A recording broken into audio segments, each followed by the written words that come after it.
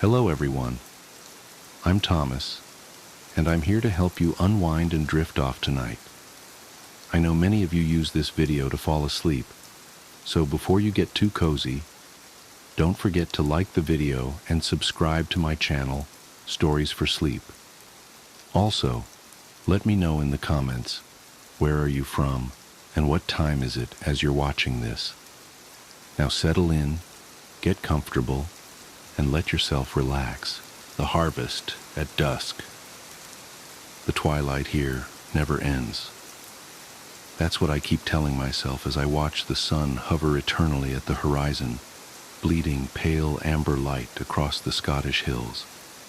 It's been like this for days now, or maybe weeks. Time feels wrong in Craigmore. I came to this remote village to research ancient agricultural practices for my PhD thesis. A perfect opportunity, my advisor had called it, noting how the community still maintained centuries-old traditions. But she hadn't mentioned the light, or the silence, or the way the villagers watch me with those patient, knowing eyes.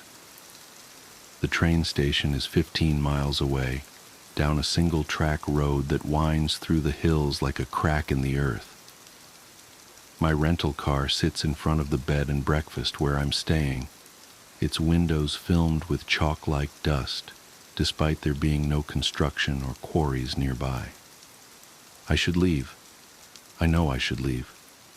But every time I think about it, Mrs. McDougall appears with another pot of tea or plate of fresh-baked bread, and somehow the day slips away in that eternal dusk. The solstice festival starts tomorrow, Mr. McLeod, she told me this morning, her thin fingers arranging oatcakes on a blue willow plate. You're fortunate to be here for it. We don't often have outsiders join us for the harvest. I tried to explain that I needed to head back to Edinburgh, but she just smiled, patted my hand, and said, "The old ways must be maintained, and names have power here, James McLeod. Blood calls to blood." The way she said my name made my skin crawl. I've been sitting in my room ever since, watching that frozen sun and trying to make sense of my notes. The pages are filled with interviews about wheat cultivation and harvest rituals, but the words seem to swim and rearrange themselves when I look at them too long. Fragments catch my eye. The grain must be fed. When the light holds still, the chalk circle contains what rises from bone. A knock at my door makes me jump, sending papers scattering across the floor. "Come in," I call out, my voice sounding thin and reedy in the heavy air. It's Annie, Mrs. McDougall's granddaughter. She's about my age, with long dark hair and eyes that remind me of deep wells. "Grandfather wants to speak with you," she says softly, "about the old methods you're studying.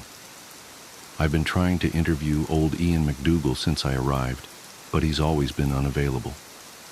My heart races at the opportunity, even as something in Annie's expression makes me want to lock my door and hide under the bed. "Of course," I hear myself say. "Lead the way." The hallway seems longer than I remember, its faded wallpaper swimming with patterns that don't quite resolve into recognizable shapes. Annie's feet make no sound on the creaking floorboards. The air grows cooler as we descend the stairs, and I catch a whiff of something ancient and earthen, like freshly turned soil mixed with copper and chalk. Old Ian is waiting in the parlor, seated in a high-backed chair that might once have been red, but has faded to the color of dried blood. The eternal twilight filtering through the windows casts strange shadows across his weathered face. His eyes are the same as Annie's, bottomless, patient, hungry. "Sit, James McLeod," he says, gesturing to the chair across from him. His voice sounds like dry wheat stalks rustling in the wind. "Tell me what you know of the old ways." I take out my notebook with trembling fingers and begin to explain my research into traditional Scottish farming practices. He listens silently, head tilted slightly, until I mention the unusual alignment of prehistoric stone circles with known planting sites. "Ah," he breathes, leaning forward. "Now you're asking the right questions. The stones remember, you see. They remember what the earth requires, what the harvest demands." A chill runs down my spine despite the summer evening. Demands. Growth requires sacrifice, Mr. McLeod. Surely your research has taught you that much. The old farmers understood. Every harvest is a transaction. The land must be fed if it's to feed us in return. My mouth feels dry. Fed with fertilizer, you mean? Natural compounds? He smiles, showing teeth that seem too sharp in the dim light. Natural, yes, but older than any chemical, deeper than bone. He gestures to Annie, who has been standing silently by the door. Show him the old granary. I want to refuse. Every instinct is screaming at me to run, but my legs betray me, rising of their own accord. Annie's cool fingers wrap around my wrist, and I follow her out into the endless twilight. The village is silent as we walk down the dirt road. No birds sing, no insects chirp. Even the wind seems to hold its breath. Houses huddle close together, their windows dark despite the hour, or perhaps because of it. How do you mark time when the sun refuses to set? The granary stands at the edge of town, a massive stone structure that looks far older than the surrounding buildings. Its walls are covered in carved symbols that make my eyes hurt if I look at them too long. Annie produces an iron key that seems to drink in what little light remains. "The old ways endure," she whispers as the lock clicks open. "Blood calls to blood, James McLeod, and names have power here."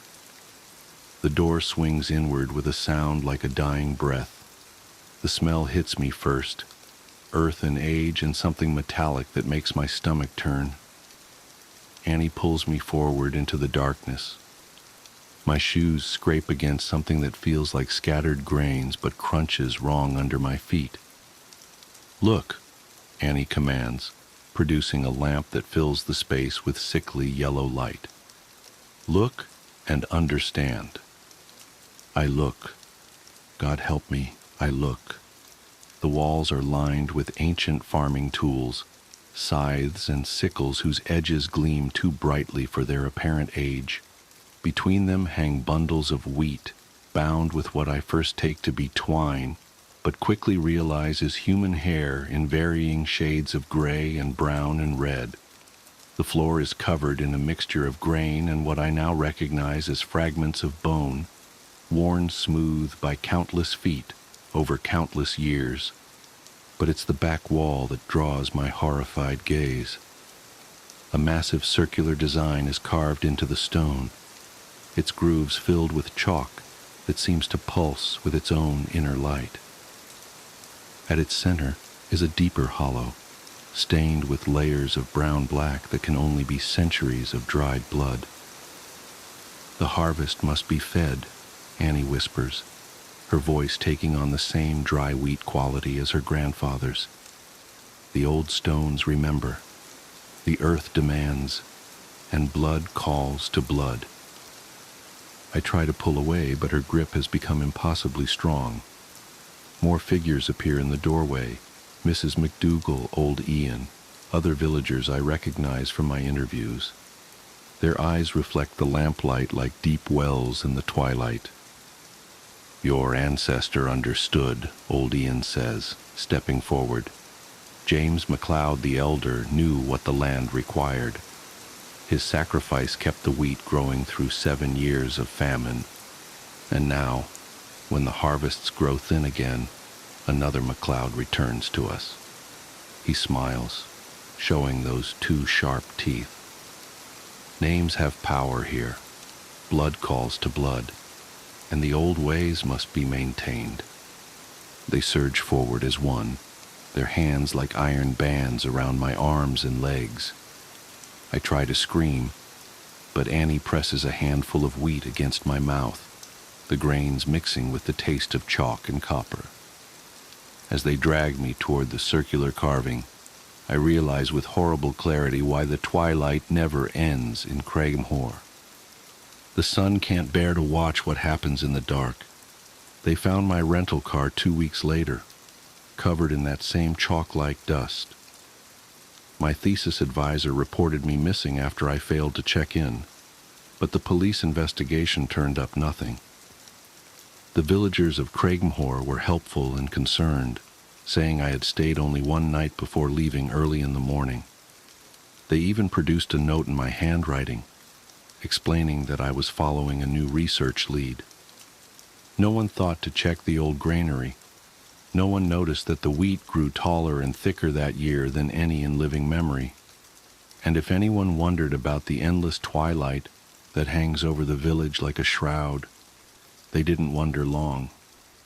The old ways endure. The harvest must be fed. And in Craigmore, where the sun never quite sets, blood still calls to blood. I've been trying to leave my bathroom for the past 30 minutes. I can't leave my bathroom.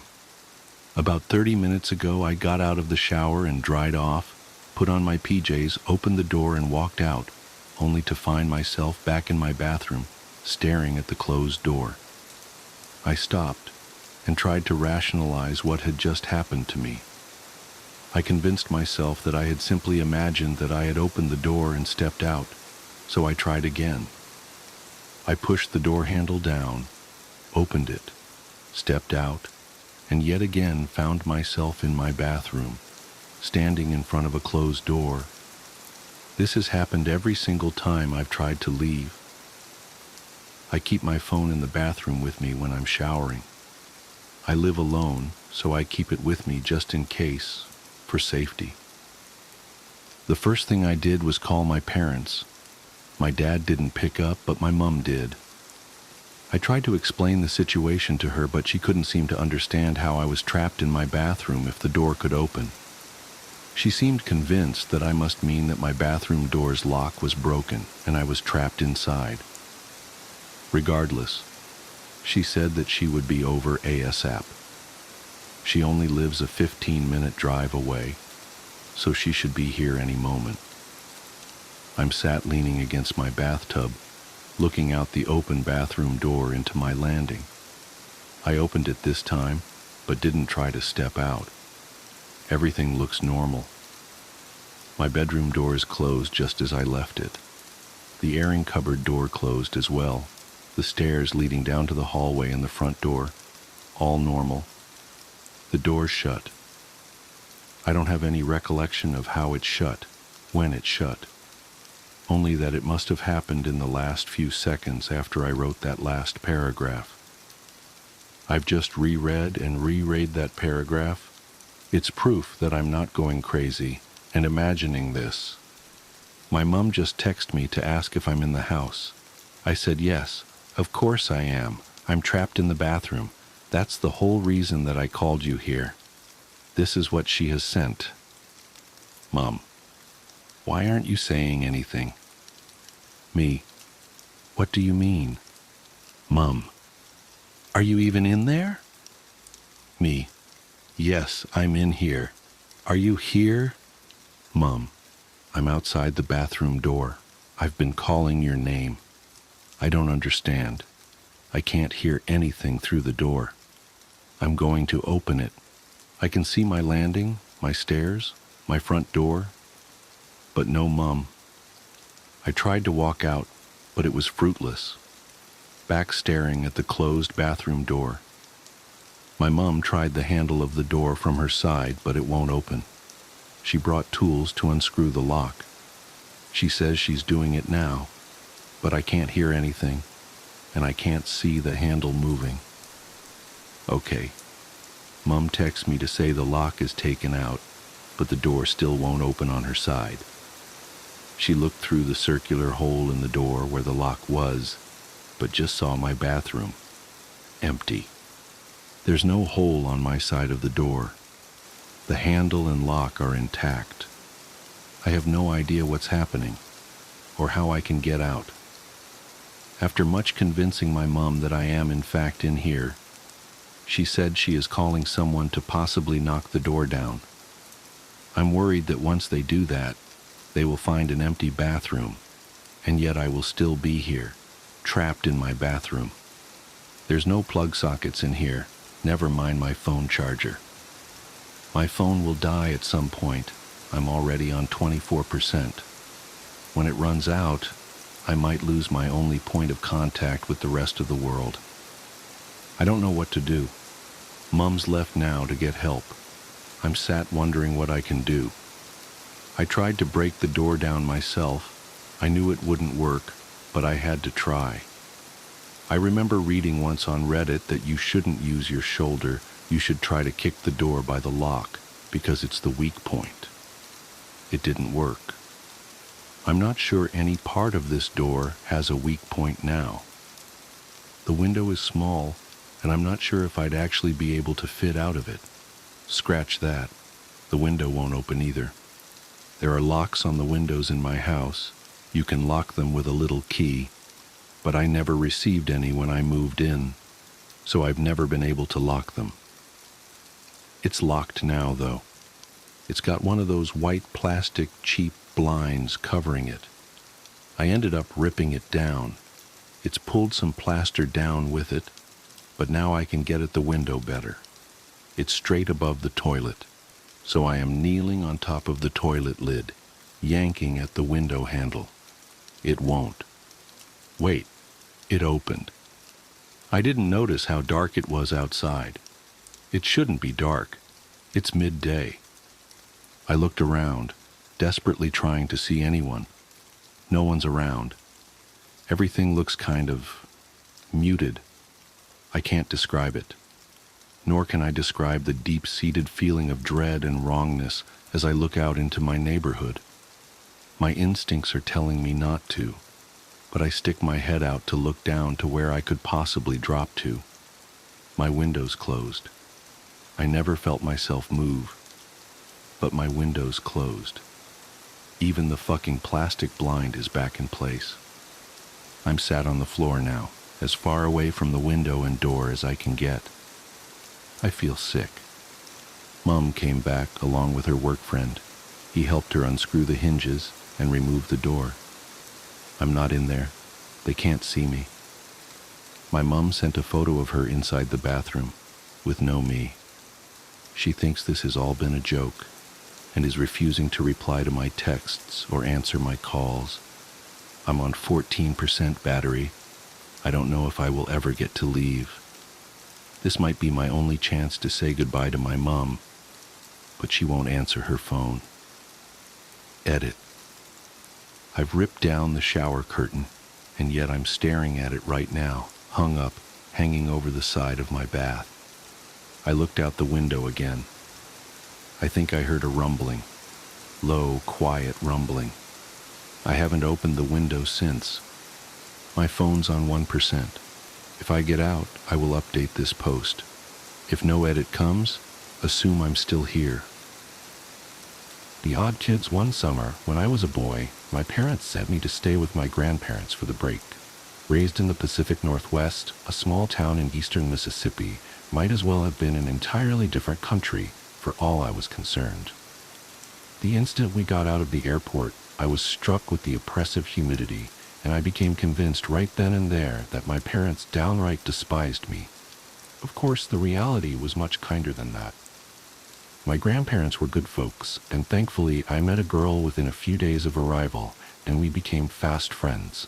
Her name was Jessie, a local girl with long blonde hair and green eyes, the first pair I'd ever encountered. I was in love at first sight. Jessie was a year or two older than me, but that didn't matter much to us. Jessie was the reason I got up every morning. Not in a romantic sense, of course, but a very literal one. Sure, my grandparents were very hospitable, but they were old and southern, about as far removed from my narrow worldview as could be. They just had no idea how to entertain me, and I think Jessie was as much a relief to them as she was to me, taking me off their hands during the days and curtailing somewhat my boundless youthful energy. The place where my grandparents lived was about a mile out from a place called Ashbury Wood, and it was a mile I walked daily. I would always meet Jessie on the path, heading my way. On rare occasions, she would already be at my grandparents' house when I was leaving, and I never saw where she lived. It didn't matter much to me, though, because the woods were our real home. Ashbury Wood wasn't particularly dense, but boy did it seem to go on forever. Jessie showed me a few paths around the woods. Unofficial trails to interesting sights like clearings, hollowed-out trees, or even just a place where a funny-looking bush was growing. We told each other stories of our hometowns, imagining what life would be like if one of us lived where the other did. Whenever we fantasized about having her come live with me, she would get a strange tone in her voice, but I never thought much of it. While the woods were our home and playground, we still set limits for ourselves. If we went too long without seeing something Jessie recognized, we immediately turned around until we were in familiar territory again. She also set boundaries, significant features we shouldn't go past for one reason or another. Decades later, and the only I can remember is the creek. The creek itself was nothing to be concerned about. It was just a shallow stream of water that may have come up to my waist, with slope banks on either side that were sheer but not insurmountable. The first time I discovered it, I immediately headed down into the water, just about ready to cross to the other side when Jessie cried out from behind me, "Stop!" I whirled around on one foot as gracefully as a young boy can and looked up at her. She stood staring across the creek and out into the woods on the other side. Her hands were balled into fists and kept straight at her sides, and I remember being worried that she might begin crying. I climbed back up the side of the creek, coming up beside her. "What's wrong?" I asked. "We need to turn around." Jessie's voice was barely above a whisper. She looked terrified and slowly peeled her gaze away from the trees and onto me. "We have to turn back." Reluctantly, I agreed, but only because I could see how upset the situation was making her. Like I said, the water itself wasn't that deep or rapid, and it wasn't even that far into the woods. On the walk back, I raised these points, but Jessie stayed quiet, leading me to a small clearing in the trees that we used as a sort of home base for our adventures. Sitting me down, Jessie stared into the grass for a long moment before she spoke. 2 years ago, I had a friend named Emma. Her hands were balled up in her lap, shaking. We used to play in these woods, like you and me do, and one day, just like you and me, we found that creek. I laughed, not because of the content of the story, but because I'd never heard someone pronounce it crick before.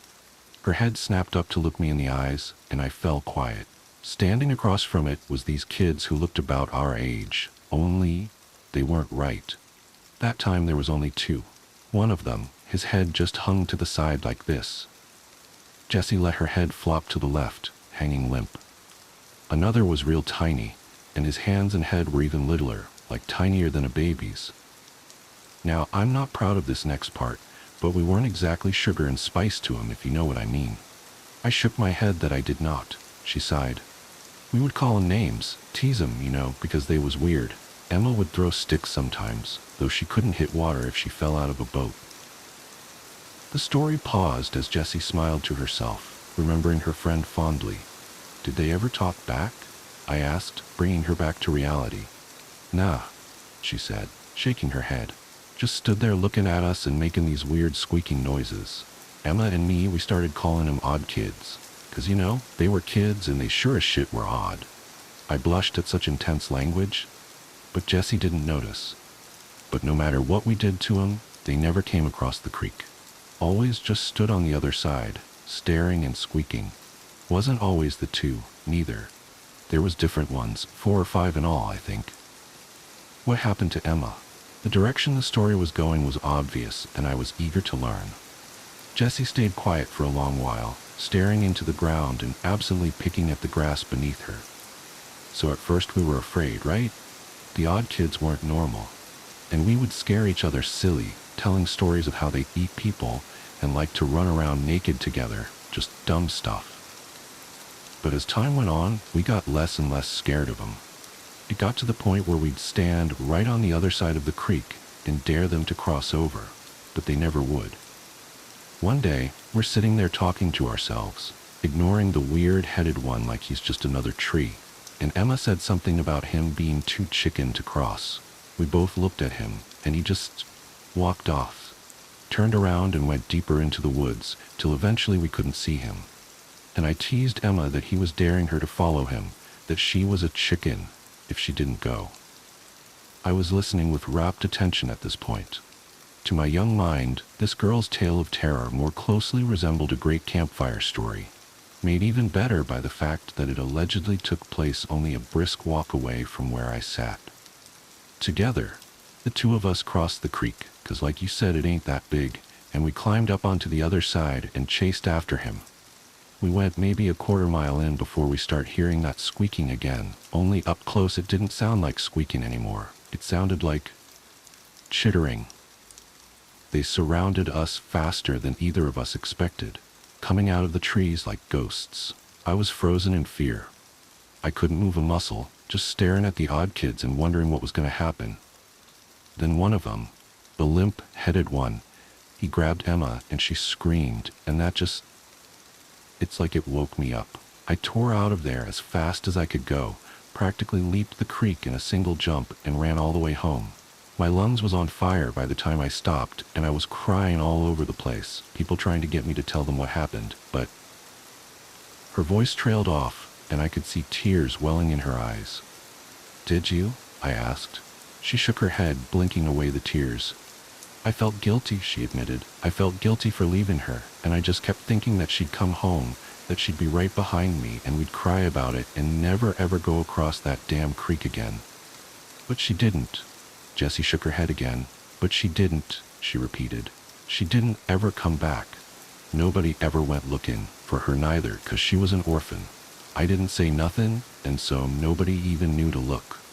Staring out into the woods in the direction of the creek, Jessie's voice cracked. "The odd kids got her. I don't know what they did with her. I'm sorry." I tried consoling her, unsure of what to say, but Jessie wasn't paying attention to me anymore. She stood up, brushed the dirt off her denim shorts, and started walking towards town. I got up and chased after her. "Wait," I cried. "Where are you going?" "Home." "Home? But why?" The concept seemed alien to me. It was the middle of the day. Who would want to stay indoors? "I can't stay in these woods. Not today."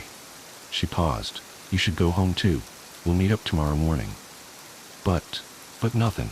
She stopped and turned to face me. "Go home." Jessie started to turn around again before something else occurred to her. "And don't ever go across the creek. You hear me?" I nodded silently, and she reached out, grabbing my shoulders and giving me a firm shake. "Say it," she demanded. "I promise. No going across the creek," I said timidly. She stared into my eyes as if searching my soul for a way to ensure my sincerity. Whether she found it or not, she eventually released me and headed off, leaving me standing alone in the woods with nothing on my hands but free time and my own thoughts. I looked back in the direction of the creek and the mysterious woods beyond. Were there really such a thing as odd kids? I knew monsters didn't exist in Oregon, but here in Mississippi, it felt like anything could be true. Plus, Jessie had told the story with such conviction that it felt disloyal to be skeptical. I spent the rest of the day in the woods, wandering aimlessly. Part of me wanted to go back to the creek, but, real or not, Jessie's story had scared the hell out of me. At one point I got just close enough that I could make the creek out through the trees, and I peered as hard as I could at the bank on the other side. I wanted to make out a pair of eyes staring back at me, or hear that chittering Jessie had talked about. Heck, at that point I would have accepted a quick blur between the trees as concrete evidence. But despite my willingness to believe, nothing came forward to present itself. The opposite bank was devoid of life, and I didn't have the gall to investigate any closer. As the sky dimmed, I reluctantly began the long walk home, unaccompanied for the first time all summer.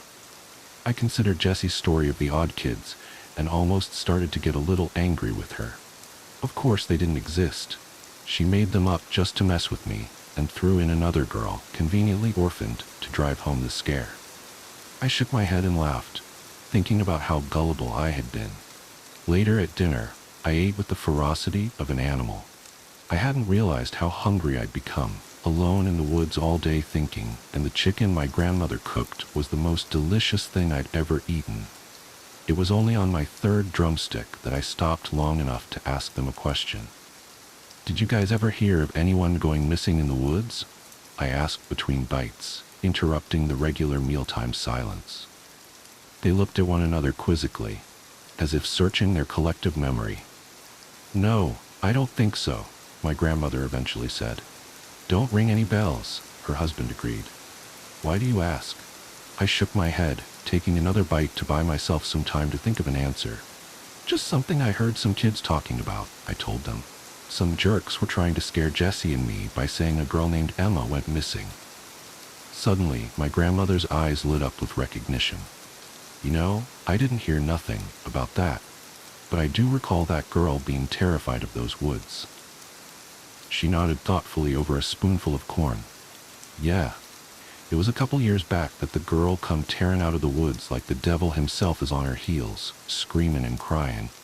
I didn't nose my way into it on account of her father asking people if they would leave his daughter alone, but I overheard that the girl weren't right for a couple weeks, just sitting in her room and not talking to nobody." She clucked her tongue and took another bite of corn. "Lord only knows what happened to that girl, but it shook her something fierce." I suddenly felt a sick terror in my stomach, like the feeling you get watching a recording of yourself only to see something terrifying looming just out of your sight. Something you never knew was there. Did this mean the odd kids were real? Had they been watching me as I stepped into the creek? "So you never found out what happened?" I hesitantly asked, unsure if I wanted the answer. Grandma just shook her head, and the three of us continued eating in silence. Grandpa brought up a baseball game he'd seen on TV earlier that day, and I feigned interest as well as I could, but I wasn't all there. My mind was back in the woods at that creek, inspecting every square inch of my memory for a sign of something else. Sleep didn't come easy that night, and when it did, it was wrought with nightmares. Thoughts of the odd kids crawled through my mind, bringing me back to the creek. Looking deeper into the woods, I saw dozens of pairs of eyes staring back at me, slowly bobbing back and forth as though they were advancing towards me. My dream self was paralyzed, helpless to do anything but watch as the monsters came out of the shadows. The one Jessie had described, with his head sagging to the side, led the plodding advance. As a group, the odd kids crawled down into the creek, dragging broken limbs and torn flesh behind them, each of them chittering off tempo with the others to create a horrible cacophony of noise that filled my ears and bore into my soul. Staring into the hungry eyes of the limp-headed leader as he reached out to drag me down, I awoke screaming. The noise still rang in my ears and, coupled with my panic, caused me to flail against my blankets as though they were trying to engulf me. I fell onto the floor with a hard thud, finally coming to rest. My grandfather burst into the room and my grandmother was close behind him. "Are you okay?" he bellowed, still full of adrenaline, even though he was beginning to realize there was no threat. Embarrassed, I kicked the sheets off of me and stood up.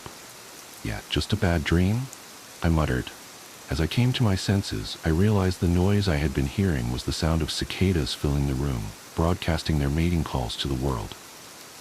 Laughing off their overzealous response, my grandparents led me downstairs to breakfast, which I accepted readily. That morning, I walked all the way to the woods without running into Jessie. I stood at the edge of the path looking back down the road, trying to make out her figure, but nobody was there. Sighing, I walked all the way back to my house, then down to the woods again. There was no sign of her. My adolescent mind filled once more with nightmarish imagery, but I did my best to stay grounded in reality. She was the last person who would have gone across the creek, and if the odd kids ever ventured out of the woods, surely people around town would talk about them, right? Armed with these rationalizations, I decided to head to our favorite clearing and wait for her. She wasn't there when I arrived. Part of me had expected her to be waiting in the grass, ready to laugh in my face when she learned how I'd walked up and down the path 2 more times before thinking to check our spot. And as an hour slowly ticked by, I began to wonder if something bad really had happened to her. But if something had, what was I going to do about it?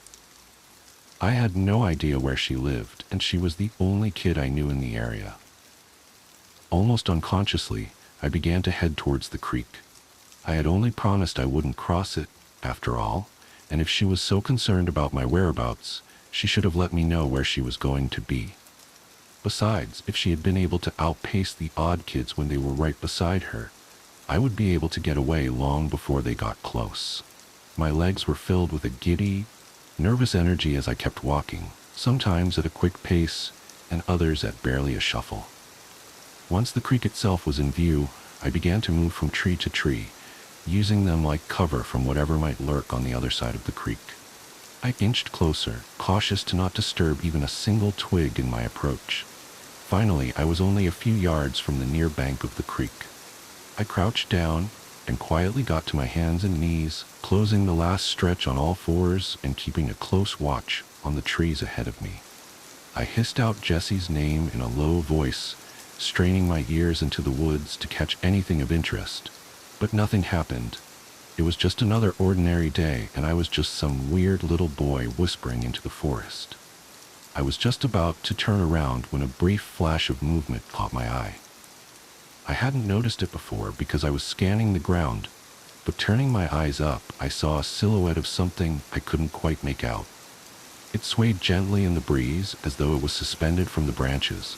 The leaves broke up the distant form, which must have been several dozens of feet away, and I immediately forgot my promise to Jesse. I had to know what that thing was. Just as I was about to swing my legs down the bank of the creek, a call startled me to my feet in an instant. "What are you doing?" Jessie was standing a ways behind me, clinging onto a tree as though she might fall without its support. Though her tone was one of anger, her face was ghost white. She beckoned me towards her, clearly unwilling to go closer to the creek than she was. I twisted my body around, raising an arm to point at the thing I had seen in the treetops, but I couldn't relocate it.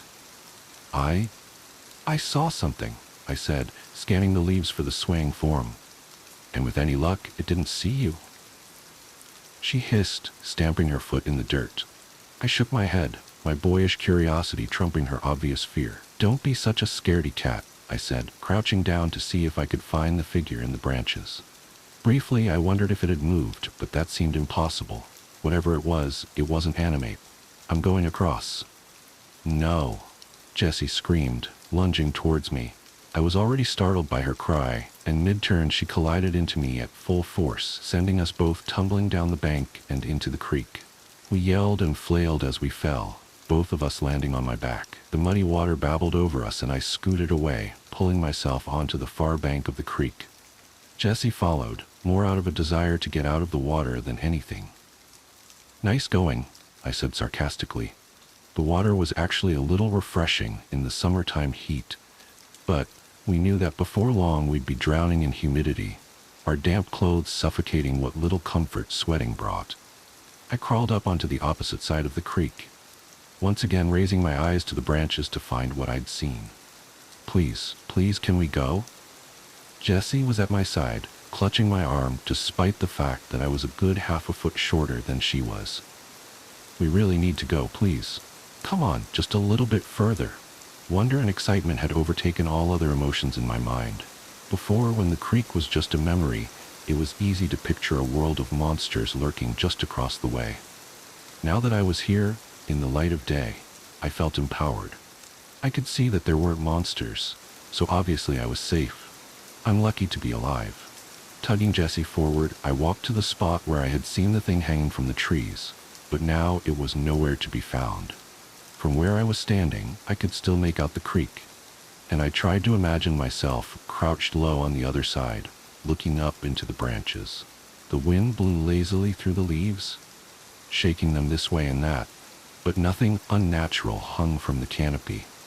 "I saw something right here," I said aloud, justifying my persistence to Jessie. I did feel bad for dragging her somewhere she obviously didn't want to be, and I thought if I'd had something to show for it, maybe she would have understood. Instead, here I was, staring up into the trees like an idiot with a terrified girl clinging to my side.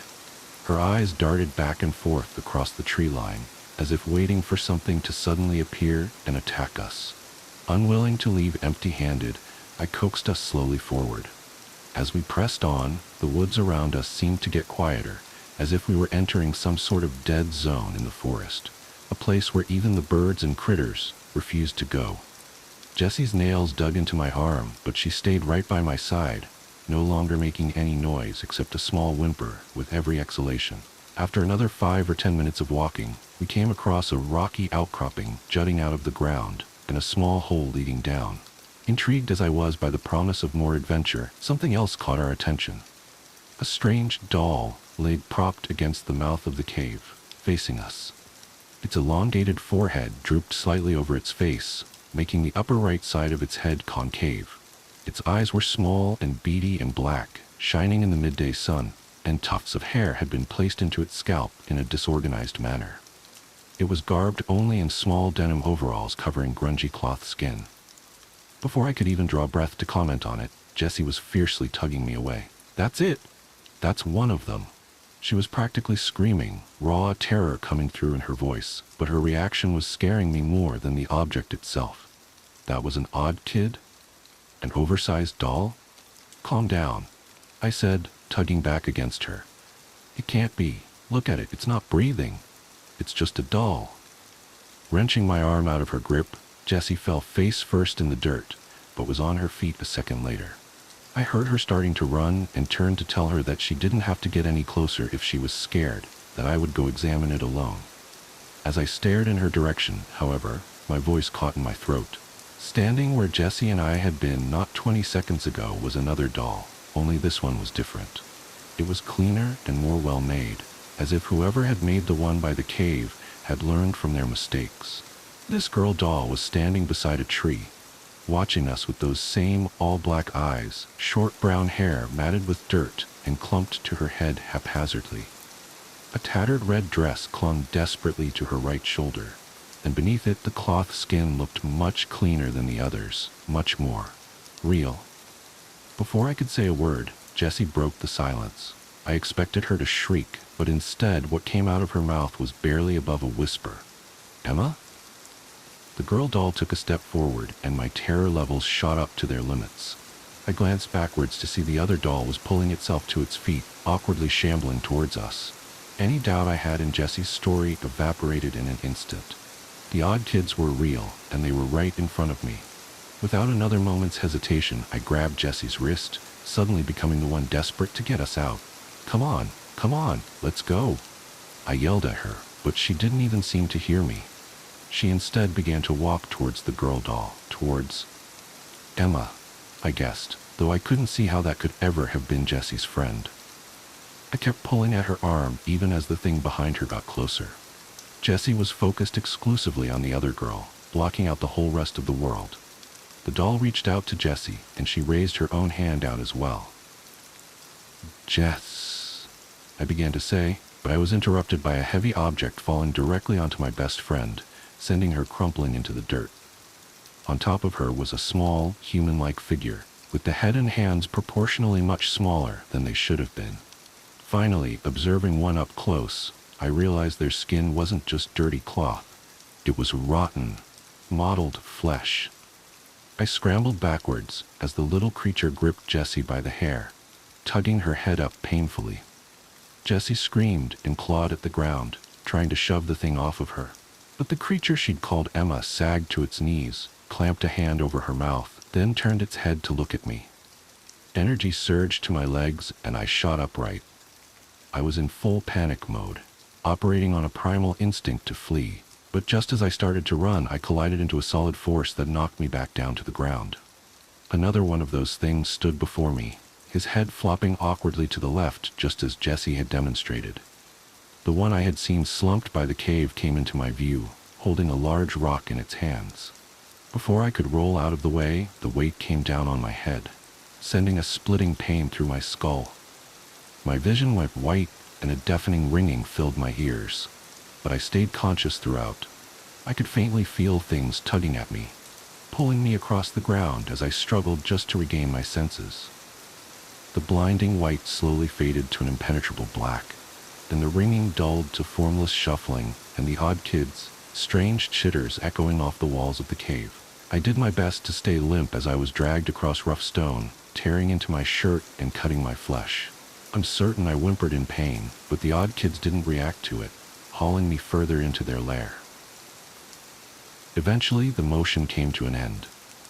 I was propped against a rough stone wall, and even in the darkness I could tell that one of them was just in front of my face, quietly muttering to itself in those strange, rhythmic noises. Its coarse fingers grabbed my hands, and it began stretching a strong, thin fabric around my wrists, binding them together. It wrapped for what felt like ages, until it finally seemed satisfied that my hands weren't going anywhere, then moved on to my ankles to do the same. Once that was done, the thing shuffled away, the noise of its movements getting gradually fainter before disappearing altogether.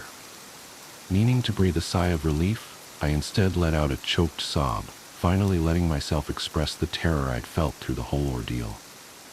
I'm not ashamed to admit that I sat in that cave and cried, certain I'd never see my parents or grandparents ever again.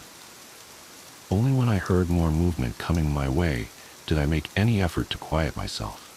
I did my best to control my breathing, sucking in breaths through shuddering gasps and letting them out slowly through my nose. I tried to picture what the noises were.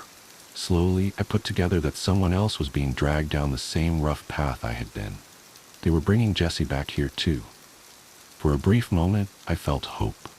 As selfish as it is to admit, at the very least, I took comfort in knowing that I wouldn't have to suffer alone. Part of me even entertained the notion that perhaps together Jessie and I could escape this cave and never ever come back to these awful woods again. Of course, the reality of this plan had many obstacles. The cave was utterly dark, something that didn't seem to affect the odd kids one bit. For all I knew, there was one sitting in the room with me, silently watching and waiting for me to make a move so it could pounce on me again and finish the job. On top of that, they easily outnumbered us. The odds were stacked against us in every conceivable way. Jessie noisily entered the room in which I was kept, and her muffled screaming gave me a sense of the dimensions of the room. It seemed smaller than I expected, likely only a little bigger than my own bedroom. Still, it was plenty big for storing the two of us. Just as I was wondering if they would leave Jessie and me alone together, the room was filled with a soft blue luminescence. One of the odd kids, I couldn't tell which with their back turned to me, was brushing their fingers against a strange kind of moss on the far wall, and the agitation sparked a chain reaction across the entire plant. Tendrils of blue light arced over the wall in a brilliant pattern, the illumination branching off itself like a snowflake before finally filling in, covering the cave wall in the most beautiful display I'd ever seen. And there, in front of the glowing moss, was Jessie. She'd been laid out on an obviously man-made dirt platform, and her struggles stilled as puffs of spores from the glowing moss fell onto her. The odd kid stood over her, observing for a moment before bending forward over her. In my life, I had never heard the sound of flesh tearing, but the very first time was unmistakable. I jerked at the noise, as if it had been my own skin, and my heart beat so fast I worried that it would give me away. I screwed my eyes shut and just listened as the odd kid did God knows what to my helpless friend only a few feet from my face. Mustering up what courage I could, I began to work the bonds around my wrists against a jagged rock, working just slow enough to not make too much noise. The ripping noise soon gave way to gurgles and wet squishing, but I didn't allow myself to picture it. Instead, I thought about my grandparents, about seeing their warm smiles one more time. I thought about the airplane that would take me out of Mississippi, and I thought of every excuse I would ever use for the rest of my life to keep from getting on another plane back. I had to survive this. I had to. Sure enough, the ropes came free with enough effort. Once they were weak enough, I managed to pull them apart with brute strength, the fibers tearing away from each other with a soft sound, something that was almost pleasing contrasted against the disturbing noises coming from across the room. I groped around in the near dark, my fingers moving from rock to rock until I found something loose enough and big enough that I felt comfortable with it. I now stared directly at the odd kid. Its back still turned as it performed its macabre ritual on my friend. Sawing the rock across the ropes around my ankles, I worked my nerve up to what I was going to have to do next. Armed with a rock, I was going to attack the odd kid, knocking them out with one good blow. Fair play, I thought to myself. Next, I would grab Jessie and hoist her over my shoulder. She was taller than me, sure, but I wasn't a weak kid. After that, we would sneak out of the cave somehow, then sprint back to my grandparents' house and be safe. The wraps across my ankles fell away, and I slowly stretched my legs out before getting them underneath me. The odd kid was still oblivious to me, and part of me hated that. Here I was, about to bash in its skull with a rock, and it didn't even consider me enough of a threat to turn around and check on me. "Hey," I whispered. The rock clutched tight in my fist as I held it out to the side behind my head. The odd kid finally swiveled around, and I stared into its soulless black eyes one last time before bringing the weapon across. The sensation was nothing like I expected. Instead of a solid blow and a resonating crack, my hand squelched through its blotchy skin with little resistance. I stood there, stunned and staring into its remaining eye as its face hung loosely around my wrist. Soft scratches made their way across my hand, and I jerked it back, the force of my fist pulling out of its head, tearing another gouge through the skin that was not skin. Looking down at my hand, I saw the single most horrific thing I have ever seen in my life. Instead of brains, blood, and gore covering my hand, there were bugs, centipedes, spiders, ants, and more, too numerous to count, swarmed over my skin. The bag of flesh before me slumped to its knees before keeling over, its occupants surging out of the hole in its neck. I lost it. I screamed at the top of my lungs and beat my arm against the wall of the cave, sloughing off the vermin in sheets. Through the chaos, I called out Jessie's name, forgetting at the time that I had already expected her to be unconscious at best. Her head tilted to the side, and she raised herself up onto her elbows, staring at me. My heart swelled, thinking for a moment that if nothing else, at least we would get out of this alive. When the azure glow of the moss reflected off Jessie's all-black eyes, I ran. Through the darkness I ran, heedless of the frantic chittering that echoed off the stone all around me. I ran into every single twist and turn in those tight tunnels, still struggling to scrape all the bugs off my arm. With every passing moment, I expected to feel the odd kid's hands wrap around my legs, drag me back to that room, and do to me what they'd done to Jessie. Turn me into one of them. Finally, I saw a thin shaft of light at the end of the darkness. I scrambled out of the cave and into the open woods, the full moon giving me plenty of illumination to find my way. Through the entire sprint, I tore at the flesh of my arm with my fingernails, scraping off the remains of the odd kid as they wriggled and crawled across me. The entire run is mostly a blur now. I didn't stop once, didn't even peek behind me for fear of seeing those things one more time.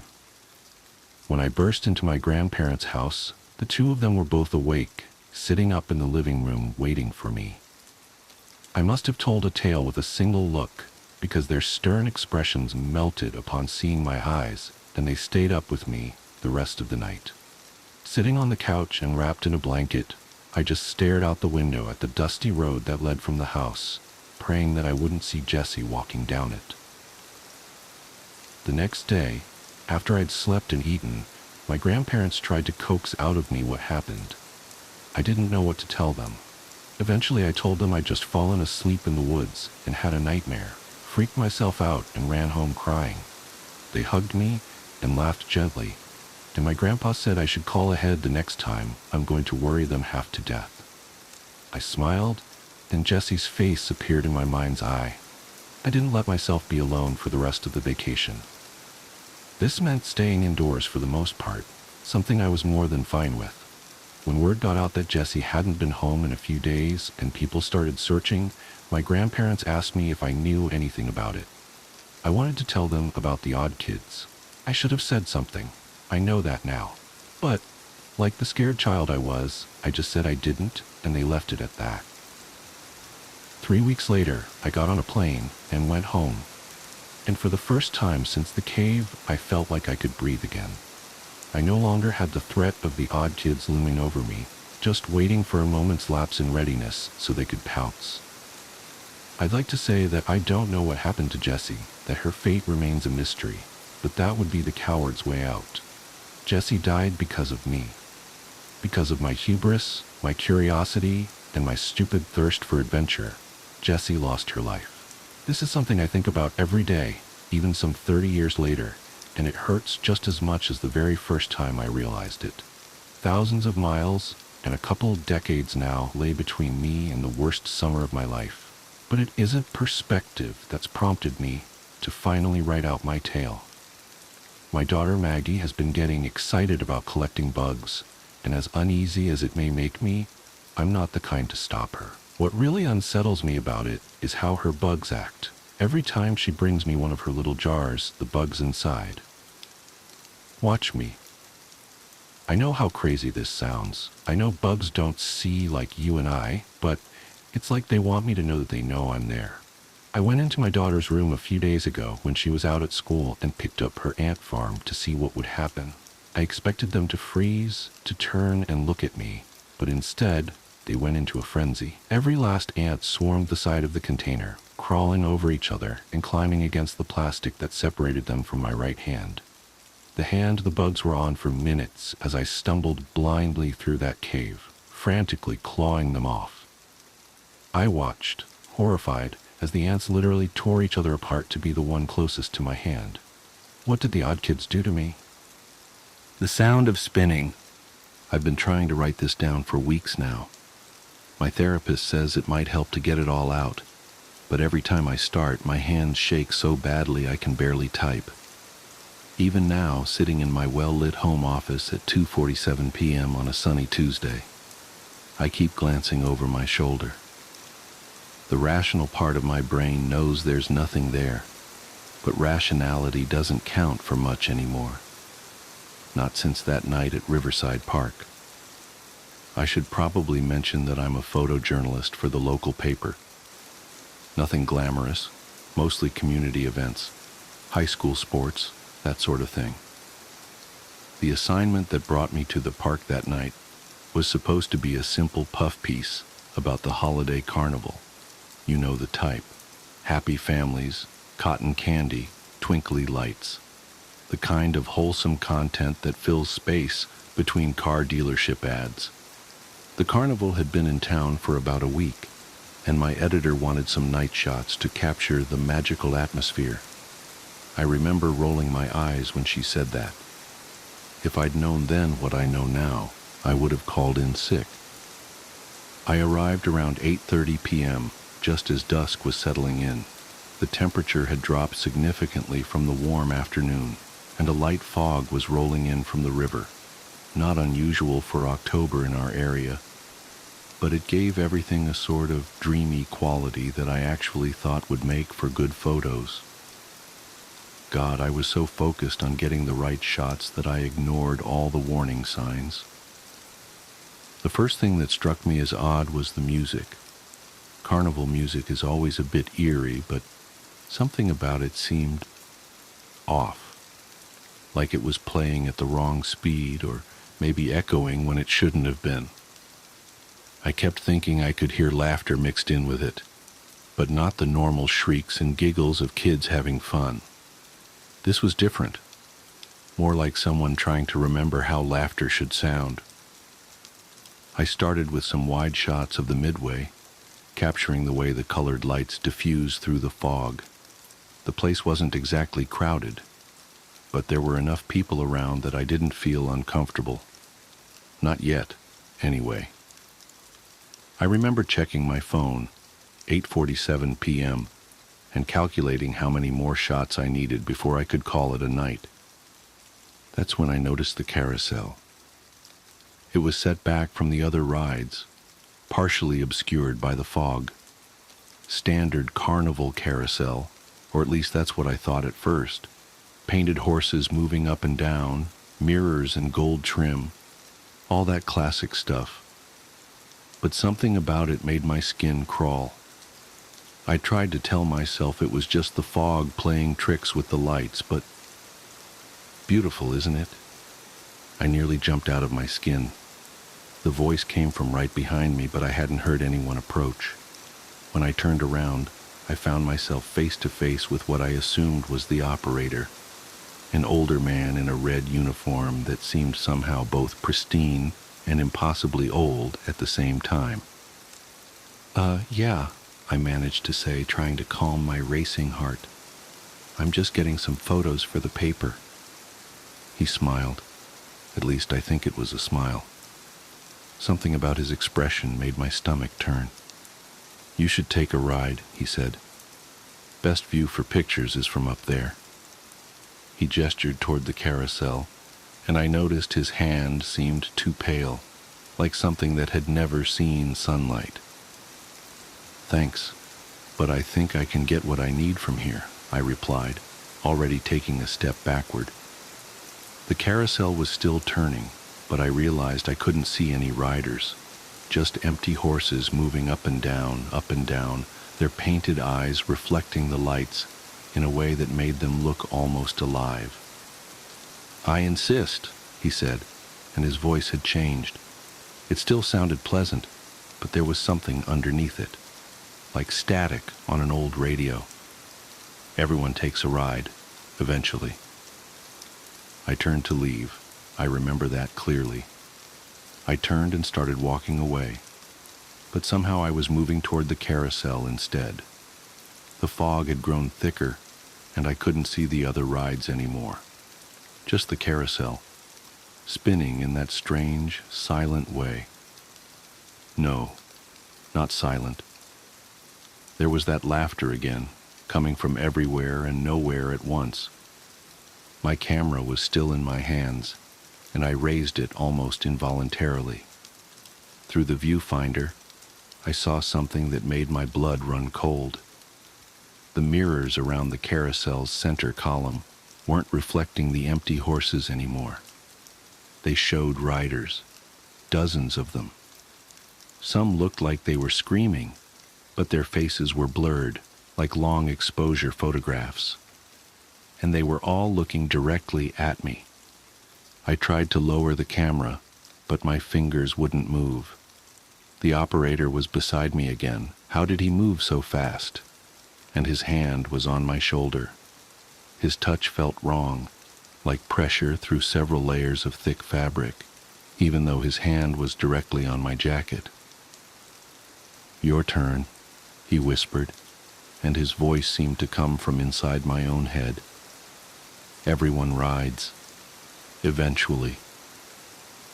What happened next is confused. I remember the cold. God, it was so cold. The kind of cold that burns. The carousel was moving faster now, but also somehow in slow motion. The horses' painted eyes were following me, their frozen expressions twisting into something else, something hungry. That horrible laughter was getting louder, and I could smell something that reminded me of old pennies and burnt sugar.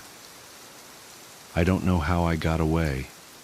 I have a vague memory of running, of my feet slipping on wet grass, of my camera swinging wildly from its strap.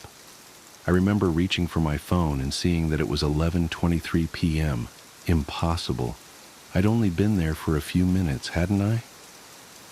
When I finally made it to my car, I sat there shaking for what felt like hours, watching the fog swirl in my headlights. I could still hear that music, faint but persistent, even with all the windows rolled up. The next morning, I convinced myself I'd imagined it all. Sleep deprivation, maybe, or some kind of weird panic attack. But then I looked at my camera. Most of the photos were normal, just carnival shots, exactly what my editor wanted. But the last one showed the carousel, empty horses, fog, normal carnival stuff. Except in every mirror, in every reflective surface, there were faces, not blurred this time, crystal clear. And in the front row, sitting rigid on a horse with bared teeth and wild eyes, was me. I called in sick and spent the day doing research. The carnival had been setting up in Riverside Park for as long as anyone could remember, always in October, always for exactly 1 week. And every year, like clockwork, people would go missing.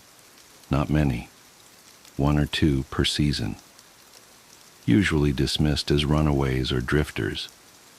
The only connection was that they were last seen at the carnival. I tried to talk to the police, but they looked at me like I was crazy. The carnival had already moved on, right on schedule. No one seemed to remember anything unusual about the carousel or its operator. The missing persons reports I found online started throwing up error messages, and within days, I couldn't find them at all. But I know what I saw. I know what's on that last photo, even though I can't look at it anymore. I keep it in a locked drawer in my desk, and sometimes, late at night, I swear I can hear music coming from it. Carnival music, playing just a little too slow, mixed with that terrible laughter. The carnival will be back next October. It always comes back. And sometimes, when the fog rolls in from the river, I catch myself wondering about those faces in the mirrors. Were they all like me? People who got away? Or were they the ones who didn't? I've been trying to convince myself to destroy the photo, but I can't. It's evidence, proof that I'm not crazy. And maybe, just maybe, it might help someone else understand what's happening before it's their turn to ride. Because he was right, you know. Everyone rides. Eventually. 2 weeks after posting this account, the author was reported missing. Their home was found empty except for an open drawer containing a single photograph. The photo, according to police reports, showed only an empty carnival carousel in heavy fog. The empty frame. I never should have bought that antique mirror. The elderly woman at the estate sale seemed almost desperate to get rid of it, practically pushing it into my hands while rambling about family heirlooms and traditions. I thought she was just another eccentric trying to clear out her mother's belongings. The ornate silver frame was exactly what I needed for my photography studio's vintage aesthetic, and at $20, it was a steal. If only I'd noticed how she wouldn't look directly at its surface, or how her hands trembled when she handed me the receipt. The first few weeks were unremarkable. Clients loved posing in front of the 8-foot mirror, especially for wedding photos. The way it seemed to catch and amplify light gave every reflection an ethereal quality. Several people commented that they looked younger in it, more vibrant somehow. I started to think I'd discovered some old-world craftsmanship secret that made everything more beautiful. Then came the day I noticed the delay. I was cleaning the studio after hours, wiping down the mirror's surface, when I saw my reflection pause for a fraction of a second before lowering its cleaning cloth. At first, I convinced myself it was just fatigue from a long day of shoots, but as I stood there, deliberately moving my arm up and down, the lag became impossible to ignore. My reflection was following my movements just slightly out of sync, like a video feed with bad latency. I should have gotten rid of it right then. Instead, I did what any modern person would do. I started documenting it. I set up my camera equipment to record the mirror while I moved in front of it, thinking I could maybe go viral with proof of some weird optical phenomenon. The footage never showed anything unusual. The lag only happened when I was alone with it, watching with my own eyes. That's when the smiling started. It was subtle at first. My reflection would hold its smile a beat too long after I'd stopped, lips still curved upward, while mine had already fallen neutral. Then it started smiling when I wasn't smiling at all. I'd catch glimpses of it grinning at me while I was turning away or packing up equipment. Once, I swear I saw it wink. The clients never noticed anything wrong. Their reflections behaved perfectly normally, mirroring their movements with exact precision. But sometimes, in the background of their shots, I could see my own reflection watching them with that unnaturally wide smile, even though I was behind the camera. I started covering the mirror with a sheet at night, unable to shake the feeling that something was watching me through it. But every morning, no matter how securely I'd fastened it, the sheet would be on the floor. The mirror's surface would be flawless, without a speck of dust, as if someone had just cleaned it. One evening, as I was rushing to finish a wedding album delivery, I noticed something that made my blood run cold. In every single photo that included the mirror, my reflection was standing in a slightly different position than I remembered being in while taking the shot. In some, it was turned toward the camera when I knew I'd been facing the couple. In others, it was closer to the clients than I'd ever stood. And in every single one, it was smiling that horrible, stretched smile. I started having nightmares about my reflection reaching through the glass, its fingers elongating into silver needles as it tried to pull me in. I'd wake up with scratches on my arms that looked like someone had been trying to grab me. The mirror seemed to grow larger in the dark, its frame extending like twisted branches across my studio walls. Things came to a head during a senior portrait session. The girl was posing in front of the mirror when she suddenly screamed. When I rushed over, she was shaking, pointing at the reflection. "Your eyes," she kept saying. "Your eyes were all wrong." I apologized profusely, blamed it on weird lighting, and offered her a full refund. After she left, I finally worked up the courage to really look at my reflection. For a long moment, nothing seemed amiss.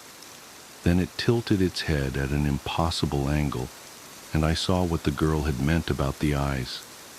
They were silver, like the mirror's frame, and they were looking at me with an intelligence that was definitely not my own. That night, I decided the mirror had to go. I called a friend to help me move it, not wanting to face it alone anymore. But when Jake arrived, he walked right past it without seeing it. When I pointed to the massive frame, he looked confused, asking if I was feeling okay. To him, there was nothing but an empty wall. I reached out to touch the mirror's surface, and for the first time, my reflection didn't mimic me. It stayed perfectly still, watching as my fingers made contact with the glass.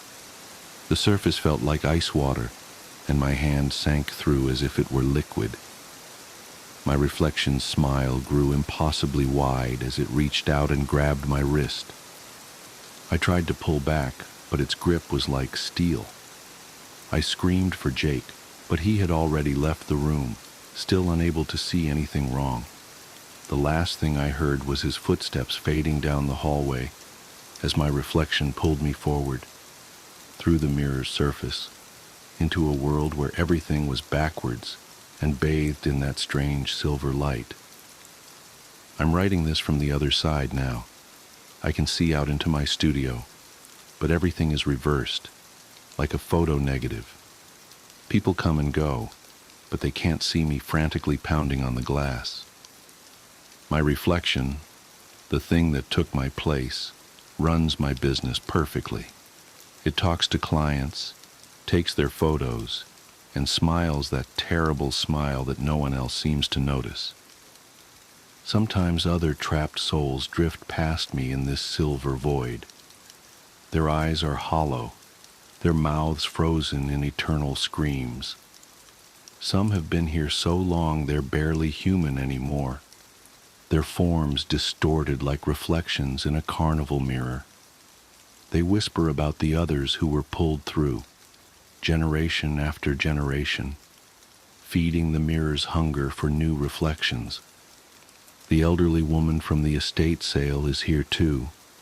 She's the one who told me about the mirror's origin, how it was crafted centuries ago by a silversmith who made a deal with something ancient and hungry. She warned me that the mirror needs to be fed regularly. That's why it takes new owners, why it has to keep replacing worn-out reflections with fresh ones. I watch as my imposter hangs a for sale sign in the studio window. The price listed for the mirror is $20. I want to warn potential buyers, but all I can do is press my hands against the glass and hope they notice how their reflections smile just a little too long, how their movements aren't quite in sync. Yesterday, a young photographer came to look at it. She was so excited about the vintage frame, just like I had been. I screamed until my throat was raw, but of course she couldn't hear me. As she handed over the money, I saw my replacement's smile stretch wider than any human mouth should go. Last night, I watched as it finally dropped its disguise in the darkness of the closed studio. Its silver eyes gleamed as its face split open like a blooming flower, revealing rows of mirrored teeth. It pressed its forehead against the glass and whispered, "Soon you'll fade like all the others. But don't worry, I'll find someone new to take your place." I know now why the mirror's surface is always so clean. We press ourselves against it constantly, trying to break through, trying to warn the next victim. Our desperate fingers leave no prints, our tears leave no streaks, our blood leaves no stains. We are nothing but reflections now, trapped in this silver void, watching the world through a window we can never break. The young photographer comes to collect the mirror tomorrow. As I write this, I can see my replacement preparing the studio for her arrival. It's humming quietly as it polishes the frame, and in the deepening darkness, I swear I can see other faces forming in the mirror's surface. Hundreds of them, all pressed against the glass, all wearing that same horrible smile.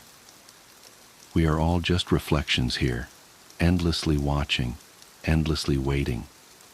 And somewhere, in an antique shop or estate sale, another mirror from the same silversmith is waiting too, its surface pristine, its frame gleaming with an otherworldly shine. Perhaps you've seen one. Perhaps you've noticed how your reflection moves just a fraction of a second too slowly, how its smile lingers just a little too long. Whatever you do, don't look too closely. Don't let yourself be drawn in by that silver light. And if you ever see your reflection smile when you're not smiling, run. But know that it's probably already too late. After all, we all thought we could escape too. Now we're just faces in the glass, watching helplessly as the cycle continues, as the mirror feeds, as new reflections join our ranks in this endless silver void. And somewhere out there, right now, someone is admiring their reflection in a beautiful antique mirror, not yet noticing that their smile isn't quite their own anymore. It's strange how certain events can carve deep trenches into the memory, like shadows that refuse to fade. This is one such story, a tale I'd rather not remember but feel compelled to recount. Perhaps in the telling, I might rid myself of its lingering grip. My name is Evelyn, and at the time, I was just a regular 28-year-old scraping by in the bustling city of Portland. My days were filled with mundane errands, freelance graphic design work, and weekend trips to vintage shops. I had a soft spot for anything old, weathered, and steeped in mystery. Furniture, trinkets, books. That's how I stumbled across her. The shop was a little out of the way, tucked between a boarded-up theater and an abandoned laundromat. Haven Antiques, the faded wooden sign read. It smelled of mildew and dust, its cramped aisles a labyrinth of forgotten relics. I'd been there a handful of times before, but had never ventured to the back corner. That's where I found the doll. She sat propped against a yellowed lace curtain in a wicker chair, her porcelain face cracked just enough to lend her an air of melancholy. Her dark eyes, painted of course, seemed to follow me as I moved closer. She wore a navy dress with tiny white flowers, and her shoes were scuffed, as though she'd walked miles. A black ribbon tied her dark hair into two neat pigtails. Despite her eerie presence, something about her called to me. "How much for the doll?" I asked the old man behind the counter. His thick glasses magnified his eyes to cartoonish proportions, and he looked at me as if I'd asked to purchase his soul. "That one, $5. His tone was clipped, hurried. "No refunds." I laughed nervously. "She's creepy, but I like her." "Creepy," he muttered under his breath. As he rang me up, he added, "You might want to keep her in a box." I thought it was an odd remark, but brushed it off. By evening, the doll had taken up residence on my bookshelf, nestled between a collection of leather-bound classics and a framed photo of my late mother. Her eyes caught the light, and I could swear they sparkled in the dim glow of my desk lamp. The first night was uneventful, though I did dream about her. In the dream, she stood on my nightstand, staring at me with those painted eyes. When I woke, I found her right where I'd left her on the shelf. Still, I felt uneasy. It began with small things. Her position seemed different, a tilt of the head, an arm raised slightly. I chalked it up to my overactive imagination. Then one morning, I found her lying on the floor, her dress stained with dust. I assumed she'd fallen during the night, though there was no breeze, no tremor to explain it. "Stay put, okay?" I murmured as I set her back on the shelf. Her painted lips seemed to curl into a subtle smirk. By the third night, I'd started to feel irrationally paranoid. I woke to a loud thud, my heart racing as I fumbled for the bedside lamp. The doll was on the floor again, this time closer to my bed. Her unblinking eyes stared up at me, almost accusatory. That was when I decided to move her. I placed her in a wooden box and shoved it into the closet. For a few days, life returned to normal. The oppressive feeling of being watched dissipated, but my relief was short-lived. It was a week later when the nightmares started. I dreamed of the doll every night. She would crawl out of the box, her porcelain limbs creaking as she climbed onto my bed. Sometimes she'd whisper in a voice like dry leaves, though I could never make out the words. Other times, she'd simply sit at the foot of my bed, her head tilting unnaturally as if observing me. I tried to ignore it, attributing the dreams to stress, but then I began hearing noises at night, the soft scrape of something dragging across the floor, faint giggles that seemed to echo from the closet. One night, I bolted upright to find the box sitting on my dresser, lid ajar. My skin prickled with cold dread. I threw the box into the basement, determined to forget about it. Yet the nightmares persisted, and soon I began finding the doll in unexpected places, perched on the kitchen counter, nestled in the laundry hamper, even sitting at my desk. Each time her eyes seemed more lifelike, her smirk more pronounced. "Stop it!" I screamed one night, hurling her against the wall. Her head cracked further, and a thin wisp of black smoke curled out before dissipating. I stared in disbelief, my chest heaving. That night, I slept with the lights on. Desperation drove me to research. I scoured forums, read about haunted objects, and even consulted a psychic. "It's not just a doll," she said, her voice trembling. "It's a vessel."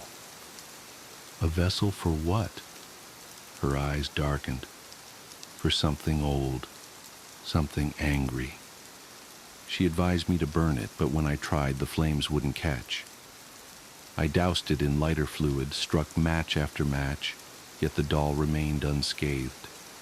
Defeated, I decided to return it to Haven Antiques. When I arrived, the shop was gone. In its place stood a vacant lot, overgrown with weeds. Confusion turned to dread as I realized the truth. Haven Antiques had never existed. The doll, whatever it was, had found its way to me, and it wasn't leaving. The nights grew darker, the air heavier. Shadows seemed to stretch and twist, whispering my name. The doll's movements became more brazen. I'd find her in my bed, her cracked face inches from mine, her cold fingers tangled in my hair. And then, one night, she spoke. Her voice was a child's, sweet and chilling. "Why won't you play with me?" I screamed, throwing her across the room. She landed on her feet, her head snapping toward me. "You can't get rid of me," she said, her voice dripping with malice. "I'm part of you now." Weeks turned to months, and my life unraveled. Friends stopped visiting, claiming my house felt wrong. My freelance work dried up as clients complained about unsettling images in my designs, images I didn't remember creating. I became a recluse, terrified to sleep, to dream, to live. And then came the final night. I woke to find the doll sitting on my chest, her weight crushing, her eyes glowing faintly. She leaned in, her lips brushing my ear as she whispered, "It's time." Time for what? I didn't know. But as darkness engulfed me, I realized with horrifying clarity that I was no longer alone in my own body. When they found me days later, I was sitting in the corner of my room, clutching the doll. My eyes were vacant. My lips stretched into a grotesque smile. They say I mumbled the same phrase over and over. "She's here. She'll always be here." I don't remember much after that, but sometimes, in the dead of night, I feel her stirring inside me, waiting, and I know this is far from over. The Artist. There's this painting my wife loves, called Death and Life, by Klimt. I don't know what she finds so fascinating about it. I made all the right noises when she showed me her beloved framed print when we were first dating, oohing and ahing and making up some bullshit about warm and cold color schemes and the specific choice of angles and line. She was an artist. Our first few dates involved long walks through museums, starting in Picasso's Blue Period and ending in heavy petting and blue balls. I took an art history course as an elective when I was finishing up my doctorate. I remembered enough of the lingo to charm my fantastically gorgeous future wife and lure her back to my stupidly filthy apartment. We're talking me as the foul bachelor frog, sitting on a lily pad made of empty takeout containers surrounded by pond, of enough unwashed clothes to keep a laundromat in business for a cool 6 months. I remember scrambling to find 2 of any sort of cup-like container for the bottle of wine we had brought back while she was in the bathroom. I rinsed out a couple of coffee mugs and ran into the bedroom to try to clean up the condom wrappers that had been sitting on my bedside table since 2003. On the bed, neatly laid out against the rest of the chaos, were my wife's dress, bra, and panties. She came out of the bathroom completely nude aside from a pair of high heels, took the wine from me, and took a swig straight from the bottle. I fell totally, completely, and irrevocably in love. I have no head for artistic things. I work in finance. I get creative with numbers, not paint, but I really love her stuff. She's made a name for herself over the past few years. Critics call her the American Damien Hirst. One of her first exhibits was composed of a dozen oil paintings of rotting pastries surrounding an actual cake filled with thousands of dead ladybugs being fed to a mummified tarantula dressed up as Little Miss Muffet. I have no idea what it meant, but it was sick, successful, and catered by Balthazar, so I ate about 20 croissants. They did not have bugs in them. I checked. She was amazing. She had the body of a Laker girl and the face of a Modigliani model, and still does. She's charming, charismatic, deep, the kind of person people flock to, want to be around constantly. She made love like she had something to prove. She had a twisted sense of humor. As soon as I hooked a job with enough figures to keep a girl like her satisfied the way she should be, I proposed, bought her a historical brownstone in the city with a garden full of roses and hardwood mahogany floors. And for the first few years, she seemed happy. We were the kind of couple you see in New York Magazine and scoff at because they're just too damned lucky. But we had a rough spot, like all married couples do. She was still superficially the same woman I fell in love with, looked amazing. People always asked me when she was going to host the next dinner party. She still had an amazing eye for art. I knew, though. I knew she was miserable. I could see it. The misery in the corners of her eyes and the curve of her mouth. It happened gradually. First, it was the shower curtain. She bought 3 or 4 from a small boutique downtown, brought them home so we could choose one out together. We decided on one, pale blue, made of material that was impractical and way too expensive for a drapery in a bathroom, but we had the money, and it made her happy, so why the hell not? A few days later, I was shaving and realized she still hadn't put the curtain up. It wasn't until about a month after that I caught a glimpse of it hanging up in her studio, cut to shreds and dyed, till it was almost unrecognizable. I chose to ignore it because I had learned it's usually not the best course of action to call an artist out on their creative license, unless you want to start an all-out war with no discernible end. A year after that, though, I had no choice. She had been so on edge it was like she was standing on a razor. She usually had a show every 3-4 months or so, and if anything, she had too many ideas. The galleries always asked her to trim down her collections.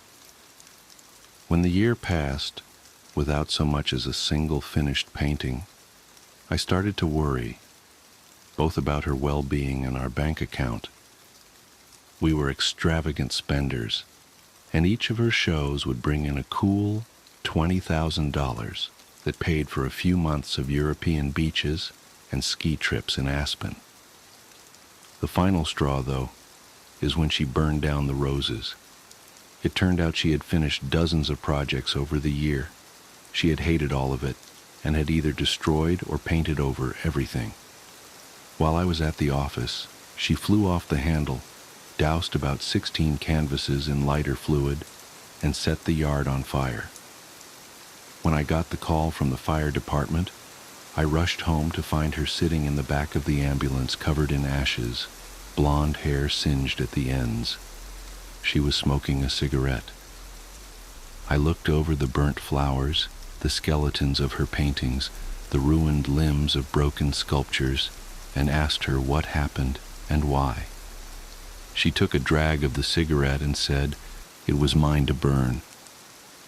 She took big, fancy pictures of the inferno, a family of bunnies suffocated in the smoke. She had them stuffed and mounted in size order on a baking soda volcano, like the kind you see in middle school science fairs. She gathered up a few of the charred bits and pieces, wired it together, and made some warped, pained-looking kind of phoenix thing weighing in at 400 pounds and easily over 8 feet high. She called the whole thing From the Ashes, and the reviews in the Times called it incendiary. Her first foray into becoming a true artist. Someone bought the phoenix. I pity the person who wakes up every day and looks at that strange thing, suspended in constant agony. We were both drunk at a random, expensive, vaguely Dante's Inferno-themed bar in San Francisco when I finally got a chance to ask her what was bothering her. We had been making dark jokes all night about the beautiful irony of her show and our current locale. At first she vehemently denied anything was wrong, angrily pointing out that we had made 4 times as much off of her last show as anything before it, that it had more than covered the damages, that it had paid for the vacation we were on. I stayed silent. She tossed her newly cropped hair and looked like she was going to open up for a second. I saw her soft blue eyes fill with tears.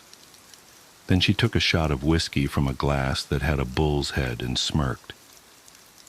"Well, for starters," she slurred, nonchalantly dangling the glass from the bull's nose ring, "I'm fairly certain I'm pregnant." She let the glass drop from her finger and it shattered on the floor as she slid out of her seat and stumbled to the exit.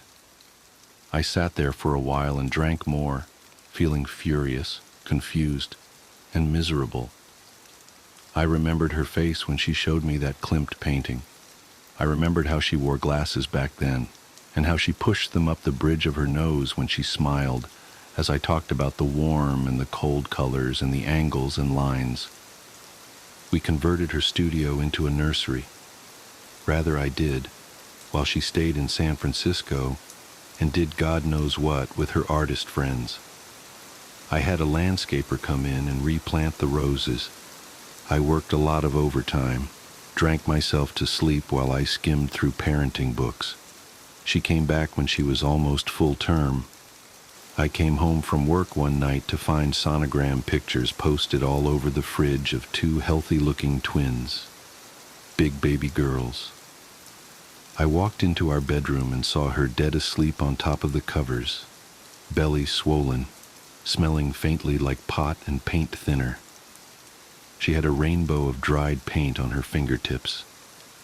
I loosened my tie and walked to the nursery. She had been busy. The canary yellow I had chosen was covered in a layer of translucent blue, and she had covered one wall in Klimt-esque patterns and curlicues. The creamy plush carpet was covered in paint splatters. She had worked furiously to finish.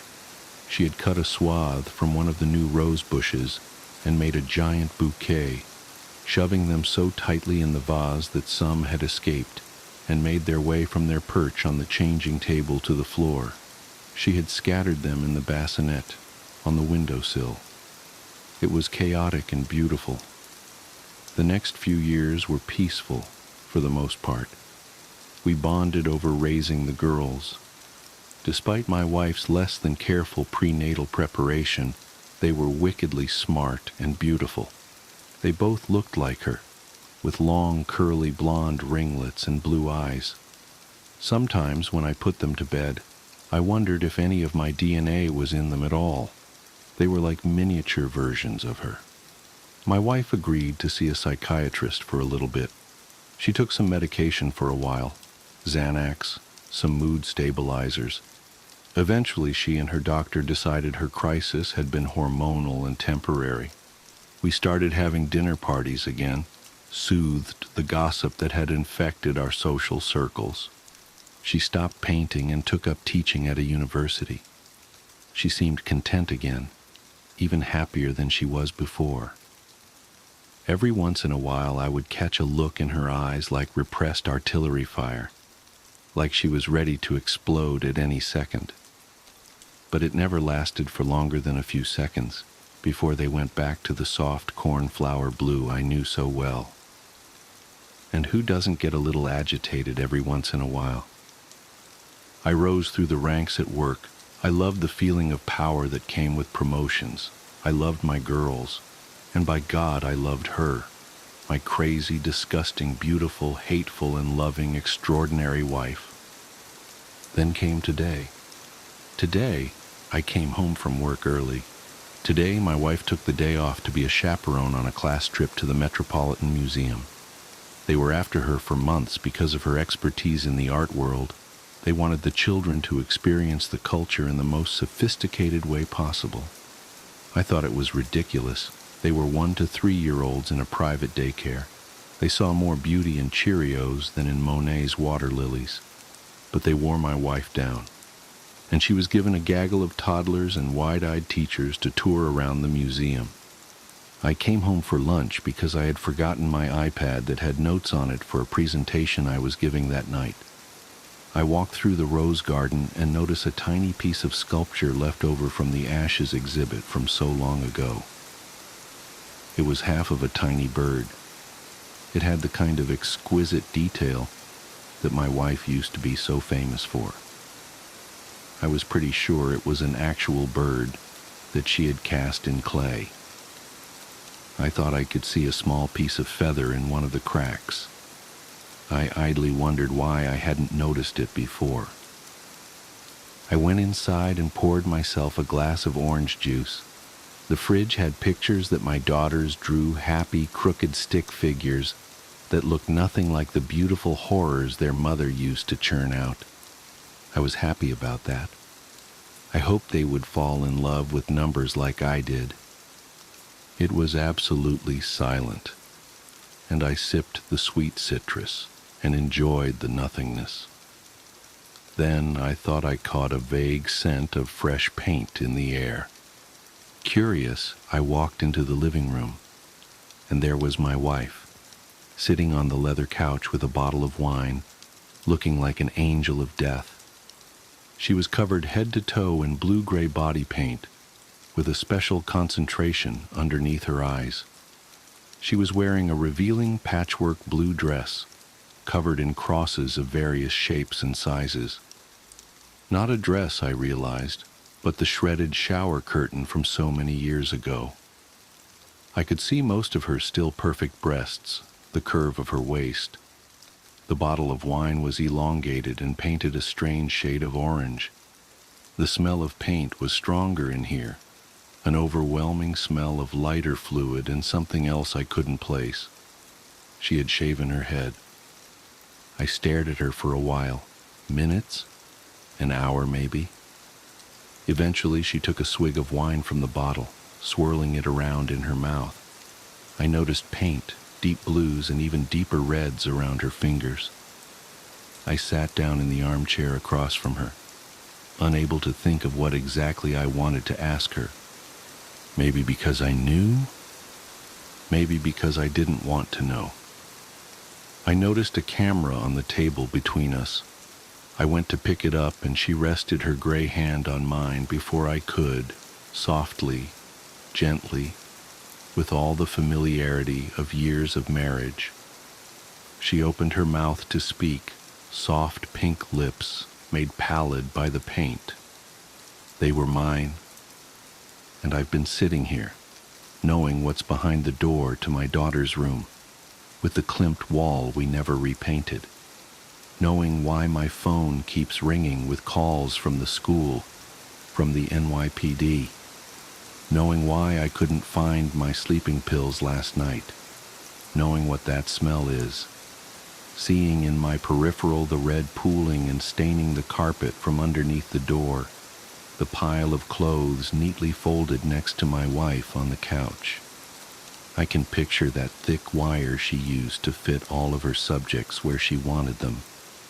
What a perfect, detailed recreation it must be, because she's so perfect. I see the phoenix in my mind's eye. I hope, when she flicks that cigarette she's about to light, we both fiercely burn. The portrait's promise. The roses were dying again. I stood in the suffocating midnight air of the conservatory, watching their velvet petals curl and blacken before my eyes. 3 days. That's all they ever lasted in this house, no matter how tenderly I cared for them. The humid air pressed against my skin like a damp shroud as I touched one withering bloom, its once crimson petals crumbling beneath my fingertips. Just like before, I whispered, my voice barely disturbing the thick silence. The words hung in the air, trapped by the stagnant atmosphere that had plagued Maison St. Clair since I'd arrived 6 weeks ago. Even now I couldn't quite believe I was here, that I'd inherited this sprawling plantation house from a grandmother I'd never met. The lawyer's letter had arrived on a perfectly ordinary Tuesday morning, transforming my predictable Boston life with a few strokes of elegant script. As the last living descendant of Elizabeth St. Clair, those words had set everything in motion, drawing me inexorably south to this decaying testament to old money and older secrets. I pulled my hand back from the roses, wiping the dark residue on my thin cotton nightgown. The fabric clung uncomfortably to my skin, already damp with sweat despite the late hour. Through the conservatory's grimy windows, I could see the moon hanging low and bloated in the Louisiana sky, casting sickly shadows through the Spanish moss that draped the property's ancient oaks. The portrait watched me from the far wall, as it always did. Even here, among the dying flowers, I couldn't escape great-great-grandmother Elizabeth's painted gaze. Her likeness hung in every major room of the house, a peculiar insistence of the will that I hadn't questioned at first. Now, 6 weeks in, I was beginning to understand why the previous caretaker had lasted barely a month before fleeing. Elizabeth's eyes followed me everywhere, painted with such skill that they seemed to hold real depth, real judgment. In each portrait, she wore the same high-necked black dress, the same severe expression, and the same golden locket gleaming at her throat. The one detail that varied was the collection of blood-red roses she held, sometimes a full bouquet, sometimes a single bloom. In this particular painting, the roses were arranged in a silver vase beside her, their petals captured mid-wilt. "What are you trying to tell me?" I murmured, stepping closer to the portrait. The floorboards creaked beneath my bare feet, the sound oddly muffled by the dense air. A bead of sweat trickled down my spine as I studied Elizabeth's face. There was something in her expression that seemed different tonight, a slight curve to her lips that I hadn't noticed before, as if she were about to speak.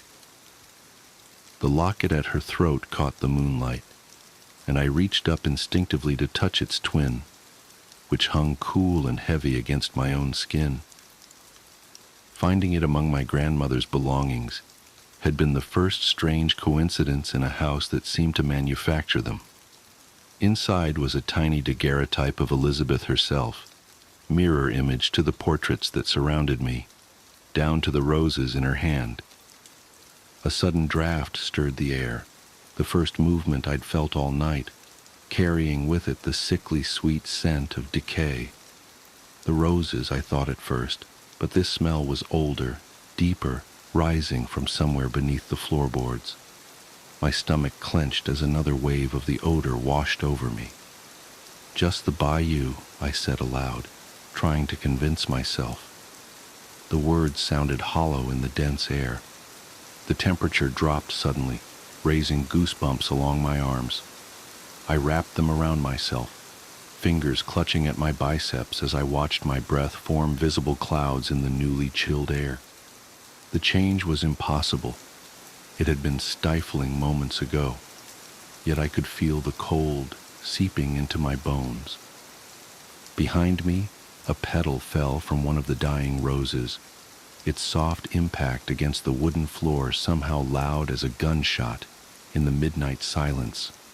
I spun toward the sound, heart thundering against my ribs, and found myself face to face with my own reflection in the conservatory windows. For a moment, in the darkness beyond the glass, I could have sworn I saw another face superimposed over mine, older, severe, wearing an expression of grim satisfaction. The locket at my throat grew suddenly, impossibly cold. I gasped, fingers flying to the metal that now felt like ice against my skin. As I touched it, the catch sprang open, something it had never done before, and a scrap of yellowed paper fluttered to the floor. My hands trembled as I bent to retrieve it, the ancient paper crackling beneath my fingers. The handwriting was faded but elegant, the same script I'd seen on documents throughout the house, Elizabeth's own hand. The message was brief, but its words sent a chill deeper than any cold draft through my body. Blood calls to blood, and debt calls to debt. The roses remember sweet Eleanor, and so must you. I looked up at the portrait, my breath catching in my throat. Elizabeth's painted eyes met mine, and this time I was certain her expression had changed. The slight smile had broadened, revealing teeth that gleamed too white, too sharp in the moonlight. The smell of decay grew stronger, rising through the floorboards like a physical presence. My head swam with it as memories began to surface, memories that couldn't possibly be mine, yet unfolded with the vivid clarity of lived experience. I saw Elizabeth in this very room, her black dress stark against the riot of roses that bloomed unnaturally red. She held a silver gardening knife in one gloved hand, its blade stained dark. "The price must be paid," she whispered to someone I couldn't see. "The roses must be fed." The vision hit me with such force that I staggered, catching myself against the wall. The painted Elizabeth's eyes bored into mine as more memories crashed through my mind, the sharp tang of blood mixing with the scent of roses. A body being dragged across these very floorboards, the roses blooming brilliant red, fed by something darker than water. "No," I stammered, pressing my hands to my temples. "These aren't my memories. They can't be." But even as I denied them, I knew they were true. They were Elizabeth's memories, passed down through blood and bone, waiting for the moment when the last St. Clair daughter would return home. The locket burned cold against my skin as another memory surfaced. Elizabeth standing before a fresh grave, roses scattered across the turned earth. "The bargain is sealed," she said to the night air. "My roses will bloom eternal, fed by the blood of the guilty, and when the debt comes due, my own blood will return to pay it." My legs gave out and I sank to the floor, the rotting boards soft beneath my knees. The smell of decay was overwhelming now, and as I watched in horror, dark liquid began to seep up through the cracks between the floorboards. It wasn't water. The liquid was too thick, too dark, and it carried the metallic tang of old blood.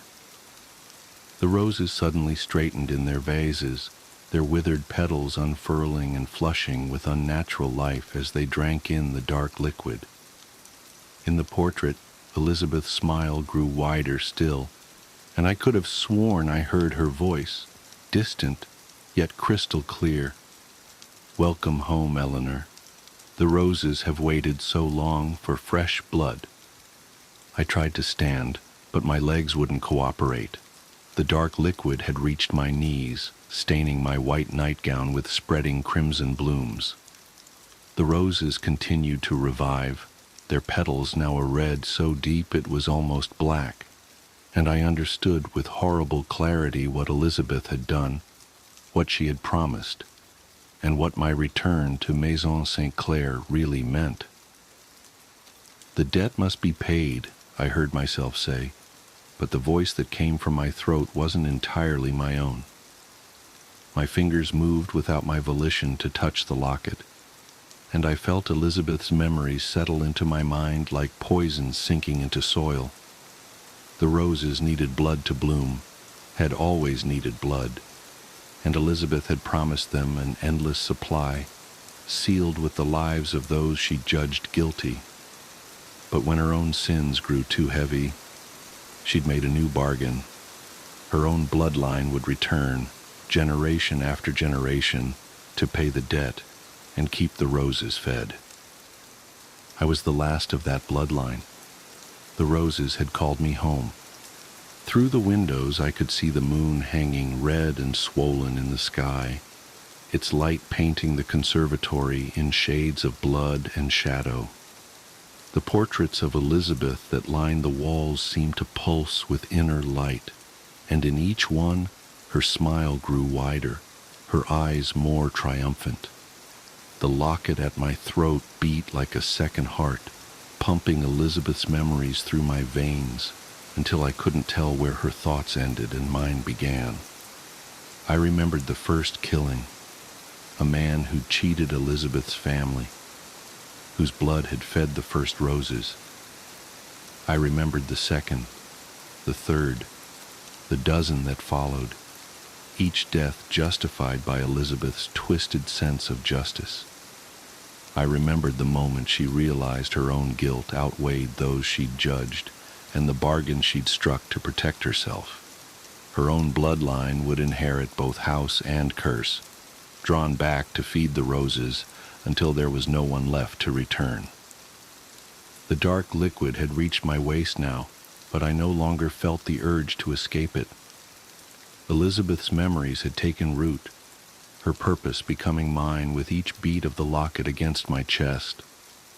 The roses needed blood to bloom, and the St. Clair women had always provided it. That was our duty, our curse, our inheritance. I rose slowly to my feet, the bloodied fabric of my nightgown clinging to my skin. In the portrait, Elizabeth's painted eyes met mine with shared understanding. The silver gardening knife I'd seen in my vision, her vision, our vision, gleamed on a nearby table, its blade still sharp after all these years.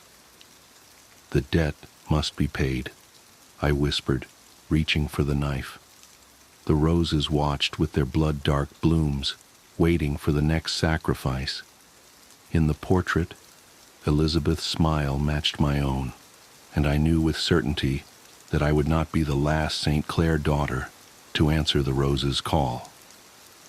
The night stretched endless before me, thick with the smell of roses and blood, as I stepped out of the conservatory to begin my inherited work.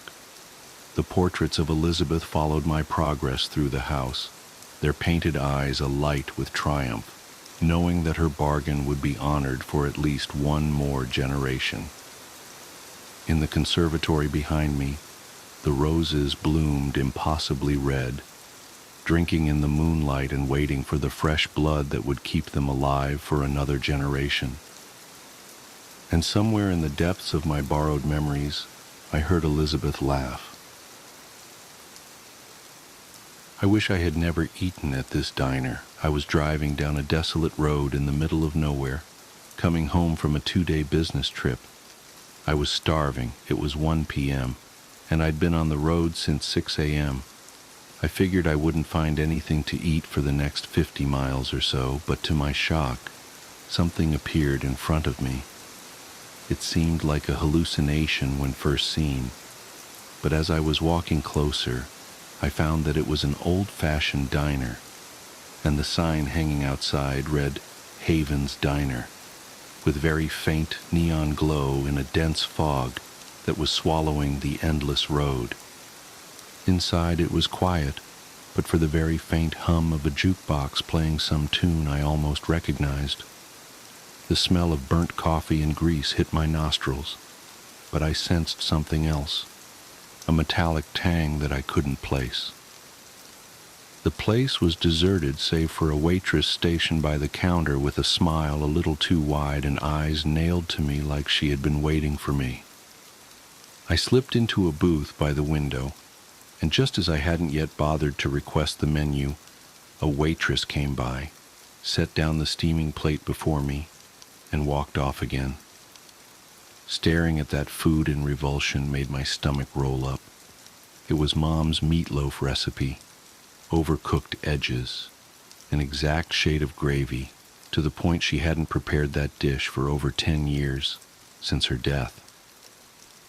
"How did you know?" I began to ask, but the words caught in my throat. The waitress merely cocked her head, still smiling, and headed back to the counter without a word. I should have left right then. I was too hungry, too tired, and something about the smell of that meatloaf drew me, filling me with a bittersweet nostalgia I couldn't fight. I picked up the fork and took a bite. It was perfect, just like I remembered it from when I was a kid. But as I chewed, a strange sensation crept over me, like I was being watched by someone I couldn't see. The hair on the back of my neck stood up, and I glanced around the diner. It was still empty. except for the waitress, who now stood completely still, her back turned to me. That's when I noticed the clock above the counter. It was stuck at 3:33, the second hand twitching but never moving forward. My appetite vanished, replaced by a cold knot of unease in my stomach. I stood up, leaving the half-eaten plate on the table, and headed for the door. "Leaving so soon?" a voice said behind me. It wasn't the waitress. It was a man's voice, low and raspy, like he'd smoked a pack a day for years. I turned around, but no one was there. The booth where I had been sitting was empty, the plate of meatloaf gone. I ran for the door, my heart pounding in my chest, and flung it open. Outside, the fog was thicker than before, pressing against my skin like a damp shroud. My car was gone. In its place stood another sign, smaller than the one out front. It read, "You're always welcome at Haven's Diner. See you soon." I started walking, hoping to find the road, another car, anything. But no matter how far I went, I ended up back in front of that damn diner. And each time I returned, the same plate of meatloaf was waiting for me, steaming hot and just the way Mom used to make it. I don't know how long I've been here. Days? Weeks? The clock inside still says 3:33. The waitress still smiles that too wide smile, and the jukebox keeps playing that almost familiar song on a loop. I can't leave, and I'm afraid to eat again. But sooner or later, I know I'll give in. The smell of that meatloaf is stronger now, and my hunger is growing. If you ever pass a Haven's Diner along the side of the road, keep going. No matter how hungry you are, no matter how tired, just go. The morning commute. I've been trying to write this down for 3 days now. My hands still shake when I think about it, but I need to document what happened while the details are fresh. Maybe someone can make sense of it, because I sure can't. I keep checking news sites and local forums, but there's nothing. Just the usual traffic reports and weather updates. It started last Wednesday. Nothing special about that morning. Just another dreary February commute. I remember being annoyed because my travel mug was leaking slightly, leaving little brown rings on my center console. The heat was blasting to fight off the 28-degree chill, making that plasticky new car smell more noticeable than usual in my recently leased Civic. I always take the back roads to avoid I-95 traffic. There's this stretch of Route 27 that winds through the woods for about 4 miles before connecting to the industrial park where I work. Usually I zone out on autopilot there, just following the gentle curves while my mind wanders to the day ahead. But something felt off that morning, even before anything actually happened. The first thing I noticed was the radio. I always listen to NPR during my morning drive. Helps me feel somewhat informed about the world. But around 7:45 a.m., right as I was entering that wooded stretch, the signal started cutting out. Not unusual for that area, but this was different. Between bursts of static, I could swear I heard what sounded like backward speech. Not garbled nonsense, but actual words being played in reverse. I tried changing stations, but they were all doing it. I switched the radio off, deciding to drive in silence rather than deal with the unsettling noise. That's when I noticed how quiet everything was. No wind in the trees, no birds. Even my engine seemed muffled, like someone had thrown a heavy blanket over the car. The morning fog was thicker than usual, too, clinging to the road in a way that made the yellow lines look like they were floating. I checked my phone. No signal, which wasn't completely unusual for that stretch, but the time display caught my eye. 7:47 a.m. I distinctly remember because I had just checked it 2 minutes earlier when the radio started acting up. Still 7:47 a.m. I watched for another 30 seconds or so. Still 7:47 a.m. The seconds weren't moving. My rational brain kicked in. Obviously, the phone's frozen. Force restart it later. But my skin was starting to prickle. That animal instinct that tells you something's wrong before your conscious mind can process why. I pressed the accelerator a little harder, wanting to get through the woods and back to civilization. That's when I saw the first one. At first I thought it was just a trick of the fog, a darker patch that seemed to be moving wrong. You know how fog usually drifts with the wind? This patch was moving perpendicular to the rest, like it was cutting through it. As I got closer, it resolved into what looked like a person walking alongside the road. Nothing inherently scary about that, except they were walking backwards, perfect fluid backward steps, like a video being rewound. And they were wearing what looked like business casual clothes, slacks, button-up shirt, but the fabric was wrong. It rippled and shifted like static on an old TV, black and white pixels constantly rearranging themselves. I gripped the steering wheel harder, my knuckles going white.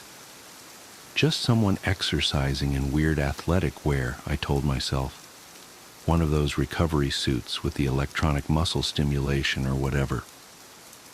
But even as I thought it, I knew that wasn't right. As I passed them, they turned their head to track my car. That's when my heart nearly stopped. Where their face should have been, there was just more static. Not blank skin, not a mask, but a void of shifting black and white pixels, like a TV tuned to a dead channel. I looked straight ahead, pressing the accelerator harder. Don't acknowledge it. You're tired, you're imagining things, just get to work. But in my peripheral vision, I could see more dark shapes emerging from the fog. 3, then 7, then dozens, all walking backwards along both sides of the road, all wearing those business casual clothes that weren't quite clothes, all turning their static-filled faces to watch my car pass. The air in the car felt thick, like trying to breathe underwater. My ears popped like I was changing altitude, and the engine noise became even more distant. The forest beyond the figures was wrong too. The trees looked like cardboard cutouts, flat and artificial. When I blinked, they seemed to shift position slightly, like a glitching video game trying to render a scene. I reached for my phone to try recording what I was seeing, but my hands were shaking so badly I dropped it between the seats. When I glanced down for a split second to grab it, I heard a sound that I still can't properly describe, like a dial-up modem screaming through a meat grinder, but deeper, more organic. I looked up and immediately slammed on the brakes. One of them was standing in the middle of the road facing my car, not walking backwards like the others, just standing perfectly still. It was closer than any of the others had been, close enough to see details I wish I hadn't noticed. Its clothes weren't just shifting patterns, they were flowing upwards, like water running in reverse, and there were gaps in it, places where the static cleared for a fraction of a second, showing something underneath that my brain refuses to properly process. Something geometric but non-Euclidean, folding in on itself in ways that shouldn't be possible. I sat there, engine idling, hands frozen on the wheel, staring at this thing through my windshield. It cocked its head at an angle that went slightly too far, like a bird but wrong. The static of its face started forming patterns, almost like it was trying to mimic my features. That's when I noticed the temperature display on my dashboard. 77.7 degrees. The same numbers kept flickering over and over, even though I could see my breath fogging in the freezing air. The clock read 7:47 a.m. The odometer was stuck on 7,177.7 miles. That's when I did something either very brave or very stupid. I laid on the horn. The sound came out distorted, stretched, and warped, like it was being played at quarter speed. But it had an effect. The figure in the road spasmed, its form glitching violently, and then it moved. Not stepped or walked, but moved, like a video file corrupting. One frame it was in the road, the next it was beside my car, hand pressed against my driver's side window. The static of its face pressed close to the glass, forming and reforming into almost recognizable patterns. Was it trying to communicate? Trying to get in? I didn't wait to find out. I slammed the accelerator and swerved around where it had been standing. My tires found purchase on the wet asphalt and I shot forward, engine finally roaring at its proper volume. In my rearview mirror, I could see all of them turning to watch me go. Their movements jerky and wrong, like stop-motion animation at too few frames per second. The fog began to thin. My phone suddenly chimed with a dozen delayed notifications. The radio burst back to life mid-sentence, some story about local council elections. The clock jumped to 8:15 a.m. The temperature reading settled back to a realistic 29 degrees. Everything was normal again. I pulled into the first gas station I saw, hands trembling so badly I could barely put the car in park. The morning commuters filling their tanks and buying coffee gave me odd looks. I must have seemed crazy, sitting there hyperventilating in my car. When I finally got my breathing under control, I checked my phone. The photos I tried to take were corrupted, just blocky digital artifacts and strange patterns. But I did find something else. In my podcast app's recently played history, there was an entry from 7:47 a.m. It's just 30 seconds of what sounds like white noise, but if you play it backwards and adjust the speed, it almost sounds like words. I uploaded it to my computer and ran it through some audio software, but I still can't make out what it's saying. I called out sick that day, drove home taking the interstate, even though it added 40 minutes to my journey. I've been taking that route ever since, even though it means leaving an hour earlier and sitting in traffic. Better than the alternative. But here's the thing that really keeps me up at night. I decided to do some research into that stretch of Route 27. Found some old forum posts and local news articles. Over the past decade, there have been an unusually high number of single-car accidents there, always between 7:45 and 7:50 a.m. The police reports all read similarly. Driver lost control of vehicle. No obvious cause determined. Driver claimed mechanical malfunction, but no evidence found. And the victims? All commuters, all wearing business casual. I keep telling myself there must be a logical explanation. Bad cell reception and a frozen phone, fog playing tricks on my eyes, stress and an overactive imagination. But yesterday, I was reviewing some old work emails and I noticed something that made my blood run cold. Every email I've ever sent between 7:45 and 7:50 a.m. is corrupted. The text is replaced with strings of sevens and static characters. The timestamps are all stuck at 7:47 a.m. I have to drive to my sister's wedding next week. It's a 6-hour trip and I've mapped 3 different routes. They all intersect with Route 27 at some point. I don't know what I'm going to do, but if you're reading this and you commute through wooded areas in the early morning, do yourself a favor. Check your clock when the fog rolls in, and if it ever gets stuck at 7:47 a.m., don't stop driving. Don't look at the shapes in the mist, and whatever you do, don't honk your horn. They might just honk back. The traffic stop. Officer David James had worked the graveyard shift along Route 43 for nearly 7 years. The stretch of highway cutting through dense pine forest was notorious for drunk drivers, especially after midnight. but in all his years of service he'd never encountered anything quite like what happened on that moonless October night. The first peculiarity was the silence. Usually the night hummed with crickets and the occasional hoot of a barred owl. But as James's cruiser idled at the turnout near mile marker 217, an unnatural stillness pressed against his eardrums. Even the wind seemed to have abandoned the pines. His radar gun registered a black sedan doing 62 in a 55. As the car passed, James noticed the passenger side taillight was out. A routine stop, the kind he'd done thousands of times before. He flicked on his lights and pulled out behind the vehicle. The sedan took longer than usual to respond, continuing for almost half a mile before finally pulling onto the shoulder. James approached with his flashlight beam cutting through the darkness, noting how the black paint seemed to absorb the light rather than reflect it. The windows were tinted, but within legal limits. "License and registration," James said, keeping his voice steady despite an inexplicable urge to turn and run. The driver's window descended with painful slowness, releasing a blast of cold air that made James's eyes water.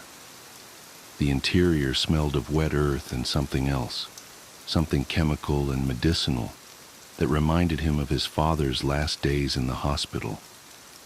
The driver was a middle-aged man in a charcoal suit. His skin had an odd, waxy quality under the flashlight beam, but his license photo was a perfect match. James Sullivan, 47, organ donor. Everything appeared to be in order, yet James's patrol-honed instincts screamed that something was terribly wrong. "Do you know why I pulled you over tonight, Mr. Sullivan?" The man's head turned with mechanical precision. His smile revealed too many teeth. "No, officer. Is there a problem?"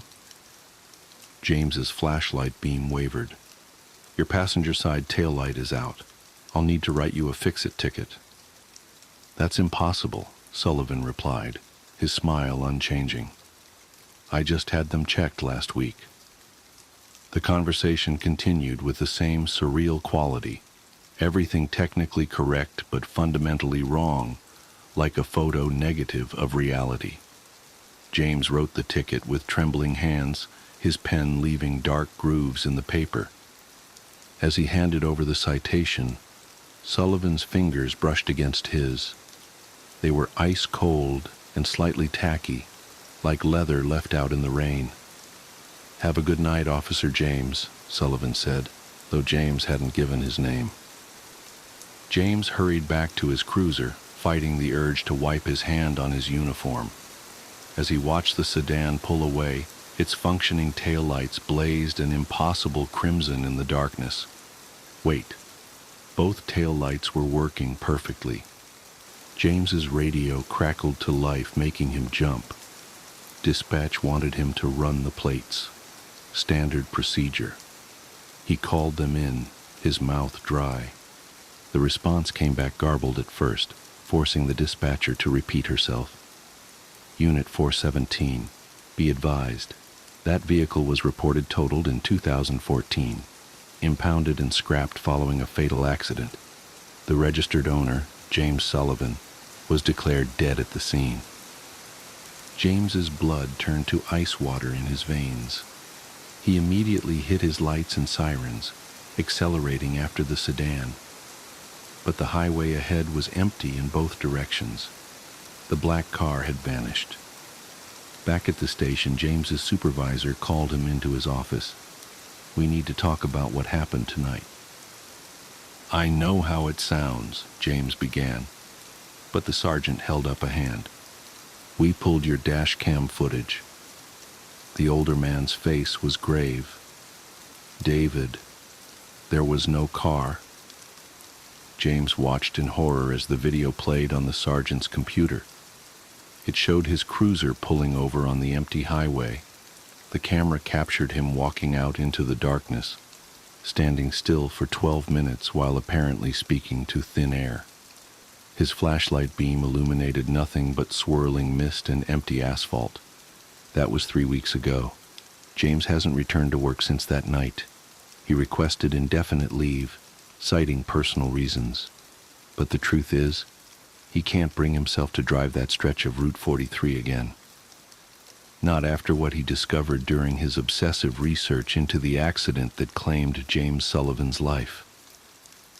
The papers called it a tragic drunk driving incident. Sullivan had been heading home from a late meeting when his sedan veered off the road near mile marker 217. The car flipped several times before coming to rest against a stand of pines. Sullivan was partially ejected through the windshield. He remained conscious long enough to give a statement to the first officer on scene. The responding officer that night? A rookie named David James, working his very first graveyard shift.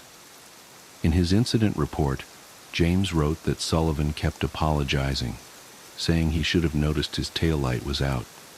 The report also noted that James had tried to comfort the dying man, promising to stay with him until the ambulance arrived.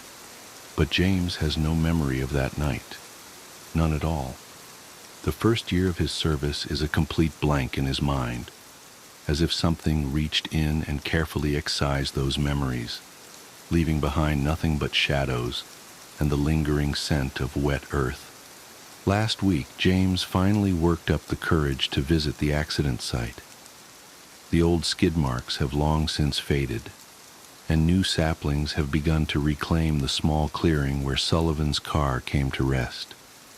But as James stood there in the weak autumn sunlight, something caught his eye, a glint of metal half buried in the soil. He dug it up with trembling hands, a police badge, caked with dried mud and what might have been blood. The number was still legible despite years of exposure to the elements. It was his badge, the one he'd lost during his first year on the force, the one he'd had to replace but could never remember losing. James sits in his dark apartment now, staring at the badge and trying to piece together the truth. Every night, he dreams of standing on that empty highway, watching headlights approach through the mist. In the dreams, he's the one behind the wheel of a black sedan, and a young officer named David James is walking toward his window with a flashlight beam that illuminates nothing at all.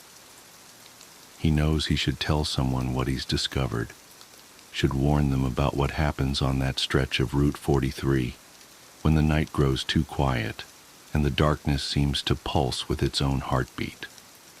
But who would believe him? Besides, he's beginning to understand now, beginning to remember fragments of that lost year, like shards of a broken mirror slowly being pieced back together. He remembers the sound of tearing metal and breaking glass, remembers the taste of copper in his mouth and the feeling of cold asphalt against his cheek, remembers a kind young officer who held his hand and promised to stay, even as the ambulance sirens wailed in the distance and the world grew dim around the edges. Most of all, he remembers the guilt, the soul-crushing weight of it, because there was something else in his original incident report, something that's been eating away at his subconscious for 10 years, like a cancer. When Sullivan apologized for his tail light, James had assured him it was working fine, had even walked around to check, just to give the dying man some peace of mind. Both tail lights were functioning perfectly that night, just like they were 3 weeks ago, when James pulled over a black sedan driven by a man with too many teeth and cold, tacky hands. James's phone buzzes, making him flinch. It's a text from an unknown number. "Time to collect, rookie." The message is time-stamped 10:17 p.m., exactly when he'd first spotted the black sedan 3 weeks ago, exactly when Sullivan's accident occurred 10 years ago. As he stares at his phone's screen, another text appears. "Your tail light's out." James's hands shake as he dials dispatch. The phone only emits a low, wet, gurgling sound, like someone drowning in mud. The smell of wet earth and antiseptic suddenly fills his apartment, and the temperature plummets. "No," James whispers, backing away from the window. Through the gap in his curtains, he can see the street below. A black sedan idles there, both taillights blazing an impossible crimson in the darkness. Its engine growls like something from the depths of hell. James runs for his bedroom, but his legs won't work right. Each step feels like moving through tar. He reaches for his service weapon, but his fingers pass right through it as if it's made of smoke. "You promised?" Sullivan's voice whispers from every corner of the room. "You promised you wouldn't let me drive alone." I was trying to comfort a dying man," James shouts into the darkness. "I didn't mean—" "But you promised," the voice interrupts, closer now. The smell of rot in hospital corridors grows overwhelming, and now it's time to pay. James tries to scream as invisible hands grasp his shoulders, their touch cold and tacky like old leather left in the rain. But no sound comes out. His body moves against his will, walking puppet-like toward the door. His old badge, still caked with mud from that fatal night, slides across the coffee table on its own and into his pocket. It feels impossibly heavy, like it's made of black holes and broken promises.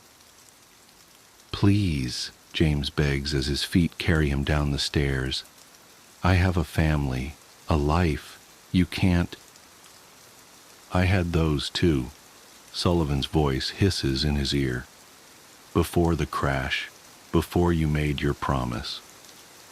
The black sedan's passenger door swings open by itself. The interior smells of grave dirt and formaldehyde, and the man behind the wheel smiles with too many teeth, far too many, row upon rotting row disappearing down his throat like a shark's maw. "No, please," James struggles, but his body moves inexorably forward. His muscles respond only to Sullivan's will now. "Someone help me." "Nobody can hear you," Sullivan says, his leather-textured fingers drumming on the steering wheel. "Nobody could hear me that night either. Just you. Just the rookie who promised to stay." James's body slides into the passenger seat against his will, his old mud-stained badge burning cold in his pocket like a chunk of ice. "How long?" he manages to whisper. Sullivan's impossible smile widens. "Forever, partner. We have so many more traffic stops to make."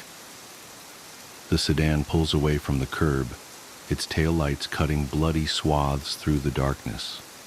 Tomorrow, someone will find James's apartment empty, his service weapon and current badge still on the coffee table next to his phone. The screen will show a final, unsent text: "Help me." But tonight belongs to Route 43.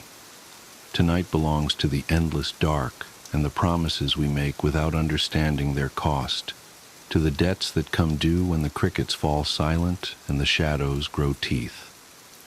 Somewhere ahead, another young officer is starting their first graveyard shift. They're parked at mile marker 217, watching the empty highway and wondering why the night feels so strange, so hungry. Their radar gun will soon register a black sedan doing 62 in a 55, and they'll see two men in the front seat, one with too many teeth, and one whose eyes silently scream for help that will never come. Because some promises bind us whether we want them to or not. Some nights never really end.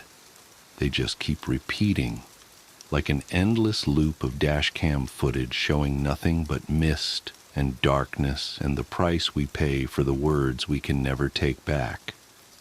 Have a good night, officer. And remember, never make promises to the dying. They have nothing left to lose and eternity to collect. I've come to terms with the fact that everything I know is a dream. As a preface, please note that this will probably be very long. I don't care if nobody reads it. Everyone in the world could read it and nothing would change. I just need to voice my concerns for my own sake. Perhaps by organizing everything on a page, I can make sense of things. Several years ago, I was in a brutal car accident. I was parked in front of a train track, waiting for the train to pass by. I was the last person not to make it across the tracks. For visualization, there was a solid stream of cars on either side. If I had tried to sneak across, I would have rear-ended the person in front of me before successfully clearing them. I could hear the train approaching, and the black and yellow bars lowered in front of me. I am fascinated by trains, so I was delighted to be so close, finally getting a front row seat. The train was about a quarter mile from the crossing when the driver behind me accelerated and nudged me forward a few feet. The bars bent and eventually snapped, and I was knocked joltingly onto the tracks. I panicked and threw the car into reverse, trying to back out. The other car apparently had more horsepower, however, and to my horror, my car door aligned perfectly with the cattle guard on the front of the train. I scrambled to get out of the car, but forgot about my seatbelt. I nearly strangled myself trying to get free. By the time I unlatched it, it was too late. One fraction of a second of the loudest sound I had ever heard, and then blackness and silence. I was certain that I had died. I didn't feel any pain, and certainly if I had survived, I'd be in agony. I tried to open my eyes, but nothing would happen. I tried to make a sound, to wiggle my fingers, or do anything, but I couldn't. It wasn't that I was paralyzed. It was more like I didn't have a body to manipulate. I was just a mind submerged in a pool of nothing. The only sentiment I felt was that I had returned to that state after being gone for a long time. Like forgetting how your parents' house smells until you visit home for the holidays. Gradually, I started to have feelings of sensation. Passing waves of warmth and wetness finally allowed me to determine where the edges of my body were. Almost as soon as I became aware of my physical self, it began to ache. I felt as if every inch of me had been pummeled with a baseball bat, the heavy wooden kind. Even opening my eyes was a spectacular ordeal. I was in a hospital, so I had survived after all. People moved to surround me. Faces that never fully came into focus hovered above my own, and sounds that vaguely resembled speech seemed to reach me through water. It wasn't long before I felt weak again and my eyes closed. This fading in and out of consciousness lasted for what felt like a very long time, maybe months, though the doctors told me it was only a matter of days. After that, I worked on speaking and swallowing food, which seemed silly, but it was actually a challenge at the time. Finally, as more and more casts were removed, I was allowed to sit up and turn my head, for which I was incredibly grateful. According to my family and my then-girlfriend Sarah, all of whom were overjoyed at being able to speak with me, I was asleep for several days on end after the crash. I remember Sarah specifically saying she had missed being able to stare at those beautiful eyes. Time passed at an excruciatingly slow pace until physical therapy finally escalated to the point where I could be pushed around in a wheelchair. The doctors were surprisingly hopeful that I'd be able to walk again, but it was what they called cautious optimism. Nobody wanted to tell me I could be independent again, and then have to admit they were wrong later. Obviously, I was very hopeful myself, though even transferring from chair to bed was a painful challenge. It was around this time that I noticed I never dreamed anymore. When I slept, I only felt the same nothingness that I felt immediately after the crash. All the days blended together for a while after that. The next memory I can actually separate from the rest is the first time I tried walking on my own. There were staff members holding on to my arms and waist, just in case I fell, and with their help, I made it all the way across the room on my first try. The doctor said they had never seen such a rapid recovery. I was giddy. Obviously, I wasn't out of the woods yet, but soon I was allowed to live at home again with frequent PT sessions, and some weeks after that, I returned to work. Life was almost normal for a while, except for a very slight limp in my left leg, the side that the train hit me on. I was feeling pretty normal. It was only after about a month of living in my own house that weird things started to happen. The first thing I noticed was that I felt an occasional stinging on my right forearm, like a thin needle was puncturing my skin. It was a tiny prick, maybe twice a day at most. I figured it was just nerve trauma or something and blocked it from my mind. Feigning ignorance was harder to do when I started hearing things, though. While I was reading in bed one night, I thought I heard Sarah crying. I strained my ears to make sure, and I definitely heard her sobs, but very distantly, like I was submerged in a pool. I made my way downstairs quickly, concerned that she had hurt herself or something, but she was just washing dishes in the kitchen. "Are you okay?" I asked cautiously. "Yeah. Why?" she asked nonchalantly. "No reason." I dismissed these oddities as best I could. After all, how could anyone expect to recover from being hit by a goddamn train without some lingering effects? Every so often, mostly when I was trying to fall asleep or sitting in a silent room, I would hear occasional sounds that I couldn't connect at first. Gradually, I determined that they were hospital sounds, stretchers being rolled across tiled floors, beeping from machines, rapid chatter between nurses and doctors. Although I figured anyone who had suffered as much trauma as I had would experience some degree of whatever I was experiencing, I decided to bring it up with my doctor. He told me it was perfectly normal for someone in my circumstances, and he could prescribe me a sleep aid if I felt it was necessary. I told him it wasn't a big deal. I was just satisfied that a doctor could explain my symptoms. The odd glimpses of what seemed to be my past only increased in frequency. When I slept, I finally dreamed again, but it was always the same thing. If I saw anything at all, it was a hospital room. Sometimes there were other people in the room, and sometimes I was alone with the machines. There was one night in particular in which the dream was more vivid and gripping than usual. My eyes opened wearily to see Sarah asleep on the chair beside my hospital bed. "Sarah?" I croaked. She jerked awake. "Henry?" She scrambled to my side, clutching my hand. At this point, it occurred to me that I was dreaming. I stared right into Sarah's eyes. "I'm asleep right now." She seemed concerned.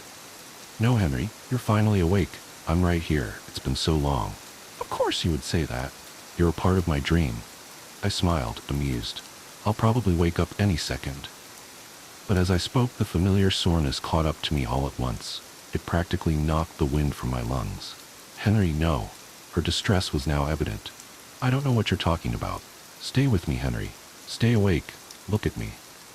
I shook my head defiantly and closed my eyes. When I opened them, I was back in my own bed. It was about 3 in the morning. I sat awake, pondering what I had just seen. I thought I heard Sarah crying again, even though I could see her sleeping beside me. When Sarah finally woke up, she rolled over and laid an arm across my chest. "Good morning, big guy." She smiled groggily. "If I was asleep right now, would you tell me?" I asked. "What?" She chuckled. "That's kinda heavy stuff to drop on a sleepy person. Just bear with me. If I was asleep right now, dreaming, would you tell me?" "Well, I feel pretty real," she noted, patting different parts of her body. "Do you think I'm not real?" "Of course not," I said. We got ready for our day. I couldn't stop thinking about my dream, though. I noticed that when I tried really hard to space out at work and listened closely enough, I could hear the hospital sounds more clearly. I was naturally concerned about this. That night, I went to bed early, and just as I thought, I was transported immediately to the hospital bed. I felt the thin sheets beneath my fingers. I opened my eyes and Sarah was reading a book in the same chair as before. I just looked at her for a long time, trying to discern if she was real. She certainly seemed real enough. She turned pages with the same flourish that she always had, and chewed on one of the temples of her reading glasses. Eventually, she looked up and met my eyes. "You're awake again," she gasped. "Victoria, Paul, he's awake." My parents entered the room moments later, looking excited. I talked with them all for a long time. Of course, my parents, too, denied the fact that I was asleep, but that topic passed quickly. Instead, we discussed my condition. I had been in a coma for almost 3 months with little response. They had been slowly losing hope for my recovery until my brain showed signs of activity. Since that time, they had been visiting me frequently, hoping that I would wake up. It seemed a pretty convincing story. After many hours of talking, I had to stop. I was legitimately sleepy. Of course, they all understood, and I fell back asleep. Only this time, I didn't wake up in my own bed. I woke up in the same hospital bed a few hours later. I had to think about it for a very long time, but eventually concluded that I must have imagined my miraculous recovery and had been in a coma the whole time after all. As you can imagine, it was hard to accept at first. Since then, I have been making a second recovery, which has been slower and less successful than the first. That's why, for a long time, I was mostly convinced that I'm really awake this time. Nobody walks after getting blindsided by a train, at least not without lots of hard work. I've still only left my wheelchair on crutches, and it's been 6 years. It probably sounds like a bittersweet ending, and at one point I agreed. I was prepared to live happily ever after in my wheelchair, and maybe even graduate to crutches someday. Except for one thing. When I'm getting ready for bed, after I turn off my lamp and my head hits the pillow, I can still hear them, the faint sounds of a busy hospital. I know that many of you will say, but I'm real. This is real life. Of course you're awake. But that's what you're supposed to say. Nobody's going to tell me I'm fake, you're dreaming. Wake up. I'm still asleep, and I've learned to deal with it. I know that nobody I meet during the day is real, but I'm tired, so I just pretend, and that will have to do. Friends, on the first day of kindergarten, my mother had elected to drive me to school.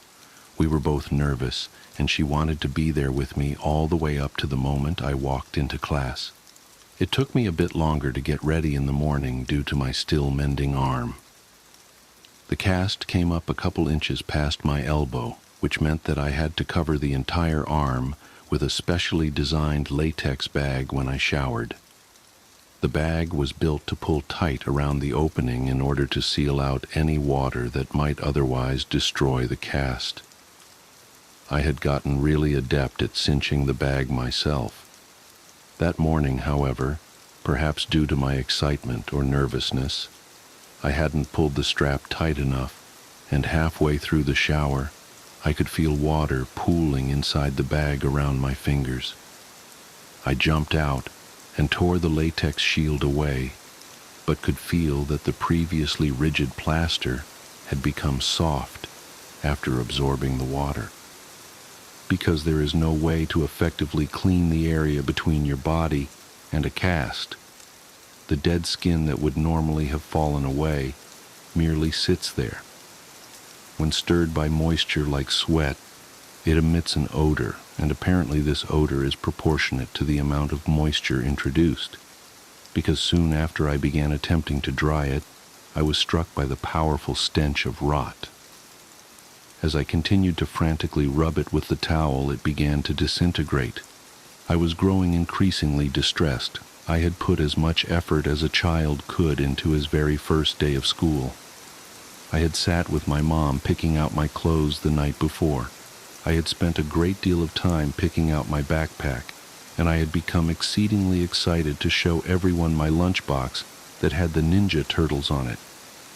I had fallen into my mom's habit of calling these children I hadn't yet met my friends already. But as the condition of my cast worsened, I became deeply upset at the thought that surely I wouldn't be able to apply that label to anyone by the time this day was over. Defeated, I showed my mom. It took 30 minutes to get most of the moisture out while working to preserve the rest of the cast.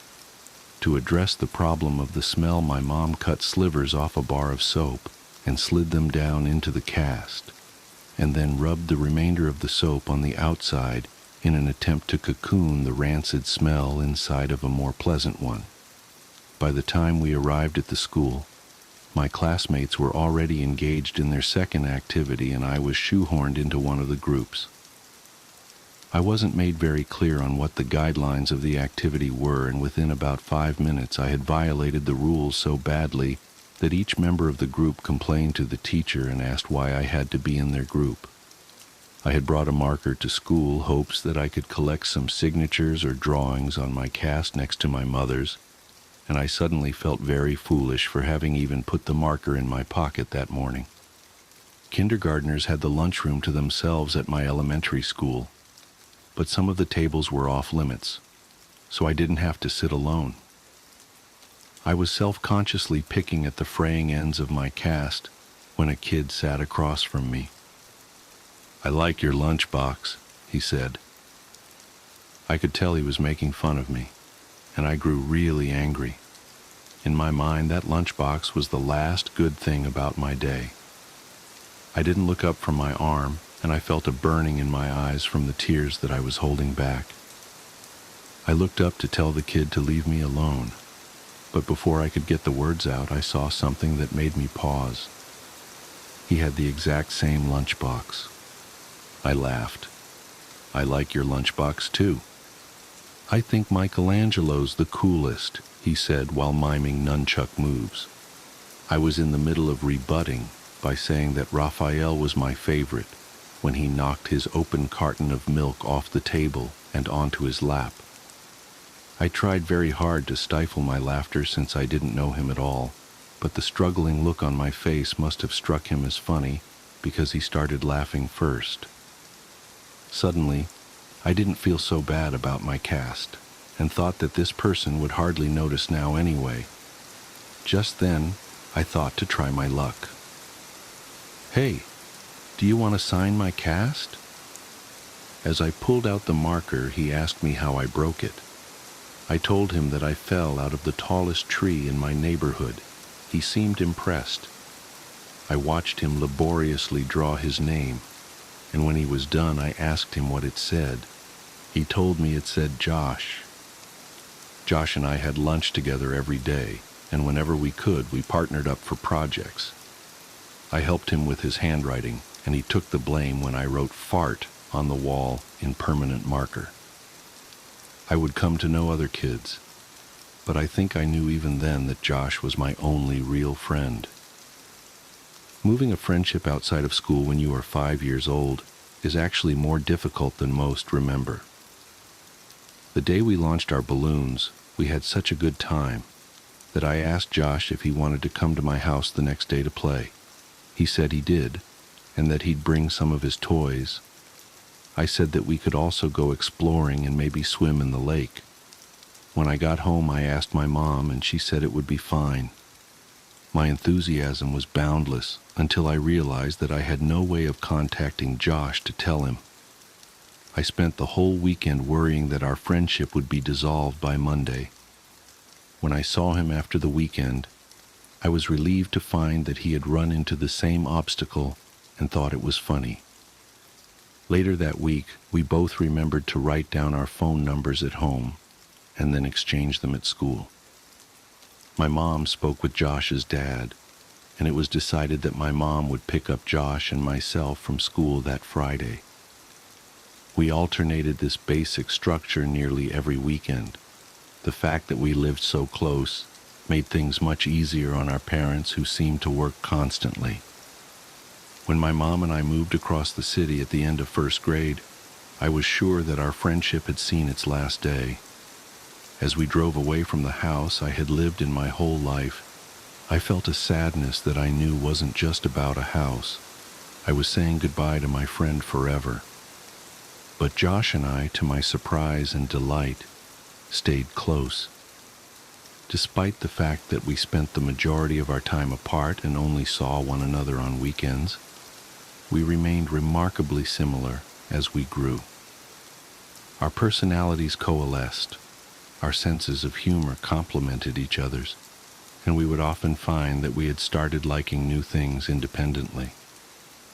We even sounded enough alike that when I stayed with Josh, he would sometimes call my mom pretending to be me. His success rate was impressive. My mom would sometimes joke that the only way she could tell us apart sometimes was by our hair. He had straight, dirty blonde hair like his sister, while I had curly, dark brown hair like my mother. One would think that the thing most likely to drive two young friends apart would be what's out of their control. However, I think the catalyst of our gradual disengagement was my insistence that we sneak out to my old house to look for boxes. The next weekend I invited Josh over to my house, in keeping with our tradition of alternating houses. But he said that he wasn't really feeling up to it. We started seeing progressively less of one another over the next year or so. It had gone from once a week to once a month to once every couple months. For my 12th birthday, my mom threw a party for me. I hadn't made that many friends since we'd moved, so it wasn't a surprise party since my mom had no idea who to invite. I told the handful of kids I'd become acquainted with and called Josh to see if he wanted to come. Originally, he said that he didn't think he could make it, but the day before the party, he called me to say that he'd be there. I was really excited because I hadn't seen him in several months. The party went pretty well. My biggest concern was that Josh and the other kids wouldn't get along, but they seemed to like each other well enough. Josh was surprisingly quiet. He hadn't brought me a gift and apologized for that, but I told him it wasn't a big deal. I was just glad that he was able to make it. I tried to start several conversations with him, but they seemed to keep reaching dead ends. I asked him what was wrong. I told him that I didn't get why things had become so awkward between us. They were never like that before. We used to hang out almost every weekend and talk on the phone every couple days. I asked him what happened to us. He looked up from staring at his shoes and just said, "You left." Just after he said that, my mom yelled in from the other room that it was time to open presents. I forced a smile and walked into the dining room as they sang "Happy Birthday." There were a couple of wrapped boxes and a lot of cards, since most of my extended family lived out of state. Most of the gifts were silly and forgettable, but I remember that Brian gave me a Mighty Max toy shaped like a snake that I kept for years afterwards. My mom was insistent that I open all the cards that had been brought and thank each person who had given one, because several years before on Christmas, I had torn through the wrapping paper and envelopes with such fervor that I had destroyed any possibility of discerning who had sent which gift or what amount of money. We separated the ones that had been sent by mail and the ones that had been brought that day, so my friends wouldn't have to sit through me opening cards from people they had never met. Most of the cards from my friends had a couple dollars in them, and the ones from my family members contained larger bills. One envelope didn't have my name written on it, but it was in the pile, so I opened it. The card had a generic floral pattern on its face, and seemed to be a card that had been received by someone else who was now recycling it for my birthday, because it was actually a little dingy. I actually appreciated the idea that it was a reused card, since I'd always thought that cards were silly. I angled it so that the money wouldn't fall to the floor when I opened it, but the only thing inside was the message that had come printed in the card. "I love you." Whoever had given me this card hadn't written anything in it, but they had circled the message in pencil a couple times. I chuckled a little and said, "Gee, thanks for the awesome card, Mom."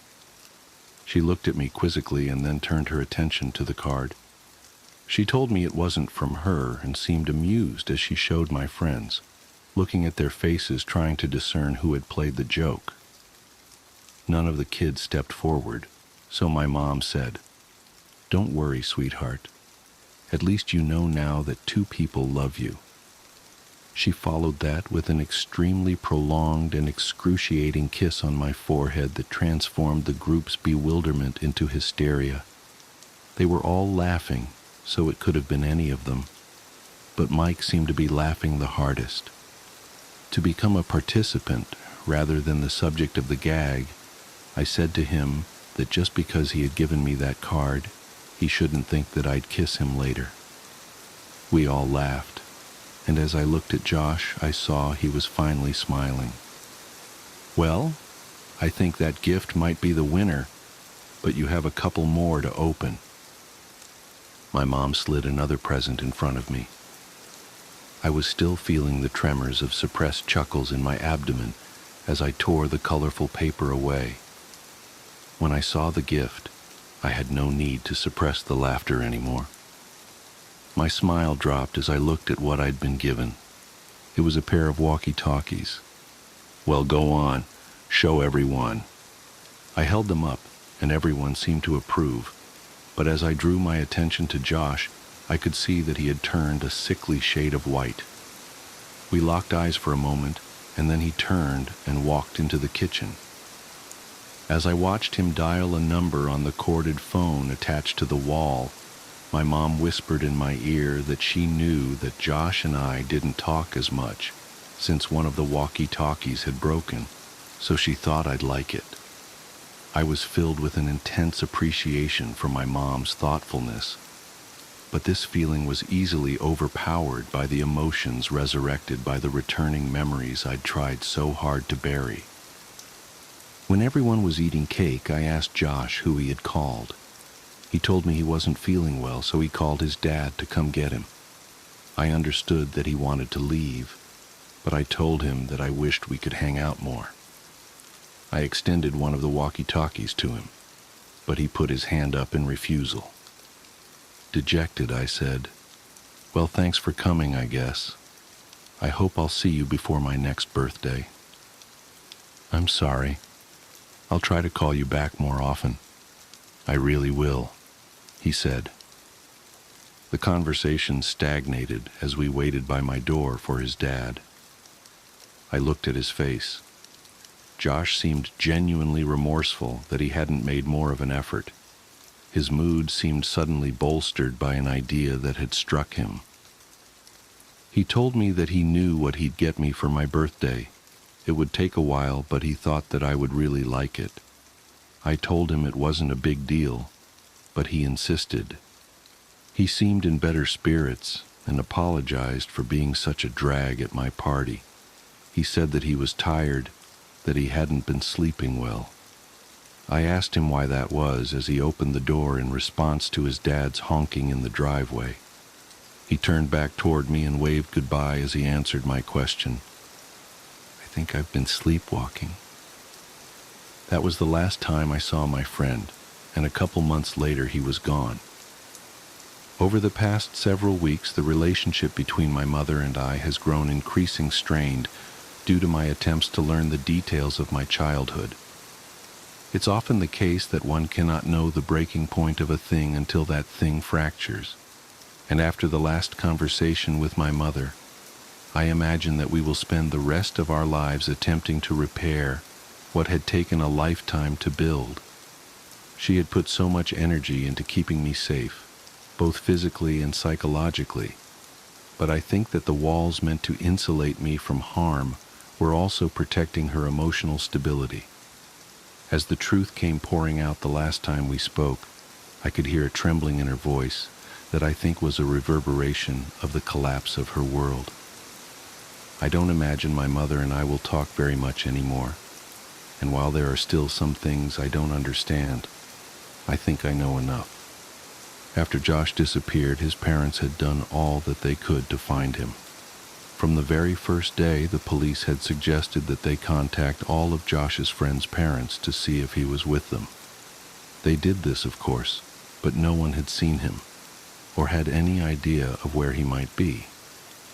The police had been unable to turn over any new information about Josh's whereabouts, despite the fact that they had received several anonymous phone calls from a woman urging them to compare this case with the stalking case that had been opened about 6 years before. If Josh's mother's grip on the world loosened when her son vanished, it broke when Veronica died. She had seen many people die at the hospital, but there is no amount of desensitization that can fortify a person against the death of her own child. She would visit Veronica twice a day since she was recuperating at a different hospital, once before her shift and once afterward. On the day Veronica died, her mother was late leaving work, and by the time she arrived at her daughter's hospital, Veronica had already passed. This was too much for her, and over the next couple weeks she became increasingly more unstable.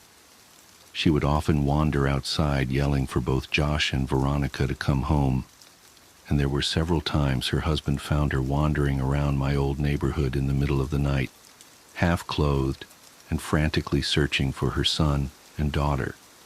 Due to his wife's mental deterioration, Josh's dad could no longer travel for work and began taking construction jobs that were less well-paying, so he could be closer to home. When they began expanding my old neighborhood more about 3 months after Veronica died, Josh's dad applied for every position and was hired. He was qualified to lead the build sites, but he took a job as a laborer helping to build frames and clean up the sites and whatever else was needed. He even took odd jobs that would occasionally come up, mowing lawns, repairing fences, anything that to keep from traveling. They began clearing the woods in the area next to the tributary to transform the land into inhabitable property. Josh's dad was tasked with the responsibility of leveling the recently deforested lot, and this job guaranteed him at least several weeks of work. On the 3rd day, he arrived at a spot that he could not level. Each time he'd drive over it, it would remain lower than all the surrounding land. Frustrated, he got off the machine to survey the area. He was tempted to simply pack more dirt into the depression, but he knew that would only be an aesthetic and temporary solution. He had worked construction for years and knew that root systems from large trees that had been recently cut down would often decompose, leaving weaknesses in the soil that would manifest as weaknesses in the foundations above. He weighed his options and elected to dig a little with a shovel in case the problem was shallow enough to fix without needing a machine that would have to be brought over from another site. And as my mother described where this was, I knew I had been at that spot both before the soil was broken and before it had been filled in. I felt a tightening in my chest. He dug a small hole about 3 feet down until his shovel collided with something hard. He smashed his shovel against it repeatedly in an attempt to gauge the thickness of the root and the density of the network when suddenly his shovel plunged through the resistance. Confused, he dug the hole wider.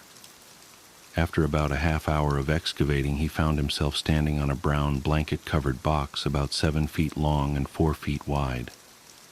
Our minds work to avoid dissonance. If we hold a belief strongly enough, our minds will forcefully reject conflicting evidence so that we can maintain the integrity of our understanding of the world. Up until the very next moment, despite what all sense would have indicated, despite the fact that some small but suffocated part of him understood what was supporting his weight, this man believed, he knew, his son was still alive. My mom received a call at 6 p.m. She knew who it was, but she couldn't understand what he was saying. But what she did comprehend made her leave immediately. "Down here. Now. Son. Please, God." When she arrived, she found Josh's dad sitting perfectly still with his back to the hole. He was holding the shovel so tightly it seemed that it might snap, and he was staring straight ahead with eyes that looked as lifeless as a shark's. He wouldn't respond to any of her words, and only reacted when she tried to gently take the shovel from him. He dragged his eyes slowly to hers and just said, "I don't understand."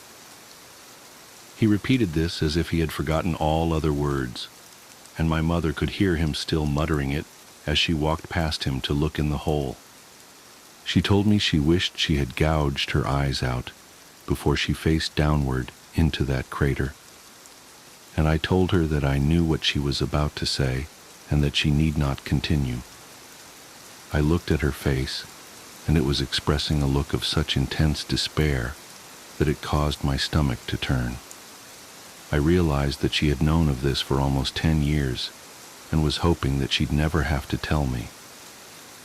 As a result, she never came up with a proper arrangement of words to describe what she saw, and as I sit here, I met with the same difficulty of articulation. Josh was dead. His face was sunken in and contorted in such a way that it was as if the misery and hopelessness of all the world had been transferred to it. The assaulting smell of decay rose from the crypt, and my mother had to cover her nose and mouth to keep from vomiting. His skin was cracked, almost crocodilian, and a stream of blood that had followed these lines had dried on his face after pooling and staining the wood around his head. His eyes lay half-lidded, facing straight up. She said by the look of him he had not been long dead, and thus time had not brought the mercy of degradation to erase the pain and terror that was now etched into his face. She said it was as if he had fixed his gaze right on her, his open mouth offering an all-too-late plea for help. The rest of his body, however, wasn't visible. Someone else was covering it. He was large and lay face down on top of Josh, and as my mother's mind stretched itself to take in what her eyes were attempting to tell her, she became aware of the significance of the way in which he laid. He was holding Josh. Their legs lay frozen by death, but entangled like vines in some lush tropical forest. One arm rested under Josh's neck, only to wrap around his body so that they might lay closer still. As the sun passed through the trees, its light became reflected by something pinned to Josh's shirt. My mother stooped to one knee and raised the collar of her shirt over her nose so that she might block out the smell. When she saw what had caught the sun, her legs abandoned her, and she nearly fell into the tomb. It was a picture. It was a picture of me as a child. She staggered backwards, gasping and trembling, and collided with Josh's father, who still sat facing away from the hole. She understood why he had called her, but she could not bring herself to tell him what she had kept from everyone for all these years. Josh's family never knew about the night I had woken up in the woods. She knew now that she should have told them, but to tell him now would help nothing. As she sat there resting her back against Josh's dad's, he spoke. "I can't tell my wife. I can't tell her that our little boy—" His speech staggered in fits as he pressed his wet face into his dirt-caked hands. She couldn't bear it. After a moment he stood up, still shuddering, and lumbered toward the grave. With a final sob he stepped down into the coffin. Josh's dad was a big man, but not as big as the man in the box. He grabbed the back of the man's collar and pulled hard. It was as if he intended to throw the man out of the grave in a singular motion, but the collar ripped and the body fell back down on top of his son. "You motherfucker!" He grabbed the man by the shoulders and heaved him back until he was off of Josh and sat awkwardly but upright against the wall of the grave. He looked at the man and staggered back a step. "Oh God. Oh God, no. No, no, no, please God, no." In a struggling but powerful movement, he lifted and pushed the corpse completely out of the ground, and they both heard the sound of glass rolling against wood. It was a bottle. He handed it to my mother. It was ether. "Oh, Josh," he sobbed, "my boy, my baby boy, why is there so much blood? What did he do to you?" As my mother looked at the man who now lay facing upwards, she realized she was facing the person who had haunted our lives for over a decade. She had imagined him so many times, always evil and always terrifying, and the cries of Josh's father seemed to confirm her worst fears. But as she stared at his face, she thought that this didn't look like who she imagined. This was just a man. As she looked at his frozen expression, it actually looked serene. The corners of his lips were turned up only slightly. She saw that he was smiling. Not the expected smile of a maniac from a film or horror story. Not the smile of a demon or the smile of a fiend. This was the smile of contentment or satisfaction. It was a smile of bliss. It was a smile of love. As she looked down from his face, she saw a tremendous wound on his neck from where the skin had been ripped out. She was at first relieved when she realized that the blood had not been Josh's. Perhaps he had suffered less, but this comfort was short-lived as she realized just how wrong she was. She brought a hand up to her mouth and whispered, almost as if she was afraid to remind the world what had happened. They were alive. Josh must have bitten the man's neck in an attempt to get free, and although the man had died, Josh couldn't move him. I began crying when I thought of how long he might have laid there. She looked through the man's pockets for some kind of identification, but she only found a piece of paper. On it was a drawing of a man holding hands with a small boy, and next to the boy were initials. My initials. I'd like to think that she was remembering that part of the story inaccurately, but I'll never know for sure. As Josh's father carried his son out of the grave, my mom slid the piece of paper into her pocket. He kept muttering that his son's hair had been dyed. She saw that it had. It was now dark brown, and she noticed that he was dressed oddly. His clothes were all far too small. After Josh's dad delicately laid his boy on the soft dirt, he began gently pressing his hands against his son's pants to feel his pockets. He heard a crinkle. Carefully, he retrieved a folded piece of paper from Josh's pocket. He looked at it but was vexed. Absently, he handed it to my mother, but she didn't recognize it either. I asked her what it was. She told me it was a map, and I felt my heart shatter. He was finishing the map. That must have been his idea for my birthday present. I found myself strangely hoping that he hadn't been taken while expanding it, as if that would somehow matter now. She heard Josh's father grunt and looked to see him pushing the man's body back into the ground. As he walked back toward the machine that had found this spot for him, he put his hand on a canister of gasoline and paused with his back toward my mother. "You should go." "I'm so sorry." "It's not your fault. I did this." "You can't think like that. There was nothing." He interjected flatly, almost with no emotion at all.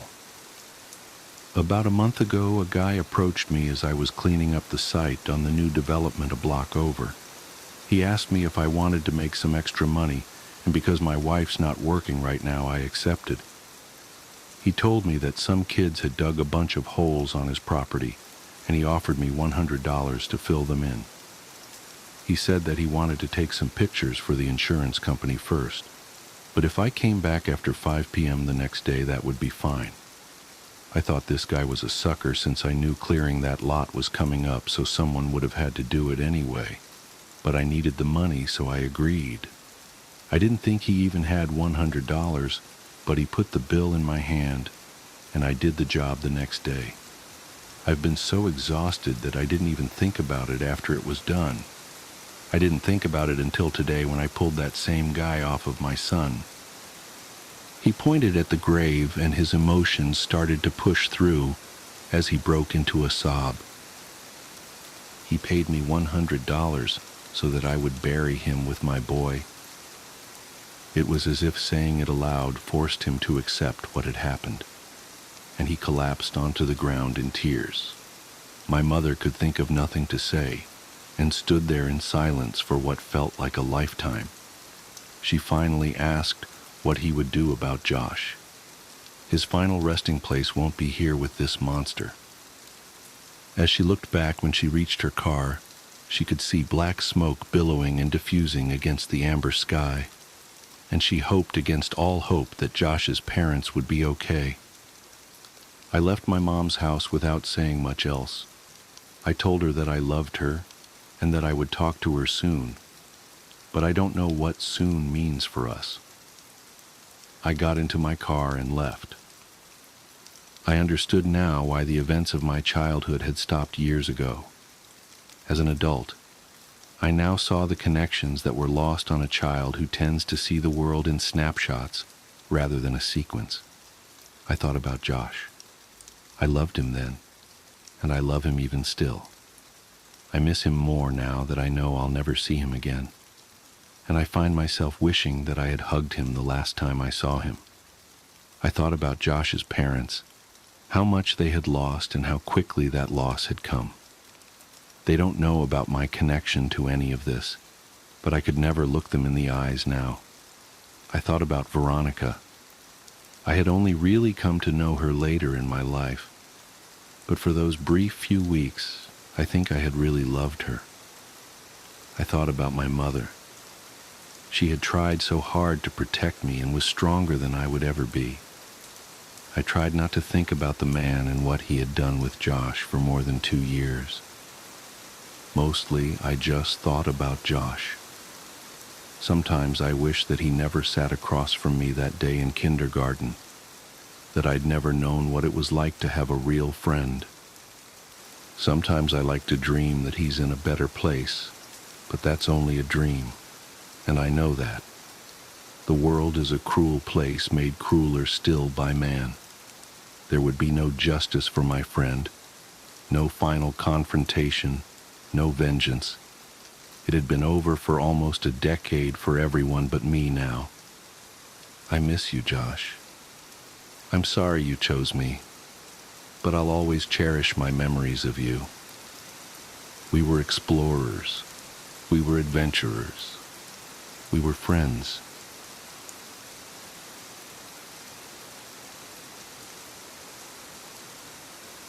The children's footprints. I never wanted to be the night security guard at Oak Brook Elementary. The pay was decent enough, but something about schools after dark always unsettled me. Empty hallways that should be filled with children's laughter, abandoned classrooms with chairs stacked on desks like tiny tombstones. It all felt wrong somehow. But I needed the work, and Oak Brook was desperate for someone to take the position after the last 3 guards quit within weeks of starting. I should have asked why. The school itself was brand new, all gleaming windows and fresh paint, built on the foundations of the old Oak Brook that had burned down in 1964. The townsfolk didn't talk much about the fire. When I asked around during my first week, people would get this strange, distant look in their eyes and change the subject. I eventually pieced together that it had happened during school hours, but beyond that, the details seemed deliberately buried. My first month on the job was uneventful. I'd make my rounds every couple of hours, checking doors and windows, occasionally shooing away teenagers trying to break in on a dare. The nights were long and quiet, filled only with the subtle creaks and groans of the building settling. Then the first snow fell. I remember that night clearly, December 12th, just past midnight. The weather forecast had predicted a heavy snowfall, and they weren't wrong.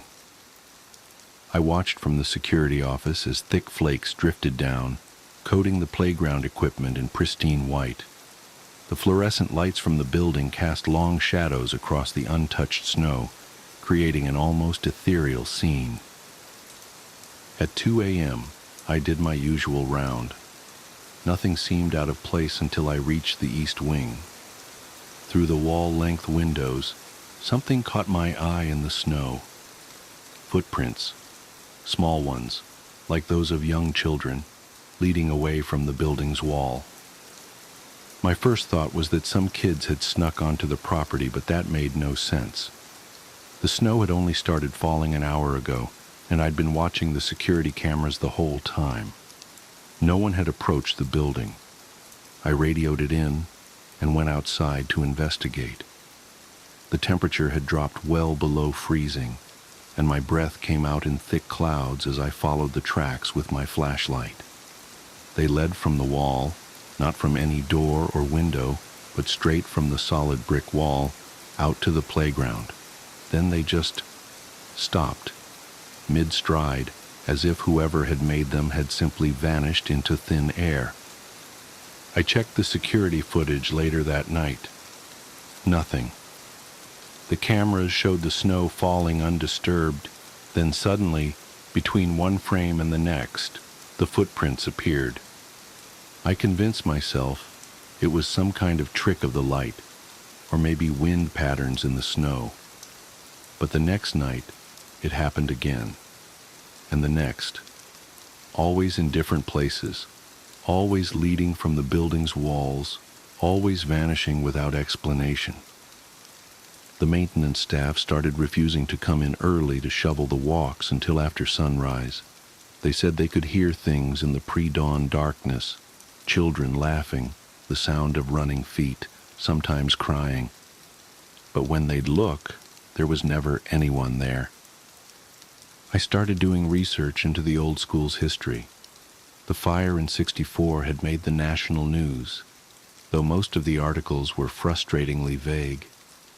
It had started in the basement, they said, spreading so quickly that parts of the building collapsed before the fire department could respond. The death toll was never officially confirmed. That's when the dreams started.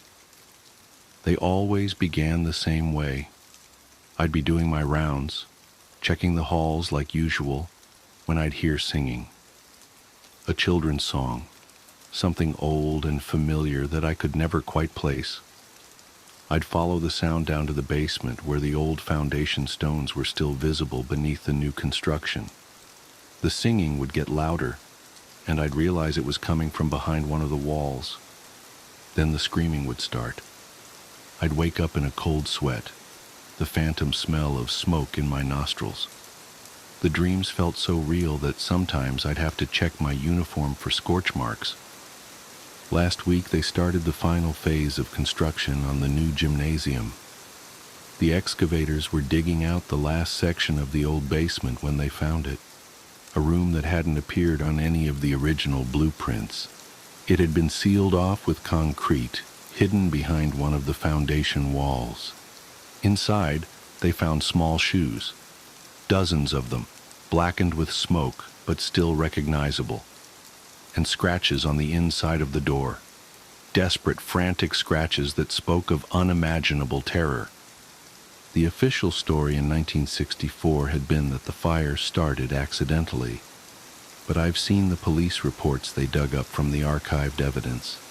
They found accelerant residue around the basement door. The lock had been engaged from the outside. Someone had trapped those children down there, leaving them to suffocate in the smoke while the building burned around them. That's when the footprints changed. They stopped leading out to the playground. Now they all lead to the construction site, to the exposed foundation where that hidden room was found. Every morning, there are more of them, dozens of tiny tracks in the snow, all converging on that one spot. Last night, I heard the singing again. Only this time, I wasn't dreaming. It was coming from the basement. I know I should quit. 3 other guards already have, and I understand why now. But I can't shake the feeling that I'm meant to be here, that there's something I need to understand. The construction crews found something else yesterday, buried deep in that hidden room. A metal box, its contents preserved despite the fire. Inside were papers, class photos, attendance records, and a letter, its pages yellow with age. I shouldn't have read it, but I did. It was written by a teacher, dated the day before the fire. She wrote about her concerns, about the sounds she'd been hearing from the basement during school hours. Children crying, she said, when all her students were accounted for in class. She'd reported it to the principal, but he'd dismissed her fears, said she was imagining things. The principal's name was familiar. I'd seen it before, in my research about the town's history. He'd died just last year, in fact, a respected member of the community right up until the end. But here's the thing that keeps me up at night. They found something else in that metal box, a ring of keys, heavy and old-fashioned. One of them fits the ancient lock they discovered on that basement room's door. The principal had lived in town all his life. He'd never left, never moved away, even after the fire. For 60 years, he'd walked these streets, attended church, served on the town council, all while carrying the weight of what he'd done. Why did he do it? That's the question that haunts me. What could drive a man to lock children in a basement and set the building ablaze? The answer has to be in the record somewhere, hidden in the town's history like those small, scorched shoes behind the foundation wall. I've started bringing a recorder to work. Sometimes in the quietest hours of the night I can hear voices in the static, children's voices whispering names. Their names, I think. The ones that were never included in the official death toll. The footprints appeared again last night, but they were different. Larger this time, adult-sized, leading from the parking lot to the basement entrance. They looked fresh, but when I checked the cameras, there was nothing there. Just empty frames of falling snow. I followed them to the door, and that's when I noticed something that made my blood run cold. Mixed in with the snow around the footprints were dark spots, like water droplets. But when I knelt down to look closer, I realized they weren't water. They were ash. The principal was buried last year in Oak Hill Cemetery, just across the street from where the school stands now. The groundskeeper there, an old man who's worked the grounds for decades, told me something interesting yesterday. He said that every morning for the past 60 years, he'd find footprints in the snow around the principal's house. Small footprints, like those of children, leading up to his windows, circling his doors, watching, waiting. The old man said that in all those years, the principal never once left his house when it snowed. He'd have his groceries delivered, cancel appointments, anything to avoid stepping out into the white expanse, as if he was afraid of leaving tracks of his own. But now he's dead, and the footprints have returned to the school, to the basement, to that room. I think I understand now why I was drawn to this job, why I couldn't leave, even when the dreams started. Someone needs to tell their story. Someone needs to make sure they're not forgotten again. The construction company wants to seal up that room, pour new concrete over the old foundation, and bury the past for good. But I don't think that's what the children want. I think they've been trying to tell us something all these years, leaving their marks in the snow, singing their songs in the dark. They want to be found. They want to be remembered. Last night, I heard the singing again. It was clearer this time. A nursery rhyme about a ring of roses, about ashes and falling down. It seemed to be coming from everywhere and nowhere at once, echoing through the empty halls. I followed it down to the basement, to that room behind the foundation wall. The door was open, though I know it had been locked. Inside, the air was thick with the smell of old smoke, and the temperature had dropped so low I could see my breath. On the floor, perfectly preserved in a patch of dust, was a small handprint. As I watched, another appeared beside it, then another, as if invisible children were playing in the dirt. They formed a trail, leading deeper into the darkness. I should have been terrified. I should have run. But something in that moment felt right, as if I'd finally arrived at the place I was meant to be. The singing grew louder, and I recognized more voices joining in, dozens of them, young and sweet and terribly sad. They seemed to be calling to me, inviting me to follow their trail of handprints into the shadows. I took out my flashlight, but it wouldn't turn on. The beam sputtered and died, leaving me in complete darkness. And that's when I felt it, a small, cold hand slipping into mine. I'm writing this now from my car, parked across the street from the school. The sun will rise soon, and with it, the construction crews will return. They'll pour their concrete, lay their foundations, and try to bury the past once again. But I won't let them. Not this time.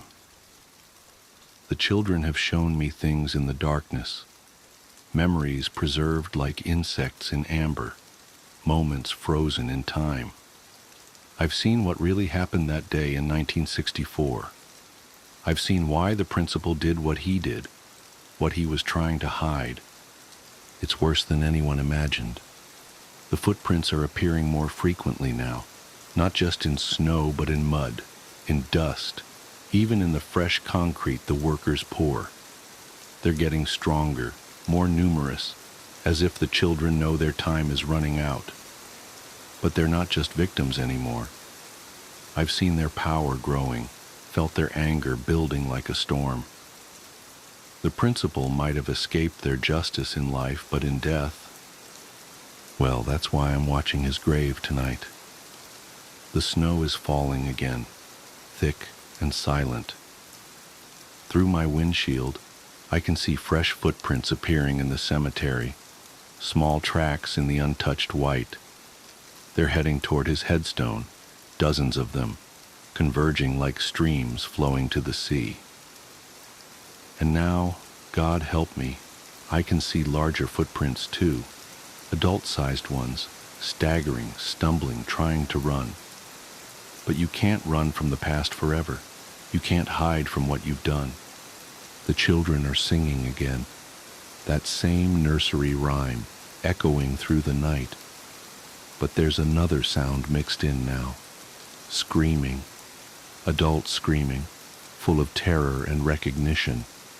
The principal may have died last year, but I don't think he's going to rest in peace. Not anymore. Not after what he did. The footprints tell the truth, you see. They always have. We just weren't looking closely enough. I know what I have to do now. The children have shown me. There are others who knew, others who helped hide the truth. Their names are written in ash and shadow, preserved in the memories of those who cannot rest. Tomorrow I'll start visiting them. I'll knock on their doors and look into their eyes, and I'll know. The children will show me. They're so good at spotting guilt, at sensing the weight of secrets. But tonight, I watch. Tonight, I bear witness as justice arrives on small, silent feet, carrying 60 years of patience and pain. Listen. Can you hear it? The singing is growing louder. The footprints are appearing faster now, like raindrops hitting water. And there, in the darkness between the graves, I can almost see them. Small shapes moving through the snow, circling, closing in. Ring around the rosy, pockets full of posies. Ashes, ashes. We all fall down. The screaming has stopped now. The snow falls silently on fresh tracks that lead nowhere, on a disturbed grave that holds more secrets than answers. And tomorrow, when they find what's left, they'll finally have to face the truth. But for now, I sit in my car and watch the footprints appear in the virgin snow, leading away from the cemetery, back toward the school, back to that room behind the wall where it all began. They've invited me to follow, and God help me, I think I will.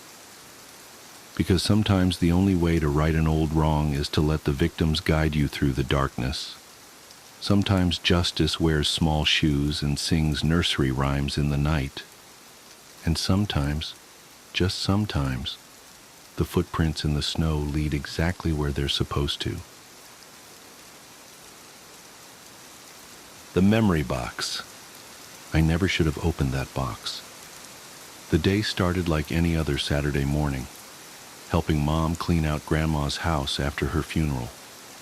We'd been at it for weeks, sorting through decades of accumulated memories, trinkets, and the general detritus of a long life well lived.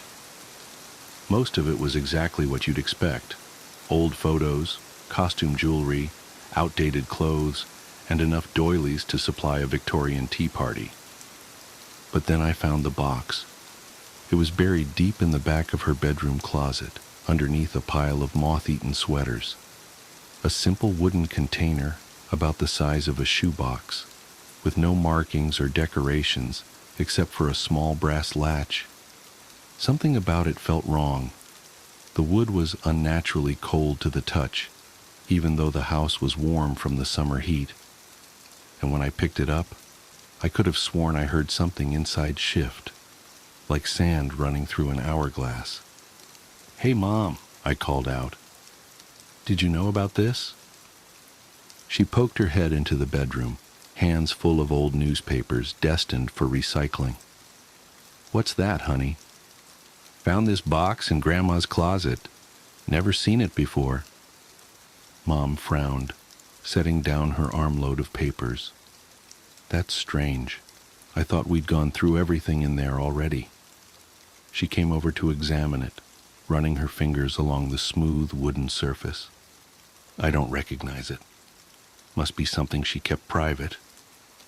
I might have imagined it, but her hand seemed to tremble slightly when she touched it.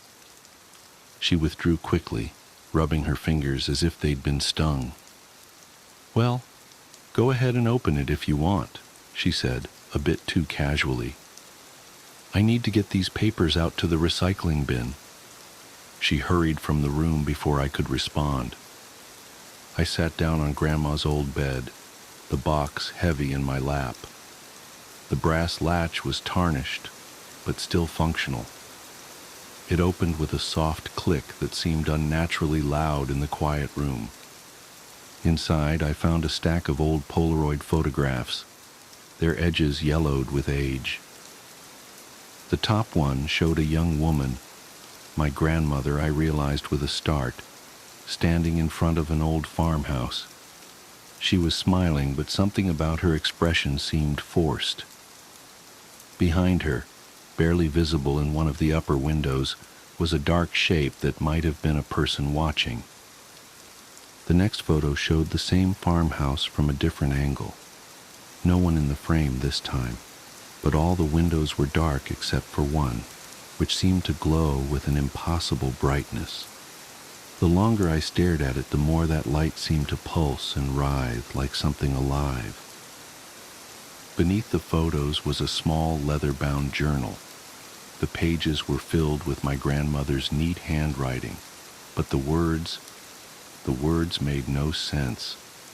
They seemed to shift and change as I tried to read them, like trying to remember a dream upon waking. Only fragments remained clear. "They come at night now, always watching, always hungry. The children smile too wide, their teeth are wrong. It's spreading. God help me, it's spreading." The final entry, dated just 3 days before her death, was different. The handwriting was shaky, desperate.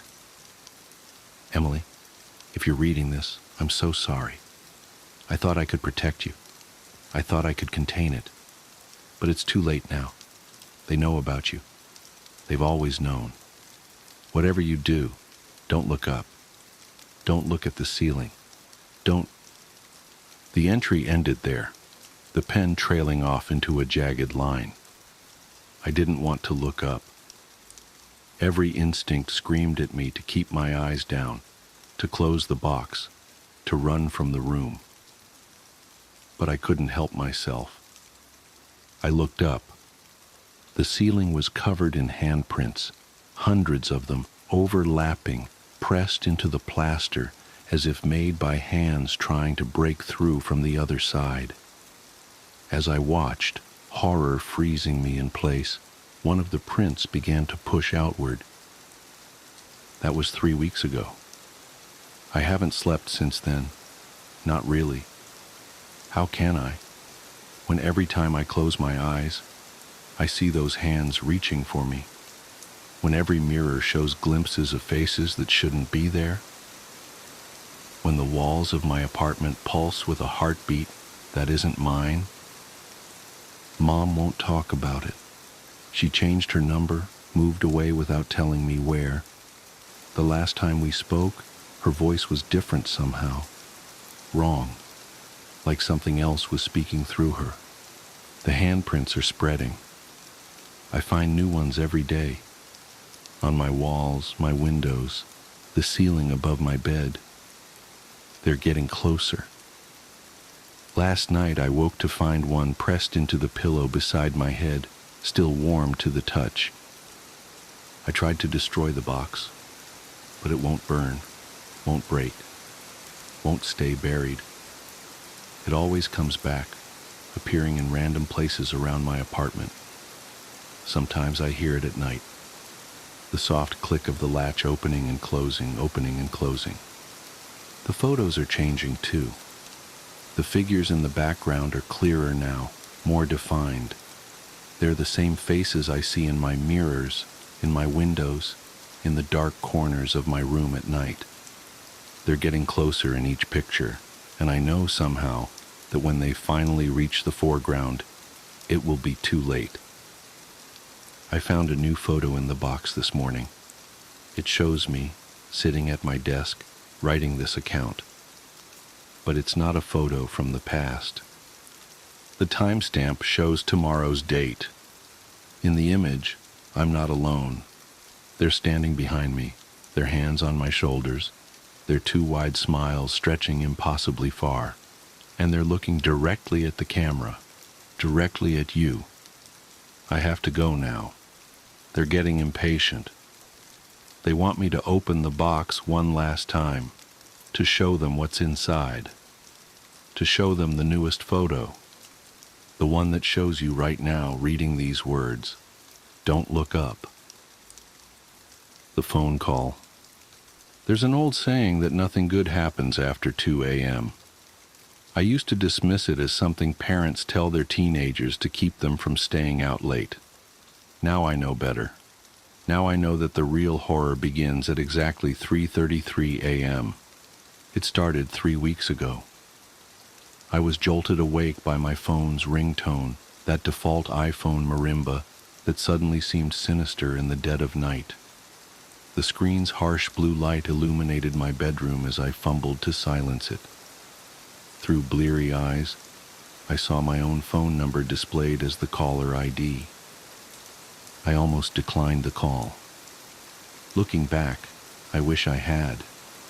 But curiosity got the better of me. After all, how could I be calling myself?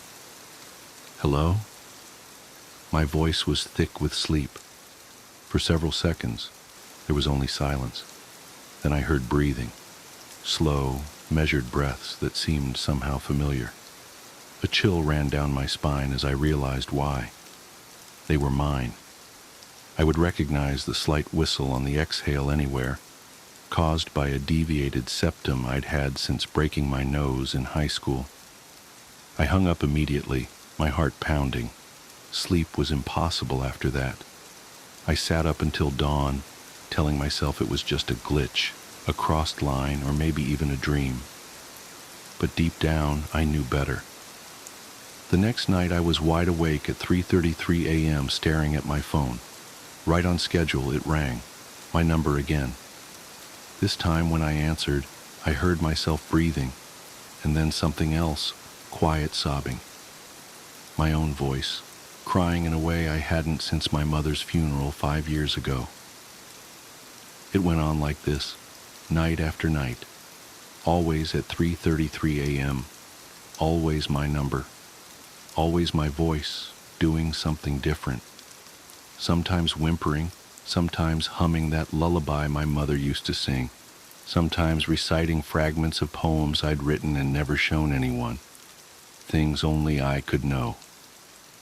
I tried everything to make it stop. I changed my number twice. I bought a new phone. I even tried staying at hotels, but the calls followed me. I stopped sleeping, surviving on coffee and fear. Dark circles formed under my eyes. My coworkers started asking if I was okay. I wasn't. Last night was different. When I answered, I heard myself whisper, "Tomorrow night, I'll finally show you why." The voice was mine, but wrong somehow, hollow, like it was coming from the bottom of a well or a grave. So here I sit in my locked bedroom watching the minutes tick by. It's 3:28 a.m. now. My phone is on the nightstand, Screen dark. My hands are trembling as I write this, trying to document whatever happens next, because I know something is going to happen. I can feel it in the marrow of my bones. 3:29 a.m. I'm thinking about all the times I've heard my own voice on the other end of the line. Was it really mine? Or something else?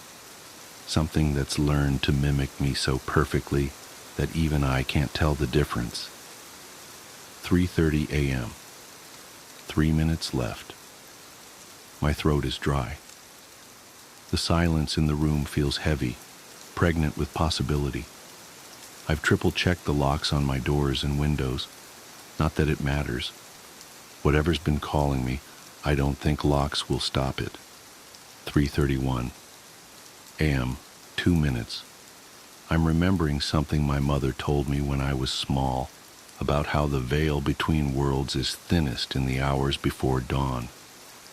She was always superstitious, my mother. I used to think she was silly. Now I'm not so sure. 3:32 a.m. 1 minute.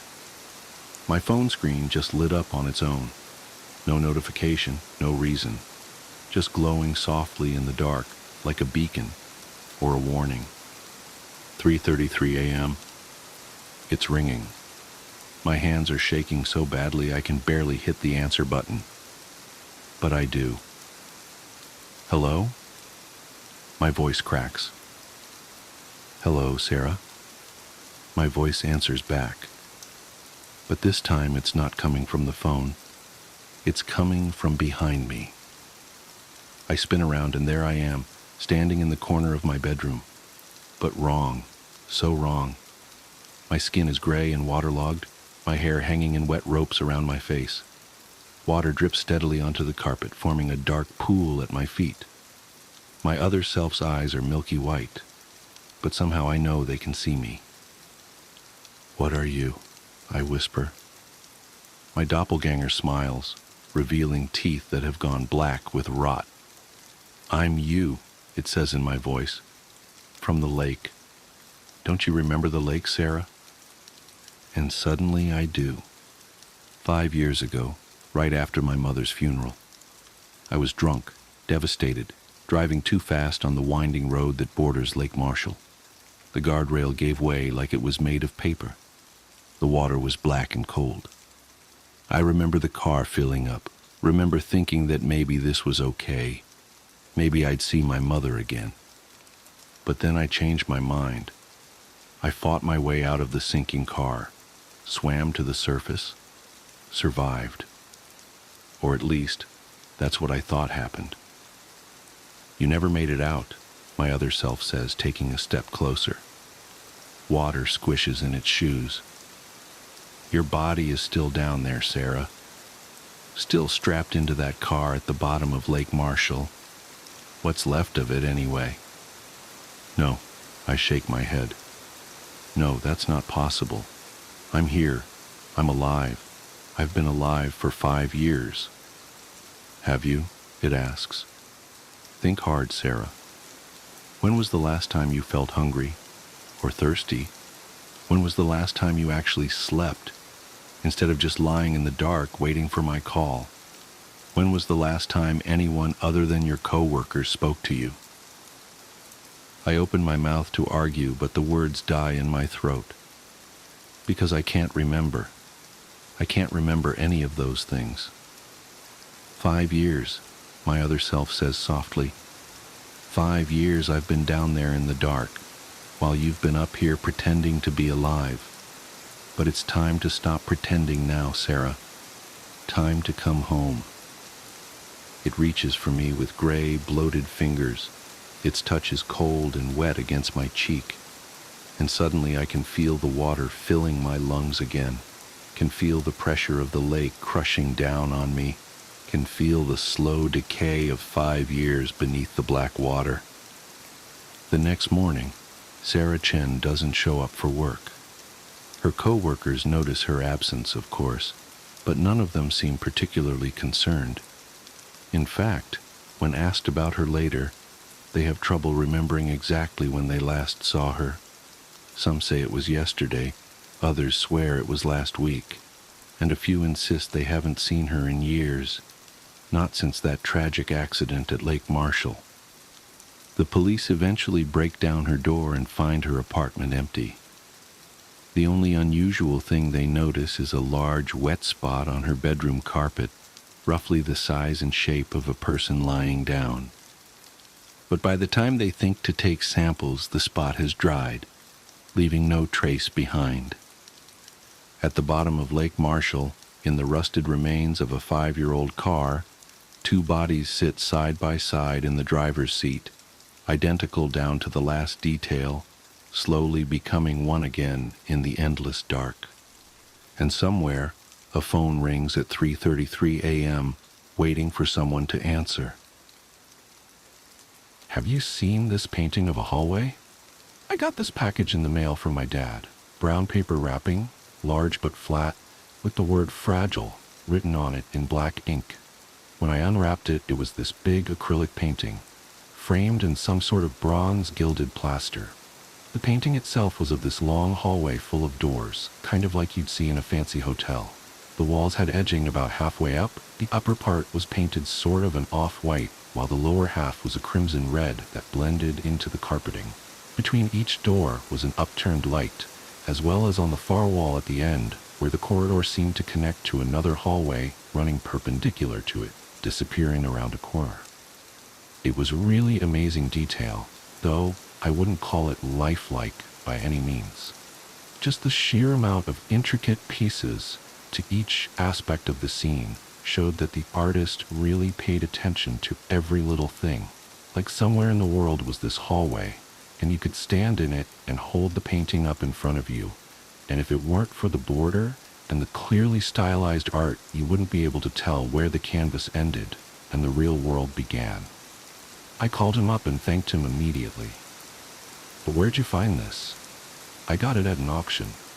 I kind of figured as much. So I hung up the painting in my office just behind my desk, which I realized later wasn't the best place for it because in order to actually look at it, I had to swivel completely around, but there wasn't anywhere better really. And once I'd gotten it hung up, I felt less willing to take it back down, so I just left it there. It kind of hung out over my shoulder and watched me work. And every now and then I'd turn around and stare at it and get entranced by it, feeling like I could get up and put my hands in the frame and climb into the painting as if the frame were a window. Of course, I wouldn't be writing this if something weird didn't happen as a result of the painting. We had a couple friends over, Mark and Sabina, and Mark and I went into my office when the women folk started talking about knitting, which has become my wife's new favorite hobby. I went and sat down at my laptop to find a video I had been telling Mark about, and Mark wandered over and started admiring the painting. Where'd you get that? My dad bought it at an auction and gave it to me. It's creepy. It's not that creepy. It's kind of, I don't know, hypnotic? Yeah. I turned around to look at it with him while the video loaded. He got up close and was running his finger over the canvas, feeling the raised acrylic, and I just let my gaze wander over all the details again. Huh. I didn't notice that before. What? At the end of the hall, there's some sort of light coming from around the corner, and it's casting a shadow on the floor. I got up and looked closer, because I really hadn't spent a lot of time studying the far end of the hallway. There was definitely some yellow and some darker colors, making what looked like the shadow of a person coming from around the corner. I even reached out and touched it to make sure it wasn't some trick of the light in the study, making it just look like there was this shadow in the painting. But I felt the paint, and sure enough, it was actually there in the painting. See what I mean? Mark said. Creepy. I genuinely felt weirded out by it. It was one of those moments where you start thinking, why didn't I notice this earlier? Was it there to notice? A couple days later, I was working on a project in my study, and it was like 9:30 at night, and I just couldn't focus. So I spun around in my chair to look at the painting, and I felt this sudden vertigo effect, like the ground wasn't there, and I had to grab my chair to keep from tumbling into emptiness. You wouldn't have noticed it if you hadn't looked at the painting 100 times like I had. The hallway was long, with exactly 6 doors. I remember, because I counted them the first day. 3 on the left, 3 on the right, each with a little shiny metal doorknob. Only now there were 7 doors. 3 on the left, 4 on the right. It didn't make sense. Everything looked proportionally exactly the same, and the far end of the corridor was just as far away. And yet there was a 4th door in the right side of the hallway, with its little metal doorknob. I don't even know which door was the 4th door. That's how well it blended in. I just know that there were 4 doors where once there were 3. What the hell is going on? I turned away in my chair and back to check several times and make sure my eyes weren't playing tricks on me, but the number of doors remained constant. I called my dad again, and I asked him, "Is this a trick painting you sent me?" "What do you mean?" "I mean it keeps changing. I can see it changing. Not as far I know. It was just one in a bunch I picked up all at the same auction."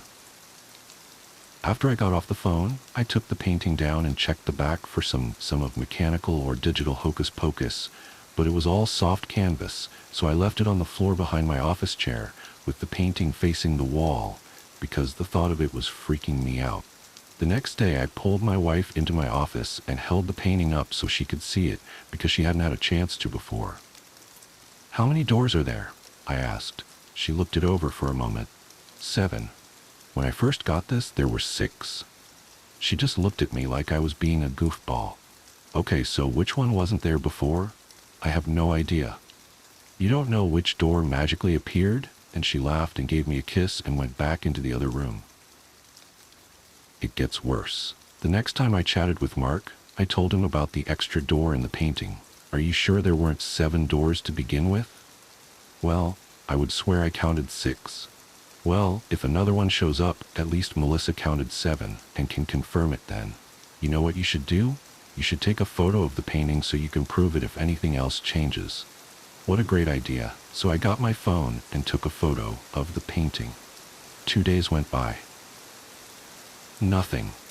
On the 3rd day, I walked into my office and there was a man staring at me.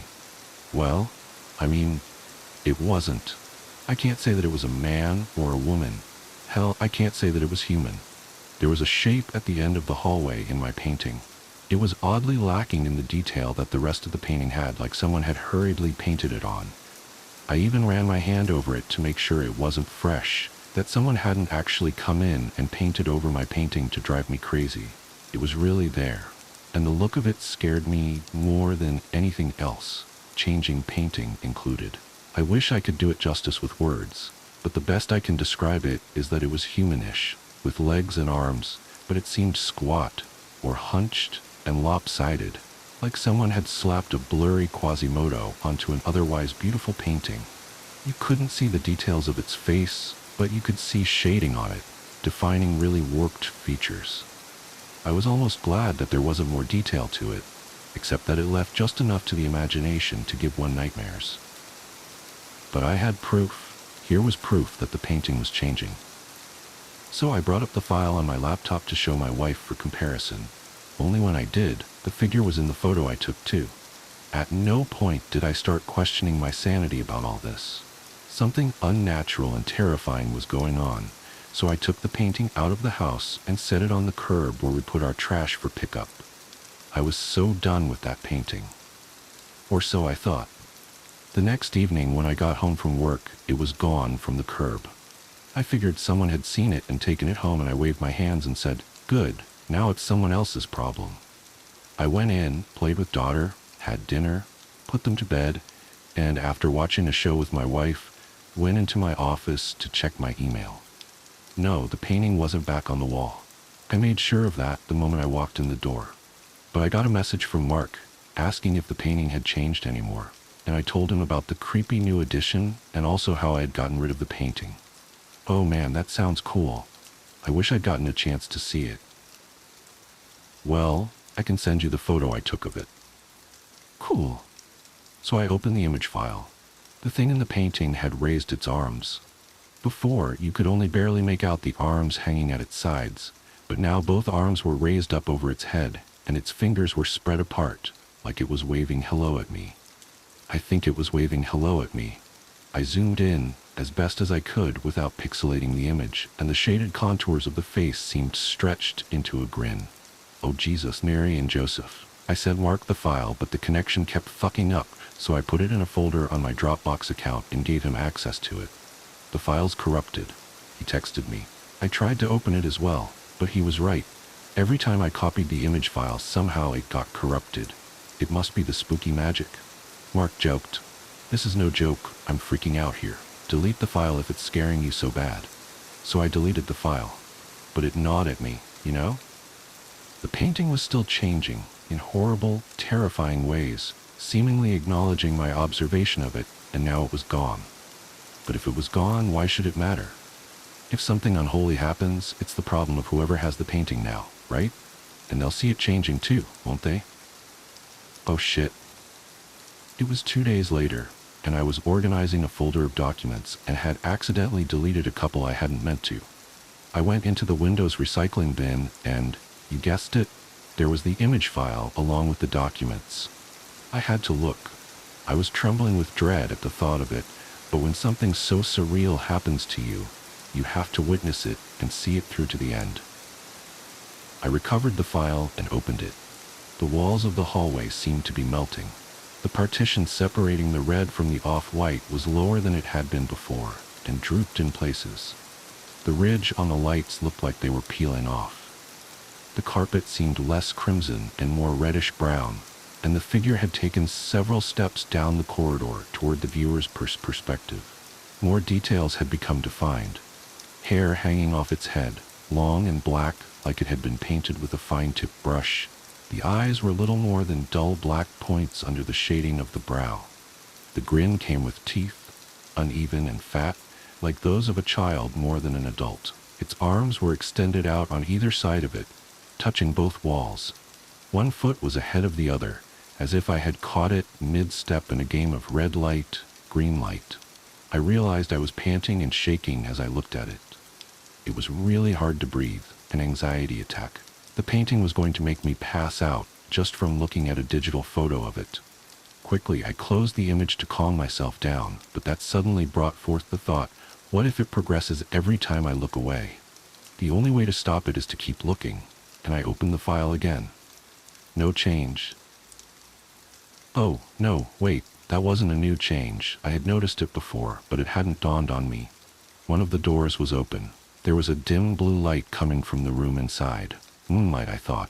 And just outside the threshold of the door, there was an object lying on the floor. I zoomed in for better detail. It was a little, yellow, stuffed lion with a scraggly orange mane. A child's toy. Of all the details, the melting hallway, the grinning fiend with arms wide open, the blue light from the open doorway, it was the innocent nature of that little toy lion that filled me with the most dread. My wife came into the office. "Come kiss Gabby goodnight." I went into her darkened room, where she was wrapped up in blankets in her bed, hugging a half-dozen stuffed animals and looking cute as could be, my little darling. I love her so much. I kissed my daughter goodnight. She kissed me back and hugged her little pillow pet with the built-in nightlight. It glowed through a variety of colors. "I love you, baby," I told her. "Can you get my Simba?" I looked around. "Where'd you leave it?" "Over there." She pointed to the closet. The door was open, and her toy lay on the floor just inside. Simba, her little yellow stuffed lion with the scraggly orange mane. Seeing it lying there just past the threshold of the closet door, while the dim glow of my daughter's nightlight faded from red to purple to blue, I felt my heart rise up in my chest. The closet was just a closet. I could see it was just a closet. There were clothes on hangers and bags with toys and blocks in them. They were right there.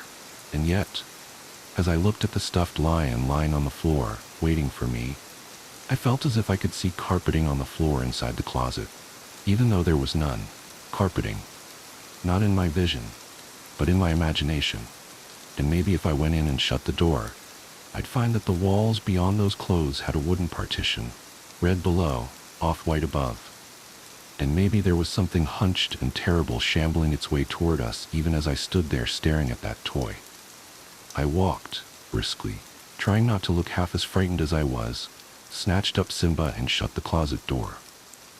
My breathing was heavy, like I'd just run a mile, and I struggled to avoid gasping for breath as I tried to calm myself down. "Hey, did that poster fall down?" I asked nobody in particular, then pretended I was trying to adjust a cat poster that had been on the floor by her dresser for months, and shoved the heavy dresser over so that it partially blocked the closet door. "Here's Simba, sweetie." I handed the lion to Gabby, gave her a quick hug and kiss, and wished her good night before rushing back to my office. The painting had changed, as I knew it would. The open door was closed, the toy gone from the floor. The hallway was dimly lit with yellow light from the melting lights again. But the thing, that not quite human fiend, was standing right outside the now shut door. Its body turned to face it with both hands pressed up against the door itself, like it was running its hands down it, caressing it, and its head turned toward me, still grinning that awful, frightening grin full of gnashed, crooked teeth. Oh God, how close had it been? No, it's just a closet. The hallway is not there. It's not real. None of this is real.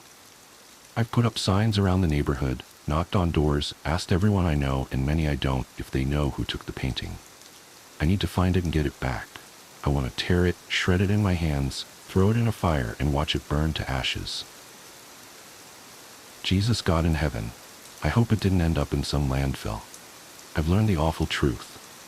All doors lead to the hallway. The echoing silence. I'll never forget the night it all began. Working the graveyard shift at KFM 104.3, a small-town radio station that barely scraped by on a mix of outdated pop and rock hits, had always been an isolating job. But it paid the bills, and I liked the quiet. There was something about the hum of the equipment and the solitude of the booth that gave me a strange sense of peace. My listeners were few, and most were truckers or insomniacs who called in sporadically for song requests. Nothing ever really happened until that night. It started with a call just past 1 a.m. I was midway through introducing a Fleetwood Mac song when the red light on the console blinked. KFM 104.3, "You're on the air," I said, trying to sound more energetic than I felt. There was a pause. Then a voice, distant and crackling, came through the line. "Play. Goodbye, stranger." The way the caller said it made my skin prickle. The voice was low, strained, as though the person on the other end was barely able to speak. "Sure thing," I said, trying to mask the unease creeping into my voice. "Who's this?" There was no reply, just the faint sound of static. Then, just before the line went dead, I thought I heard a whisper. I couldn't make out the words, but the tone chilled me to my core. I shook it off, attributing it to a bad connection or maybe a prank call. I queued up the song and leaned back in my chair, watching the clock tick down. As Goodbye Stranger played, I couldn't shake the feeling that something was off. The song seemed wrong somehow. The usually upbeat tune felt slower, the harmonies slightly dissonant. I told myself I was imagining things, but then the second call came. "KFM 104.3, I answered, my voice faltering slightly. "You played it," the same voice rasped. "Good." "Hey, listen, buddy," I started, trying to sound assertive. "If this is some kind of joke—" "Another," the caller interrupted. "Play Don't Fear the Reaper." My breath hitched. There was something about the way they said it, the almost pleading tone beneath the words. Against my better judgment, I agreed. As I reached for the track, I realized my hand was trembling. When the song began, the atmosphere in the studio shifted. The air felt heavier, the shadows in the corners of the room deeper. I caught movement out of the corner of my eye, but found nothing when I turned to look. The hairs on the back of my neck stood on end. Halfway through the song, I heard it. Faint at first, just a whisper beneath the music. I turned up the volume, but the whispering grew louder. It wasn't coming from the speakers. It was in the room with me. I froze, my eyes scanning the dimly lit studio. The whispering continued, unintelligible and rhythmic, like a chant. Panic bubbled in my chest, but I forced myself to stay calm. I had to finish the shift. I couldn't afford to lose this job. The phone rang again. "What do you want?" I snapped, my composure cracking. "It's so dark," the voice said, more strained than before. "So cold. Help me." "Who are you? Where are you?" I demanded. "Trapped," they whispered. "In the void."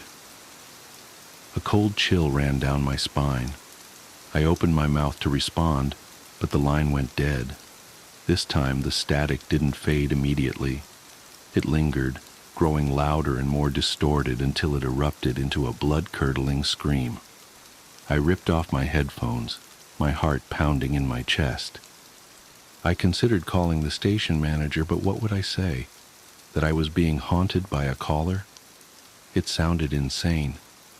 Instead, I decided to push through the night. I wouldn't let a few creepy calls rattle me. But things only got worse. As the hours dragged on, the requests kept coming. Each call was from the same voice, and each song carried an eerie undertone that seemed to warp the air around me. Hotel California, Paint It Black, The End. The choices weren't just unsettling, they felt purposeful, as though the caller was trying to tell me something. The whispers grew louder, more distinct. They filled the studio, overlapping and echoing until I could barely think. My vision blurred, and I felt an overwhelming sense of dread. It was as if the walls themselves were closing in, suffocating me. Around 4 a.m. the power flickered. The lights dimmed and the equipment crackled with interference. The phone rang again, but this time I didn't answer. I couldn't. My hands were shaking too much. The whispers turned into screams. They filled the room, deafening and relentless. I covered my ears, but it did little to block out the sound. It felt like the studio was alive, pulsating with malevolent energy. And then, just as suddenly as it began, it stopped. The silence was more terrifying than the noise. I sat there, trembling, my mind racing. I wanted to leave, but I couldn't bring myself to move. I felt paralyzed, trapped by an unseen force. When dawn finally broke, I stumbled out of the studio, my nerves shot. I called in sick for the rest of the week and tried to convince myself it was just a bad night, a mix of sleep deprivation and overactive imagination. But the calls didn't stop. They followed me home. The first time my cell phone rang, I almost didn't answer. When I finally did, the same chilling voice greeted me. "You can't escape," it said. "You played the songs." The line went dead. Over the next few days, my life unraveled. I heard whispers in my apartment, saw shadows moving where there shouldn't be any. I couldn't sleep, couldn't eat. The fear consumed me. Desperate for answers, I began researching the history of the radio station. What I found only deepened my terror. Decades ago, a DJ had gone missing during a broadcast. The only clue was a series of unsettling song requests he'd received from an anonymous caller. Witnesses claimed to have heard screams coming from the station that night, but no trace of the DJ was ever found. It didn't end there. Over the years, others who worked the graveyard shift reported similar experiences: strange calls, eerie noises, unexplained phenomena. Some quit, others disappeared. The station had a dark history, one that seemed to revolve around the late-night broadcast. I realized I was part of something far bigger, something I couldn't comprehend. The void the caller spoke of, was it real? And if so, was I being drawn into it? I tried to quit, but the station manager wouldn't let me. "You're one of our best DJs," he said. "The listeners love you." Love me. The thought made my skin crawl. Who were these listeners? Were they even human? The final straw came a week later. I was at home trying to sleep when the radio in my living room turned on by itself. The static was deafening, and beneath it, I heard the whispers. They were clearer now, their words cutting through the noise like shards of glass. "Join us," they said. "It's your turn." I smashed the radio, but the whispers didn't stop. They filled the room, the walls, my head. I screamed, clawing at my ears, but it was no use.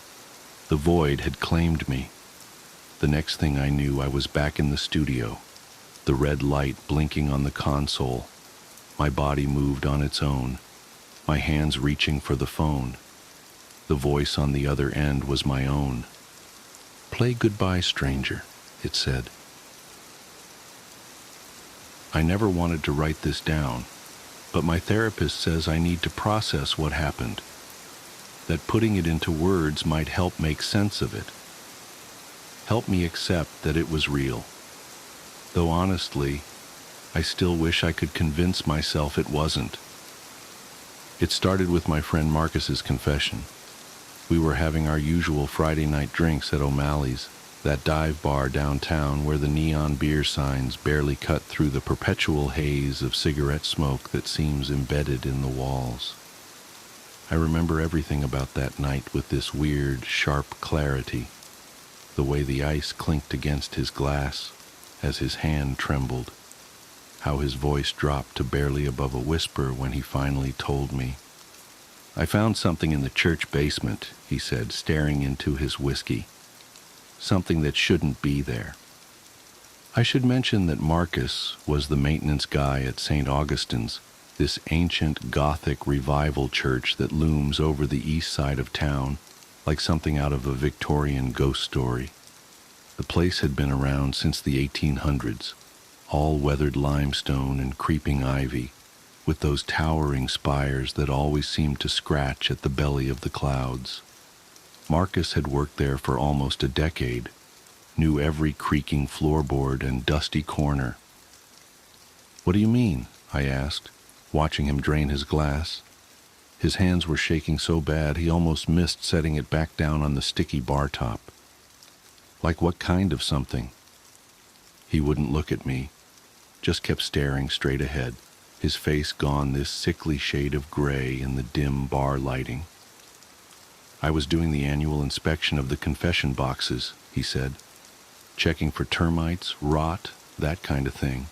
But when I opened up the maintenance panel in the back of the north box, the one that's been out of order for years," he trailed off, rubbing at his face like he was trying to scrub away the memory. "There was wax," he continued finally.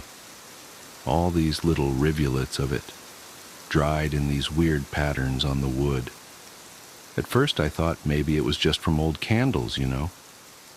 But then I noticed the holes." "Holes?" "Tiny ones. Hundreds of them, maybe thousands, all through the wood. Like something had been eating its way through. And when I shined my flashlight in deeper..."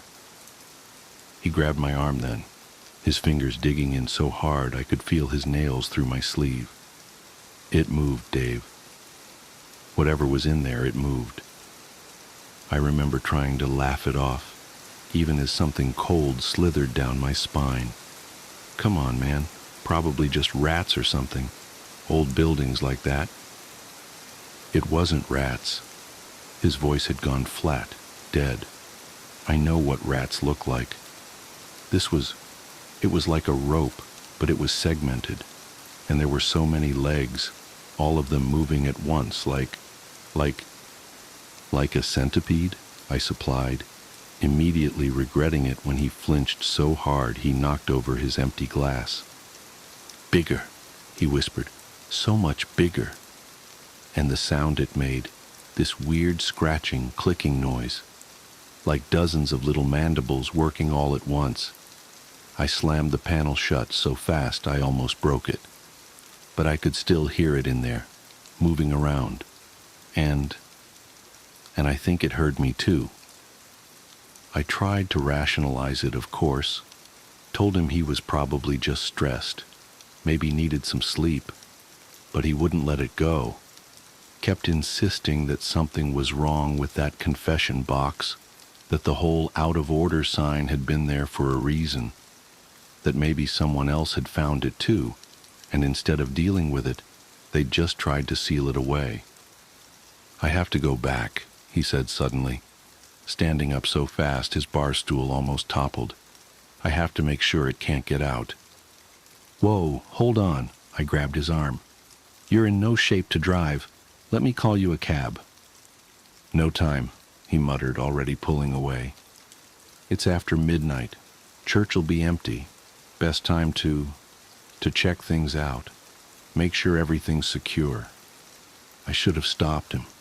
Should have insisted on going with him or called someone or, I don't know, something. Instead, I just watched him stumble out into the night, telling myself he'd sleep it off and laugh about it in the morning.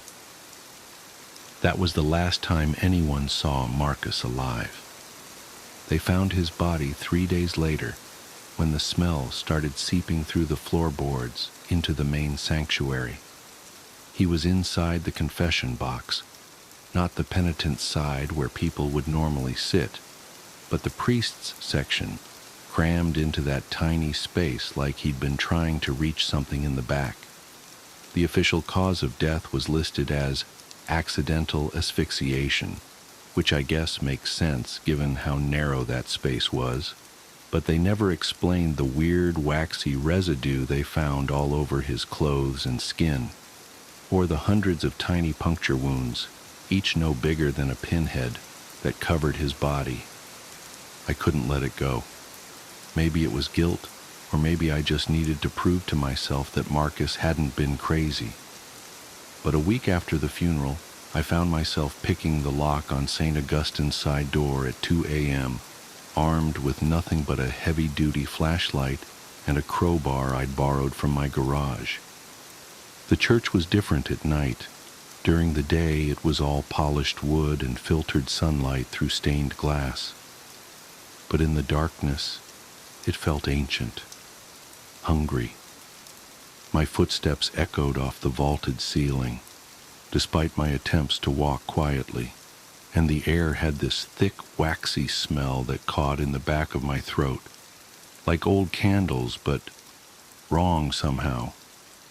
Too sweet, with this underlying note of decay that made my stomach turn.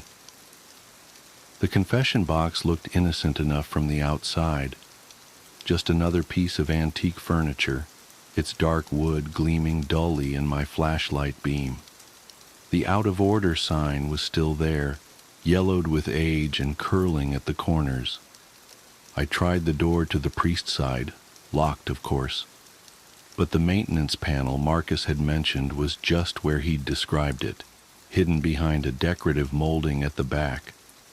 My hands were shaking so bad it took me 3 tries to work the crowbar into the seam.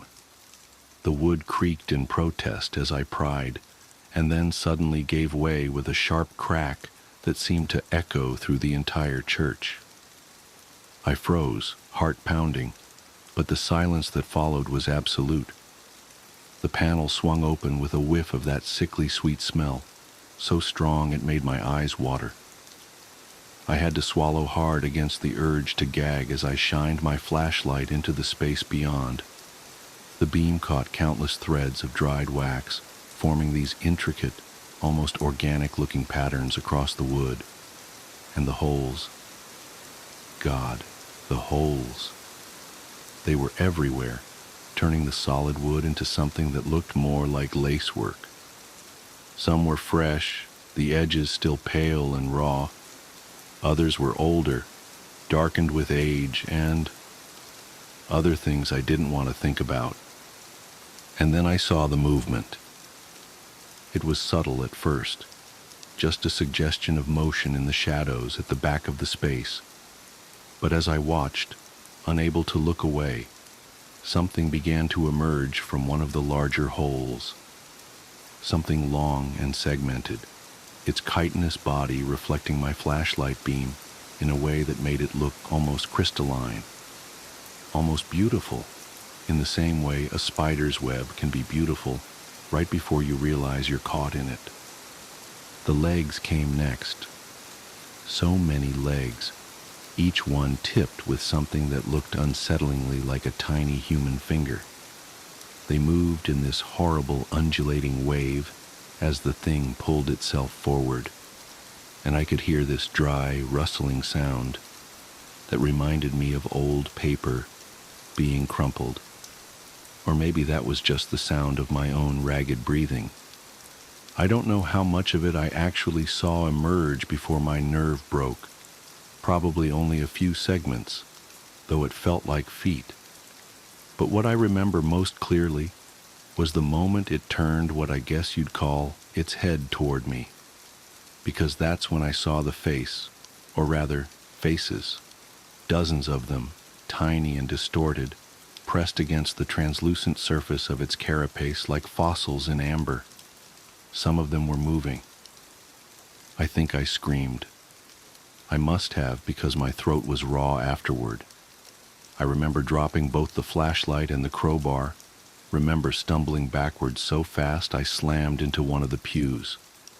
By the time I scrambled to my feet, I could hear that clicking, scratching sound Marcus had described, growing louder and faster, like something picking up speed. I ran. I ran until my lungs were burning and my legs felt like they were going to give out. Ran until I was halfway across town, before I finally collapsed in front of an all-night diner. The waitress must have thought I was having some kind of breakdown, the way I was shaking and crying and babbling about faces in the wax. Maybe I was. They found my flashlight the next morning, still lying on the floor in front of the confession box. The crowbar was gone. So was the maintenance panel, just smooth wood where it had been, like it had never existed at all. When I tried to tell the police what I'd seen, they just gave me this look. The same look people give me now when I try to explain why I can't go into churches anymore, why I flinch at the sight of candles, why I wake up screaming sometimes, convinced I can hear that dry, clicking sound coming from inside my walls. The confession box is still there, still marked out of order. Sometimes I drive by St. Augustine's late at night and I swear I can see a faint light flickering behind those windows, like candlelight. And sometimes, if I listen carefully, I think I can hear something that sounds almost like whispered prayers, almost like screaming. But the worst part, the part that keeps me up at night, that makes me question everything I think I know about reality, it's not the memory of what I saw in that church. It's not even the guilt about Marcus. It's the dreams I've been having lately. Dreams where I'm back in that confession box. But this time, I'm inside the walls, moving through tunnels of wax and wood, feeling my body stretch and segment, growing new appendages with every molt. Dreams where I'm not alone, where I can feel others moving with me, through me, becoming part of me. Their faces press against my skin from the inside. Their voices blend with mine in that endless chittering prayer. And sometimes in those dreams, I catch glimpses of my reflection in the polished wood. I see what I'm becoming, what we're all becoming, one confession at a time. And I understand why that box has been there so long, why it will always be there. Because some sins aren't meant to be forgiven. They're meant to be transformed. I said at the beginning that my therapist wanted me to write this down, to help process it. But that's not entirely true. I'm writing this as a warning. Because lately I've noticed more churches in town putting up out-of-order signs on their confession boxes. And sometimes, late at night, I think I can hear that familiar clicking sound coming from inside them, spreading, growing, waiting. So if you ever see one of those signs, walk away. Don't look too closely at the wood. Don't listen for the whispers. And whatever you do, don't confess, because something is waiting to hear your sins, something that hungers for guilt and shame and regret, something that wants to add your face to its collection, your voice to its endless prayer. And it's patient, so patient. After all, everyone has something to confess eventually. Don't let it be you. Don't let it